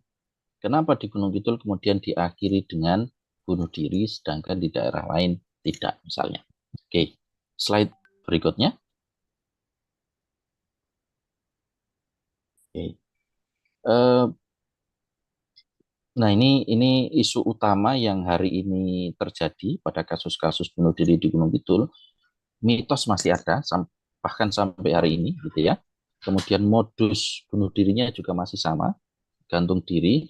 Tetapi di masa lalu, yang kasus-kasus bunuh diri itu dikanalisasi sebagai mitos pulung gantung, ini kemudian sudah mulai bergeser pada kasus-kasus kesehatan jiwa. Jadi pengenalan soal kesehatan jiwa, depresi dan sebagainya itu sudah mulai dibangun di masyarakat. Tapi persoalannya juga ada pada jumlah psikolog, jumlah layanan kesehatan, juga ada persoalan pada wilayah komunikasi. Secara karakteristik bukan lagi pada lansia, tetapi pada kelompok usia produktif, anak-anak dan remaja juga sudah terpapar kasus-kasus bunuh diri ini. Dari sisi perilaku korban tampaknya masih sama. Ini yang membedakan dengan kasus-kasus bunuh diri yang terjadi di wilayah perkotaan, yang beberapa kemudian meninggalkan pesan, gitu ya. Ada secari surat, atau kalau kita sedikit ekstrim misalnya pada beberapa kasus yang lalu ada kasus bunuh diri yang dia live di sosial media misalnya. Nah, respon masyarakat sudah juga mulai berubah. Tetapi bahwa kemudian ada soal ada soal mencari gelu, bakar tiang, tempat menggantung itu juga masih ada. Tapi satuan tugas mulai ada, bukan lagi masih pada tataran ini masih dianggap sebagai kasus individual. Kemudian layanan di tingkat kecamatan juga sudah mulai ada. Next. Nah, bagaimana ke depan? Saya kira kita perlu memposisikan bahwa kasus bunuh diri di Gunung Kidul atau pulung gantung di Gunung Kidul itu jangan hanya di kanal berikutnya. Next. Ya. Maka kemudian kita perlu cermati bahwa kita juga kemudian perlu menggeser sedikit itu dari persoalan yang sifatnya individual kesehatan mental pada persoalan kesehatan berbasis masyarakat. Persoalan kesehatan mental berbasis masyarakat. sejauh ini masih tesis yang perlu kami buktikan, memang ada problem relasi sosial yang luar biasa yang ada di Gunung Kidul. Pada kasus yang terjadi di lansia misalnya, ada persoalan terkait dengan sindrom kemanfaatan sosial versus perubahan sosial. Jadi Bapak Ibu lansia di sana yang menjadi korban itu merasa ketika usia tuanya itu tidak lagi kemudian dianggap berguna oleh masyarakatnya. Padahal di usia-usia semacam itu tentu dirohke atau diwongke itu menjadi sesuatu yang baik oleh keluarga sendiri maupun masyarakat. Ada cukup banyak angka lansia yang tinggal sendiri di sana, sementara anak-anaknya merantau ke luar kota misalnya. Komunikasinya terhambat, mungkin hampir setahun sekali atau 2 tahun sekali itu baru sapo aruh. Kalau enggak ya ketika lebaran saja misalnya, sehingga kebutuhan tentang bagaimana perawatan di hari tua dan seterusnya tidak tersampaikan. Yang ketiga terkait dengan persoalan konservatif dan perubahan zaman. Kalau menyimak kemudian secara tradisi di Gunung Kidul, memang upaya untuk menggerek pola berpikir untuk mengikuti perubahan-perubahan zaman memang ini menjadi tantangan tersendiri gitu ya. Dan yang keempat misalnya diwongke versus stigma dan diskriminasi. Para lansia, Bapak Ibu kita saya kira kebutuhan untuk dimanusiakan sebagaimana dia seorang manusia itu luar biasa tinggi, tetapi ternyata ada satu stigma dan diskriminasi yang luar biasa terhadap lansia. Dan yang terakhir ini ada problem soal komunikasi, bahasa Jawa versus bahasa Indonesia. Nah, pada banyak sosialisasi, baik itu oleh pemerintah, oleh psikolog dan sebagainya, itu selalu menggunakan bahasa Jawa. Padahal belum tentu lansia-lansia kita di sana itu memahami istilah-istilah yang dipakai. Sehingga memastikan bahwa apa yang diberikan itu sesuai dengan kapasitas pengetahuan dan kemampuan komunikasi, dalam hal ini bahasa Jawa, saya kira menjadi penting.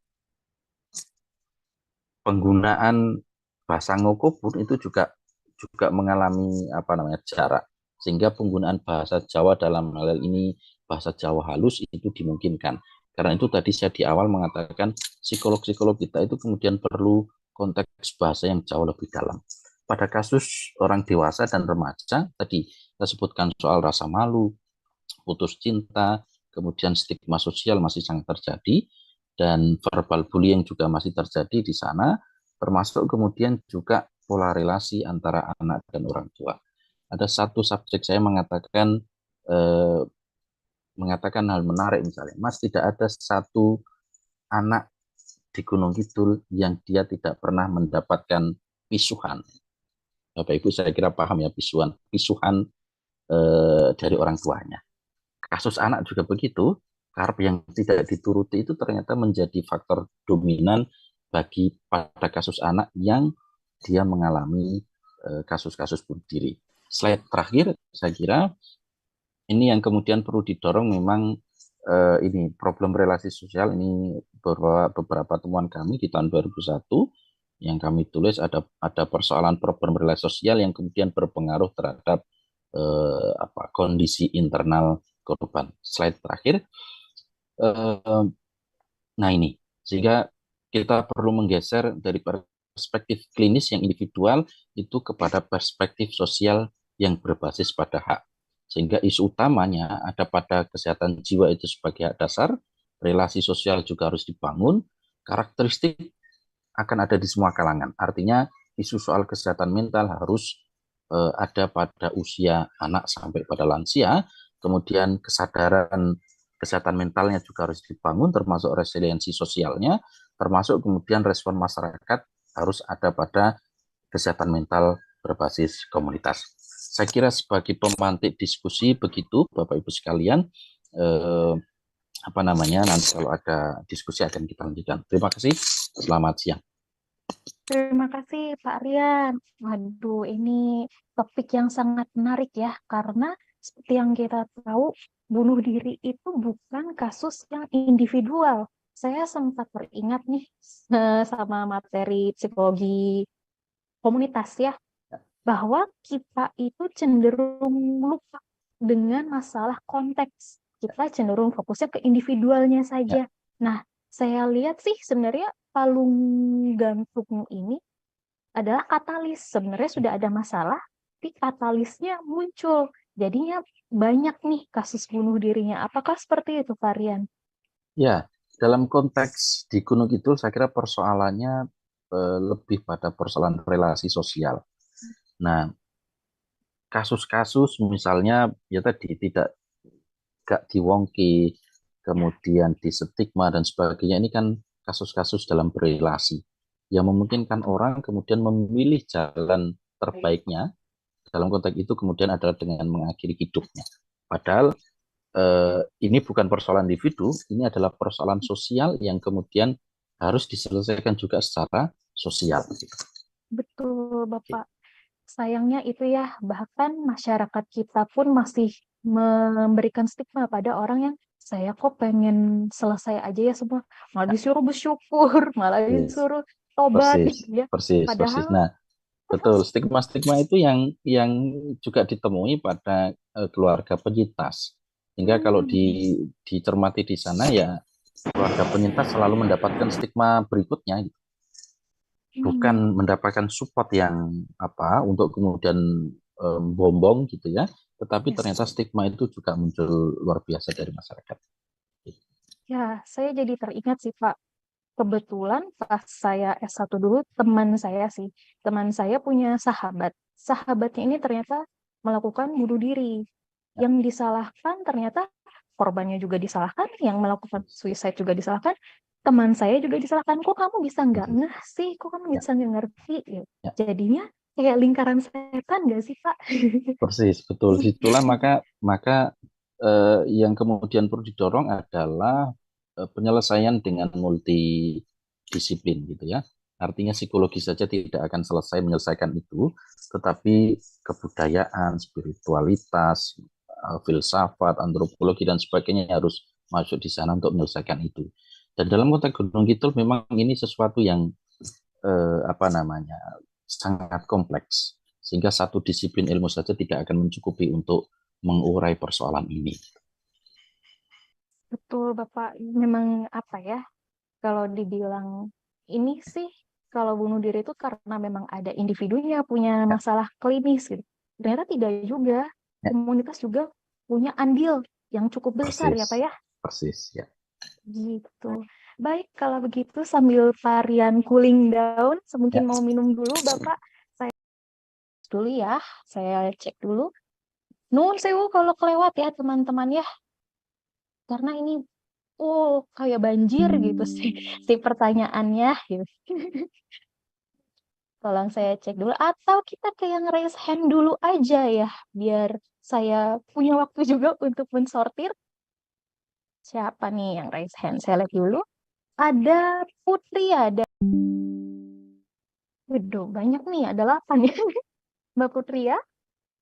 Apakah bisa on mic, Mbak? Sebelumnya mengalami gangguan psikologi seperti depresi atau gangguan psikologis berat lainnya, atau dia hanya mempercayai mitos yang telah ada sejak dahulu kala. Terus yang kedua, seperti yang beberapa kali Bapak Rian sebutkan, hingga sekarang itu masih terjadi bunuh diri yang disebabkan oleh pulung gantung. Nah itu pertanyaan saya, mengapa mitos yang beredar sebagai pulung gantung masih terjadi? Mengapa pemuka agama atau pemerintah di sana tidak dengan tegas menghilangkan mitos tersebut? Terus yang ketiga, dari presentasi kasus bunuh diri yang banyak terjadi, menurut pendapat Bapak, apakah dengan keterlibatan pemerintah dan sosial dapat mengurangi angka kasus-kasus tersebut? Dilihat dari kasus-kasus tersebut, itu masih terus terjadi dari tahun ke tahunnya, Pak. Terima kasih. Baik, langsung. Oke. Baik, terima kasih Mbak Putri ya. Yang pertama, ya saya jawab yang nomor 2 tadi ya. Mitos ini sesuatu yang mengakar. Jadi memang tidak kemudian semudah harus diganti gitu ya atau dihilangkan gitu. Memang kemudian faktanya kita masih menemukan sekalipun isu-isu soal kesehatan mental sudah diintroduksi, diperkenalkan kepada masyarakat. Dalam kasus ini adalah bunuh diri karena dugaan kesehatan mental, dugaan depresi, tetapi di masyarakat mitos itu tetap ada. Susah itu kemudian untuk menutup sama sekali bahwa ada mitos tentang pulung gantung. Terkait dengan pertanyaan pertama, bagaimana kondisi korban sebelum kejadian? Apakah dia mempercayai mitos itu atau ya karena kondisi psikologisnya? Nah, di beberapa kasus memang kondisinya ya tadi ada persoalan terkait dengan jerat hutang, kemiskinan dan sebagainya itu tentu itu efeknya pada persoalan psikologis dan terutama pada tingkat depresinya saya kira ya. Tetapi pada kasus-kasus yang lain memang juga dari keluarga kami dapat satu responden yang kemudian menceritakan bapak saya itu malamnya melihat pulung, Mas, merasa melihat. Tapi itu yang diceritakan bapaknya ke anak keluarga korban ya. Bapak saya melihat itu. Karena itu kemudian dia merasa oh ini panggilan. Ini panggilan saya, ini sudah titi wanci, ini sudah waktunya bagi saya. Kira-kira begitu. Itu yang kemudian disampaikan kepada si anak korban gitu.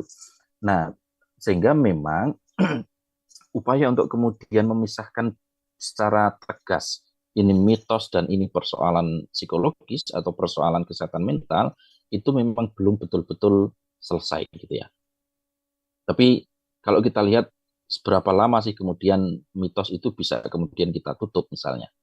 Sehingga memang membutuhkan waktu untuk betul-betul meletakkan bahwa ini persoalan kesehatan bersama, bukan hanya persoalan kesehatan individual. Karena itu berkaitan dengan pertanyaan Mbak Fitria yang ketiga tadi adalah bagaimana yang harus dilakukan, basisnya harus pada masyarakat.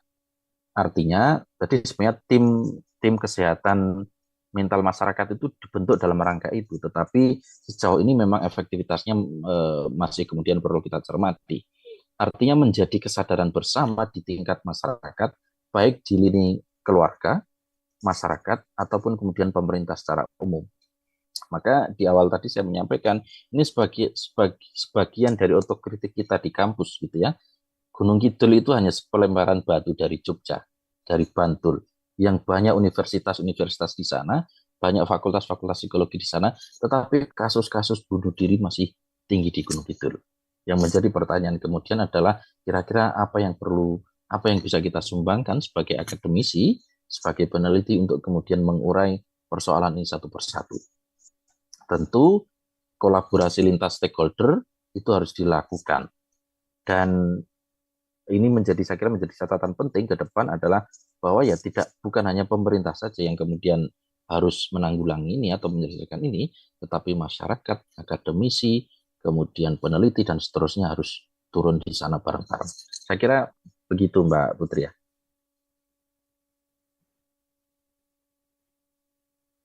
Baik, terima kasih Pak Rian dan Mbak Putri ya untuk sesi tanya jawab pertama ya. Untuk saya selanjutnya ke yang raise hand lagi deh. Untuk Rizky Wijayanti, apakah bisa on mic? Ya, silakan Mas. Masih ke mute? Iya, masih ke mute.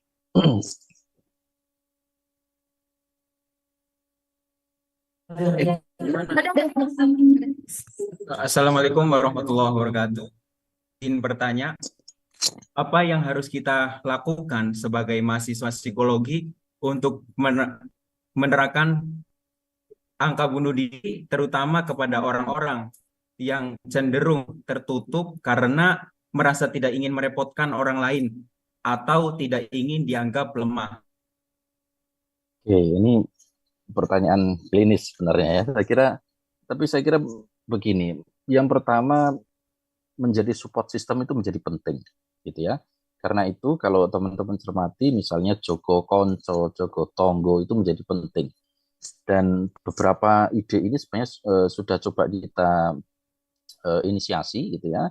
Terutama di kala pandemi itu kita kemudian mengidentifikasi kira-kira siapa yang harus menjaga siapa gitu.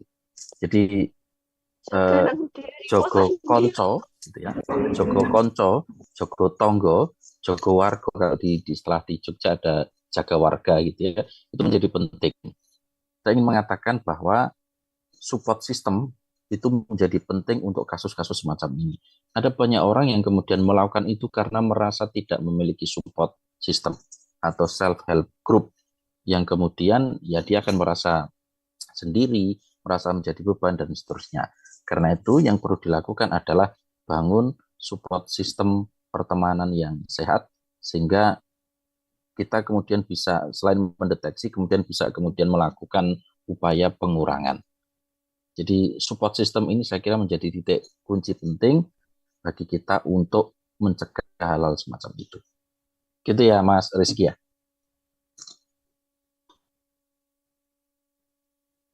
Baik, Pak. Baik, Pak. Terima kasih. Baik, terima kasih Mas Rizky untuk pertanyaannya. Untuk ada yang raise hand lagi. Kita ke Adelia Fatimatus. Boleh on mic, Mbak Adelia?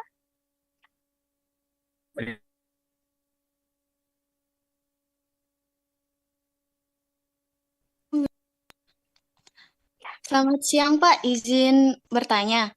Masih berkaitan dengan kasus bunuh diri di sekitar kita, bagaimana cara mendisiplinkan anak untuk mengurangi aktivitas berlebih? Sebagai contoh saat ini yang baru-baru saja terjadi, anak kecil di Pekalongan yang bunuh diri akibat HP-nya disita oleh orang tuanya.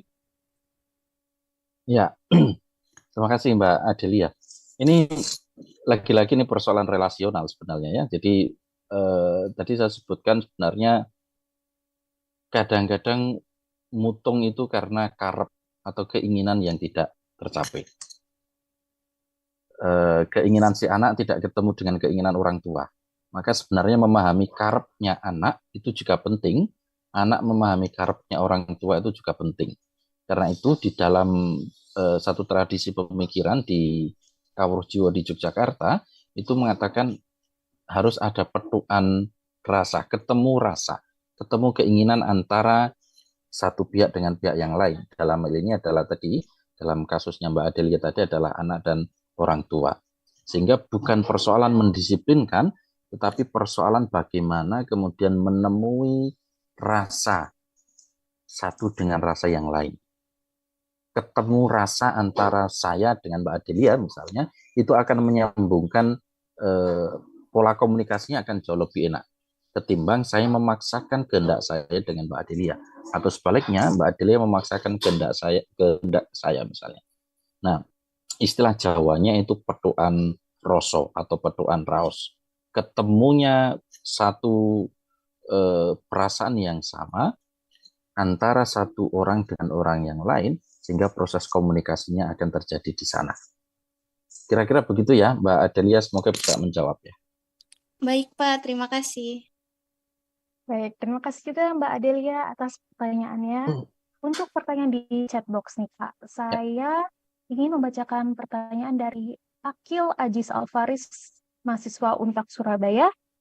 Ingin bertanya mengenai bagaimana sih tahap-tahap yang efektif dalam mencegah atau preventif kegiatan percobaan bunuh diri, seperti menyayat atau istilah terkininya berkoding ya Pak ya, membenturkan kepala, minum obat batuk sampai berbotol-botol gitu ya. Karena terkadang saya sebagai konselor masih memiliki hambatan nih dalam memberikan penanganan pada pelaku yang mencoba melakukan percobaan tersebut. Bagaimana Pak Rian? Baik, terima kasih Bapak dari Untak ya. Saya kira Bapak jauh lebih paham ya, karena psikolog gitu ya. Tapi kira-kira saya ingin mengatakan begini, pada fase-fase awal saya kira yang paling urgent untuk dilakukan adalah menjadi teman berbicara, gitu ya, menjadi teman berbicara, mengalihkan perhatiannya dari upaya suicide, upaya percobaan bunuh diri itu dengan diajak ngobrol saja.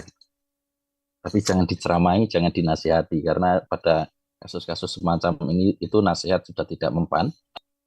Kemudian kata-kata sabar juga sudah tidak mempan. Ingat Tuhan juga sudah tidak mempan. Saya kira yang penting menurut saya upaya paling mendasar adalah menjadikan diri kita sebagai teman bicara.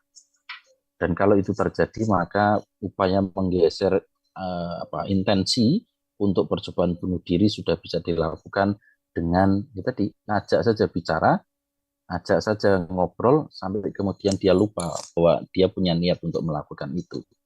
Itu saya kira langkah urgent pertama yang harus kita lakukan. Tentu pasca itu tindakan-tindakan klinisnya, tindakan-tindakan medisnya juga kemudian perlu dilakukan. Semoga bisa menjawab Bapak. Terima kasih Pak Tian. Dan teman-teman, mohon maaf sekali karena waktunya sudah habis, jadi sesi tanya jawabnya kita cukupkan. Kalau saya boleh menyimpulkan, kasus bunuh diri sebenarnya adalah kasus yang ditangani secara komunitas, tidak hanya individual saja. Dan salah satu hal yang bisa kita lakukan sebagai individu dari sebuah komunitas adalah menjadi teman terbaik bagi individu-individu yang rentan atau menunjukkan tanda-tanda ingin mengakhiri hidupnya. Begitu. Ya. Baik, Bapak Rian, terima kasih atas diskusinya. Sebagai tanda apresiasi, kami memberikan sertifikat cetak simbolis yang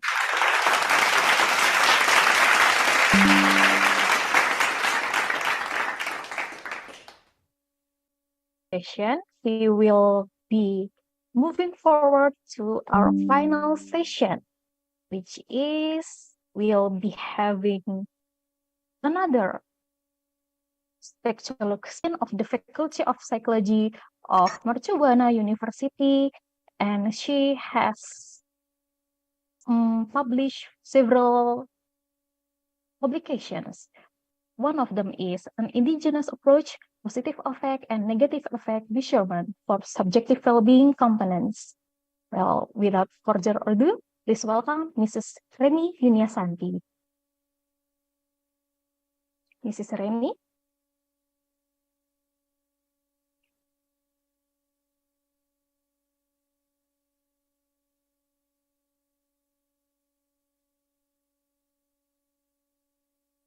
Masih ke-mute, Mrs. Reni? Okay. Can you hear me now, Mrs. Yes. Anin? Yes. Yes, Okay. Mrs.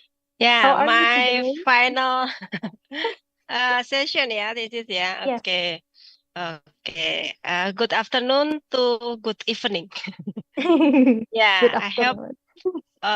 all the participants still have energy to sharing and discussions in the panel sessions.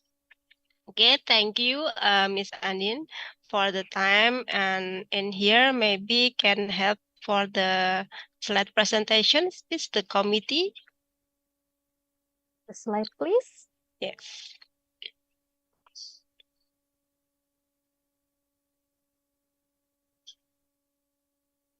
Yes, thank you. Good afternoon to good evening, everybody. And in here, I want to share a little informations to knowing more about indigenous mental health, especially have a title understanding context of cultural generation in research. Maybe next slide.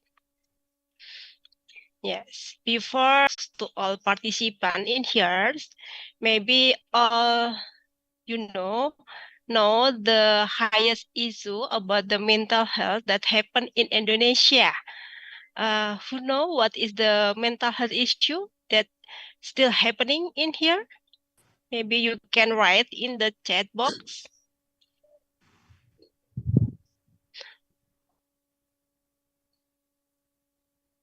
What is the issue of the mental health that's still happening in Indonesia?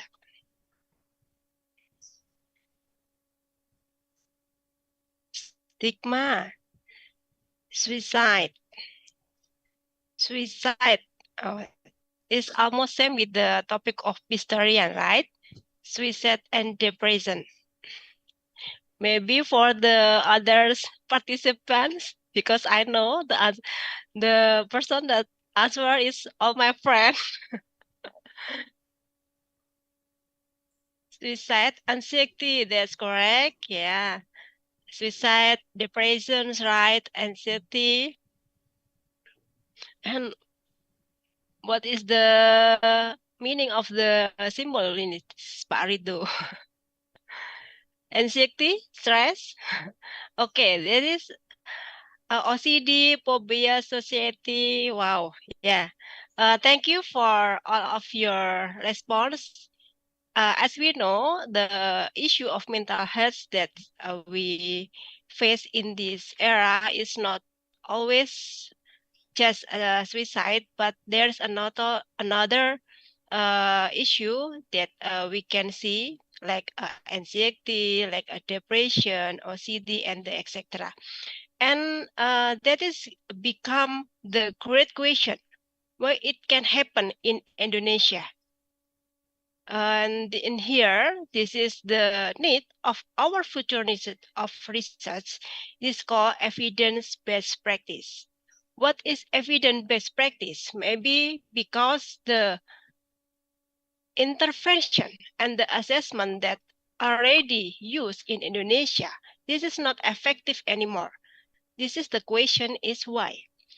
And maybe this is the one of the answer that we must find and solve together. One of the solution that we can choose to solve that problem is based the research by evidence-based practice. What is evidence-based practice? Evidence-based practice is the integration of the best available research with clinical expertise in the context of patient characteristic, culture, and preference. Yes, and here we know maybe can be the next slide. I will show the theory that become the development of psychology in the next futures. It's called the hierarchy of evidence. And the future research of Indigenous, we must more specific and understanding about the personal or the respondent. And here, there is some of the leveling of the hierarchy of evidence. In here, in the bottom line, we see the expert opinion, and then we can see the hierarchy of evidence from case report, and then from the case center study, and then the cohort study, and then randomized clinical trial, meta-analysis, and the systematic review. It means that we, according doing research, must know what is the person and what is the culture that become their basic. And here we can see the circle, that there is a 3 circles. We must know the 3 concepts doing future research for development psychology. The first is best available research evidence. And then we see the personal expertise. And the third is client's value, character, and circumstance. The best valuable evidence is mere related to the availability and quality of the interventions. And professional expertise is mean the quality and effectiveness of treatment is determined by the practitioner's level of expertise. Includes practical skills, judgment, delivery, and evaluation of treatment, personal, as well as the ability to identify and interpret scientific evidence into participant context. And the last is the client characteristic, is best available evidence in the context of the case by considering the client's background, situation, and condition. Okay, next slide, please. Okay, we see maybe for the first speaker already explained about the indigenous psychology. in here, I want to enhance more what is the indigenous ecology. That I know the indigenous ecology examining about knowledge, skill, and beliefs people have about themselves and studying this aspect in their natural context. And in here, society and cultures are emergent properties that cannot be reduced to the mersum of individual characteristics. Yes. And you see in the picture, in Indonesia, we have a lot of uh, nation and a lot of religion that may be very, very important to know and more understanding to more understand about the psychological dynamic in the research of psychology. In here, I see there is still a lot of students. Maybe you doing your tasks or doing your final exam, you must explaining about how is the variable can happen in some respondent individual. And maybe we are not aware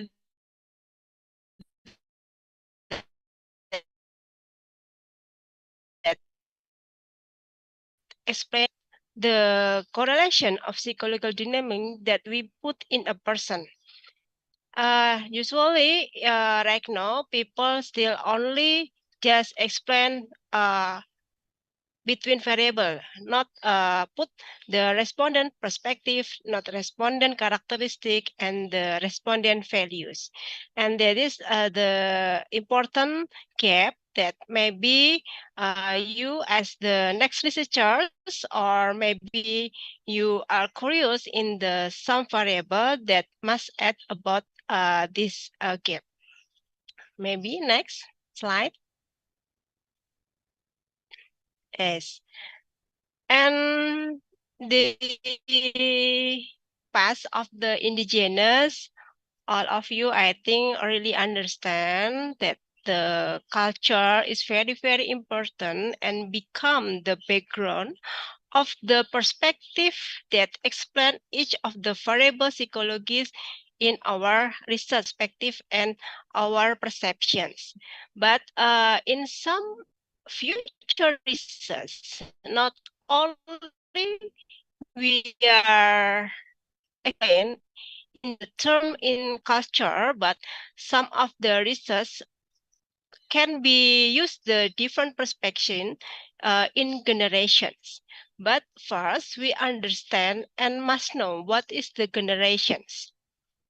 And maybe you already know and ever heard about the generation, because the term of the generation is very booming, is very popular in now. But we will understand that generation is not just divided in the years of birth. Let me explain in this session that generation, the first term is enhanced in Mannheim in 1952, that which describes a generation as a social construct with similar age and historical experience from 92 until 93. Yes, in here, they still divide it just in 10 years. And the term and classification of generations rests in America based on a different race of yes. And here, next slide. What is the meaning of the generations? There is some description of the generation in here. I from the chain that describes generation as a grouping of people with the same age period and the same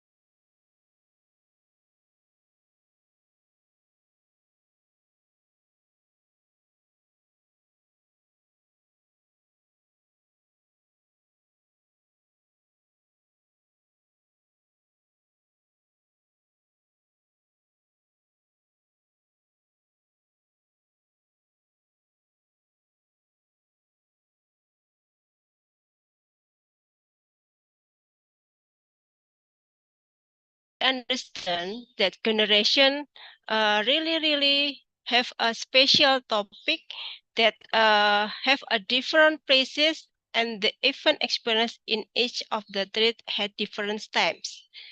And you know the following several theories that explain the classification of generation and the events that led to the emergence of this generation boundaries. Next. Yes. In here, you can see I saw the one of the classification generations. Maybe the author in here very famous about the generation and very popular, Howe and Strauss. They are the researcher from America. They may be the first pioneer that divide classification of generations. In here, you can see Howe and Strauss divide generations in a G generation, silent generation, a baby boomer, and generation X. In here, the G generation you see is from 1901 until 1924. And the silent generations in 1925 until 1942. And you see the baby boomer is 1943 until 1960. And then the generation X, you see, from 1961 until 1980.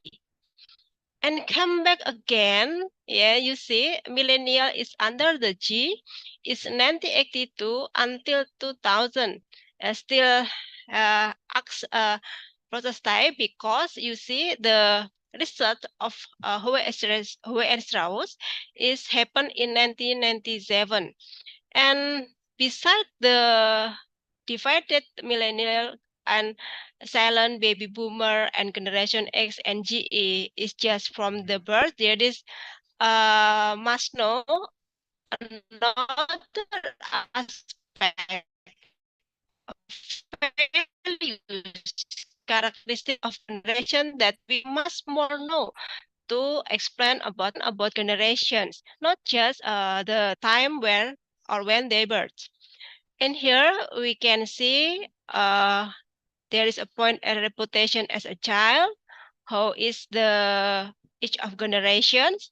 In here we can see GE and millennial popular as a good, and the silent is placid, prophet is birds, and nomad is bad.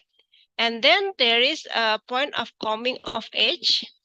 You see, in G and millennial is empowering. An artist or silent generation is unfulfilling, and the baby boomer is satisfying, and the nomad is alienating. And then there is another point of the classification of generation.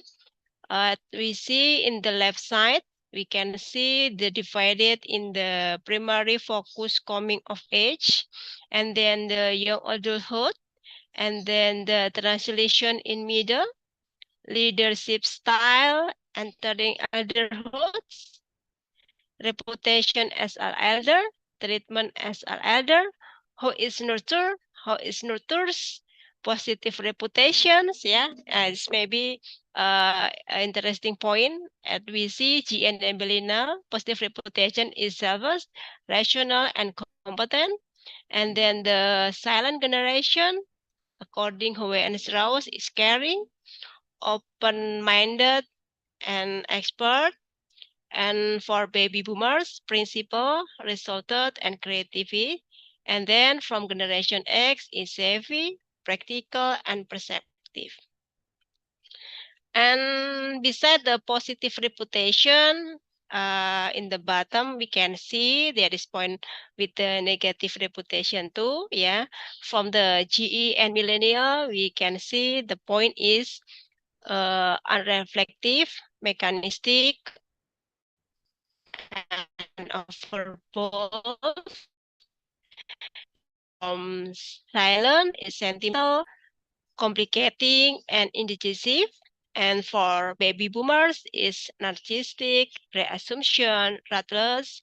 And for the generation X, feeling, culture, and more. There is different classification and different value that every generation had according William and Strauss. Okay, next. Yes, according some sessions, there is some argument and opinion, the limitation and differences of each classification of generations. In here, there is some of the researchers we can see from TAPS, Scott, Semke, Lancaster, and Stillman, Martin, generation. Next slide, please. Yes, in here, I show to you another behavioral characteristics of different group based from Benzik and Meskova that their research give another classification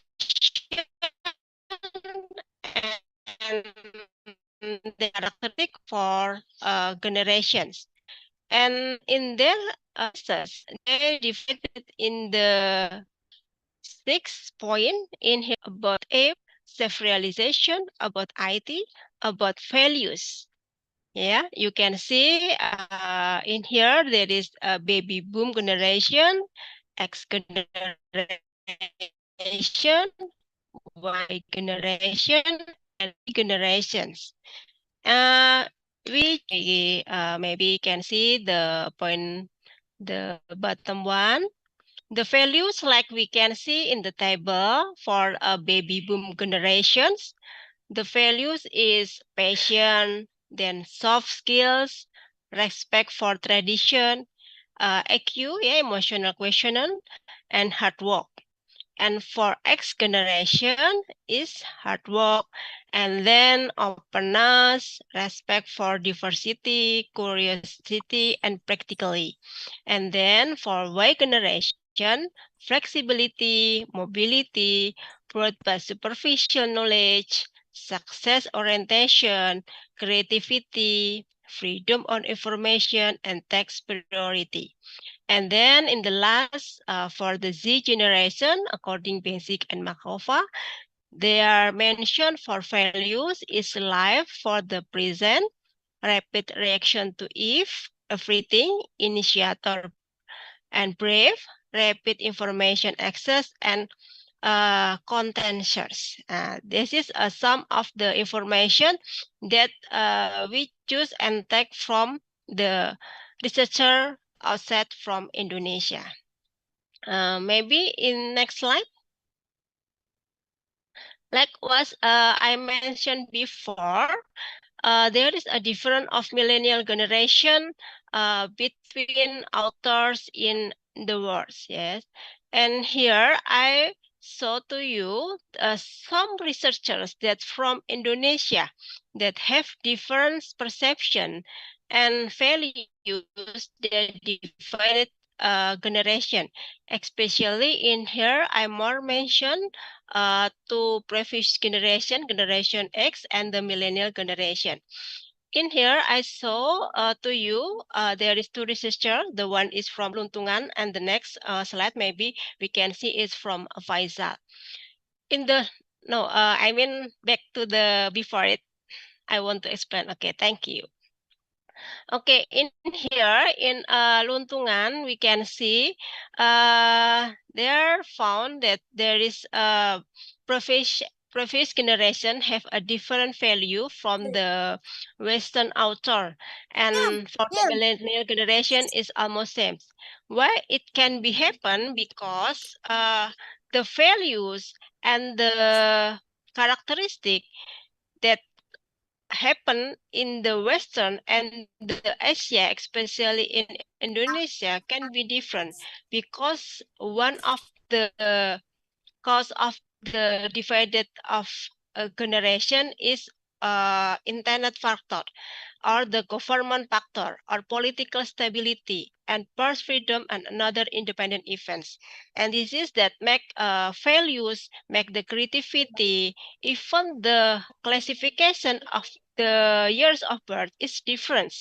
So in here we can see from Luntungan, according their opinion, previous generation, see from the government politic, there is a centralization and political reformation because the fall of the new order governments. And the middle generation in decentralization and give region autonomy with multi-system political parties. In the provincial generation, because the static government, in the generation more dynamic and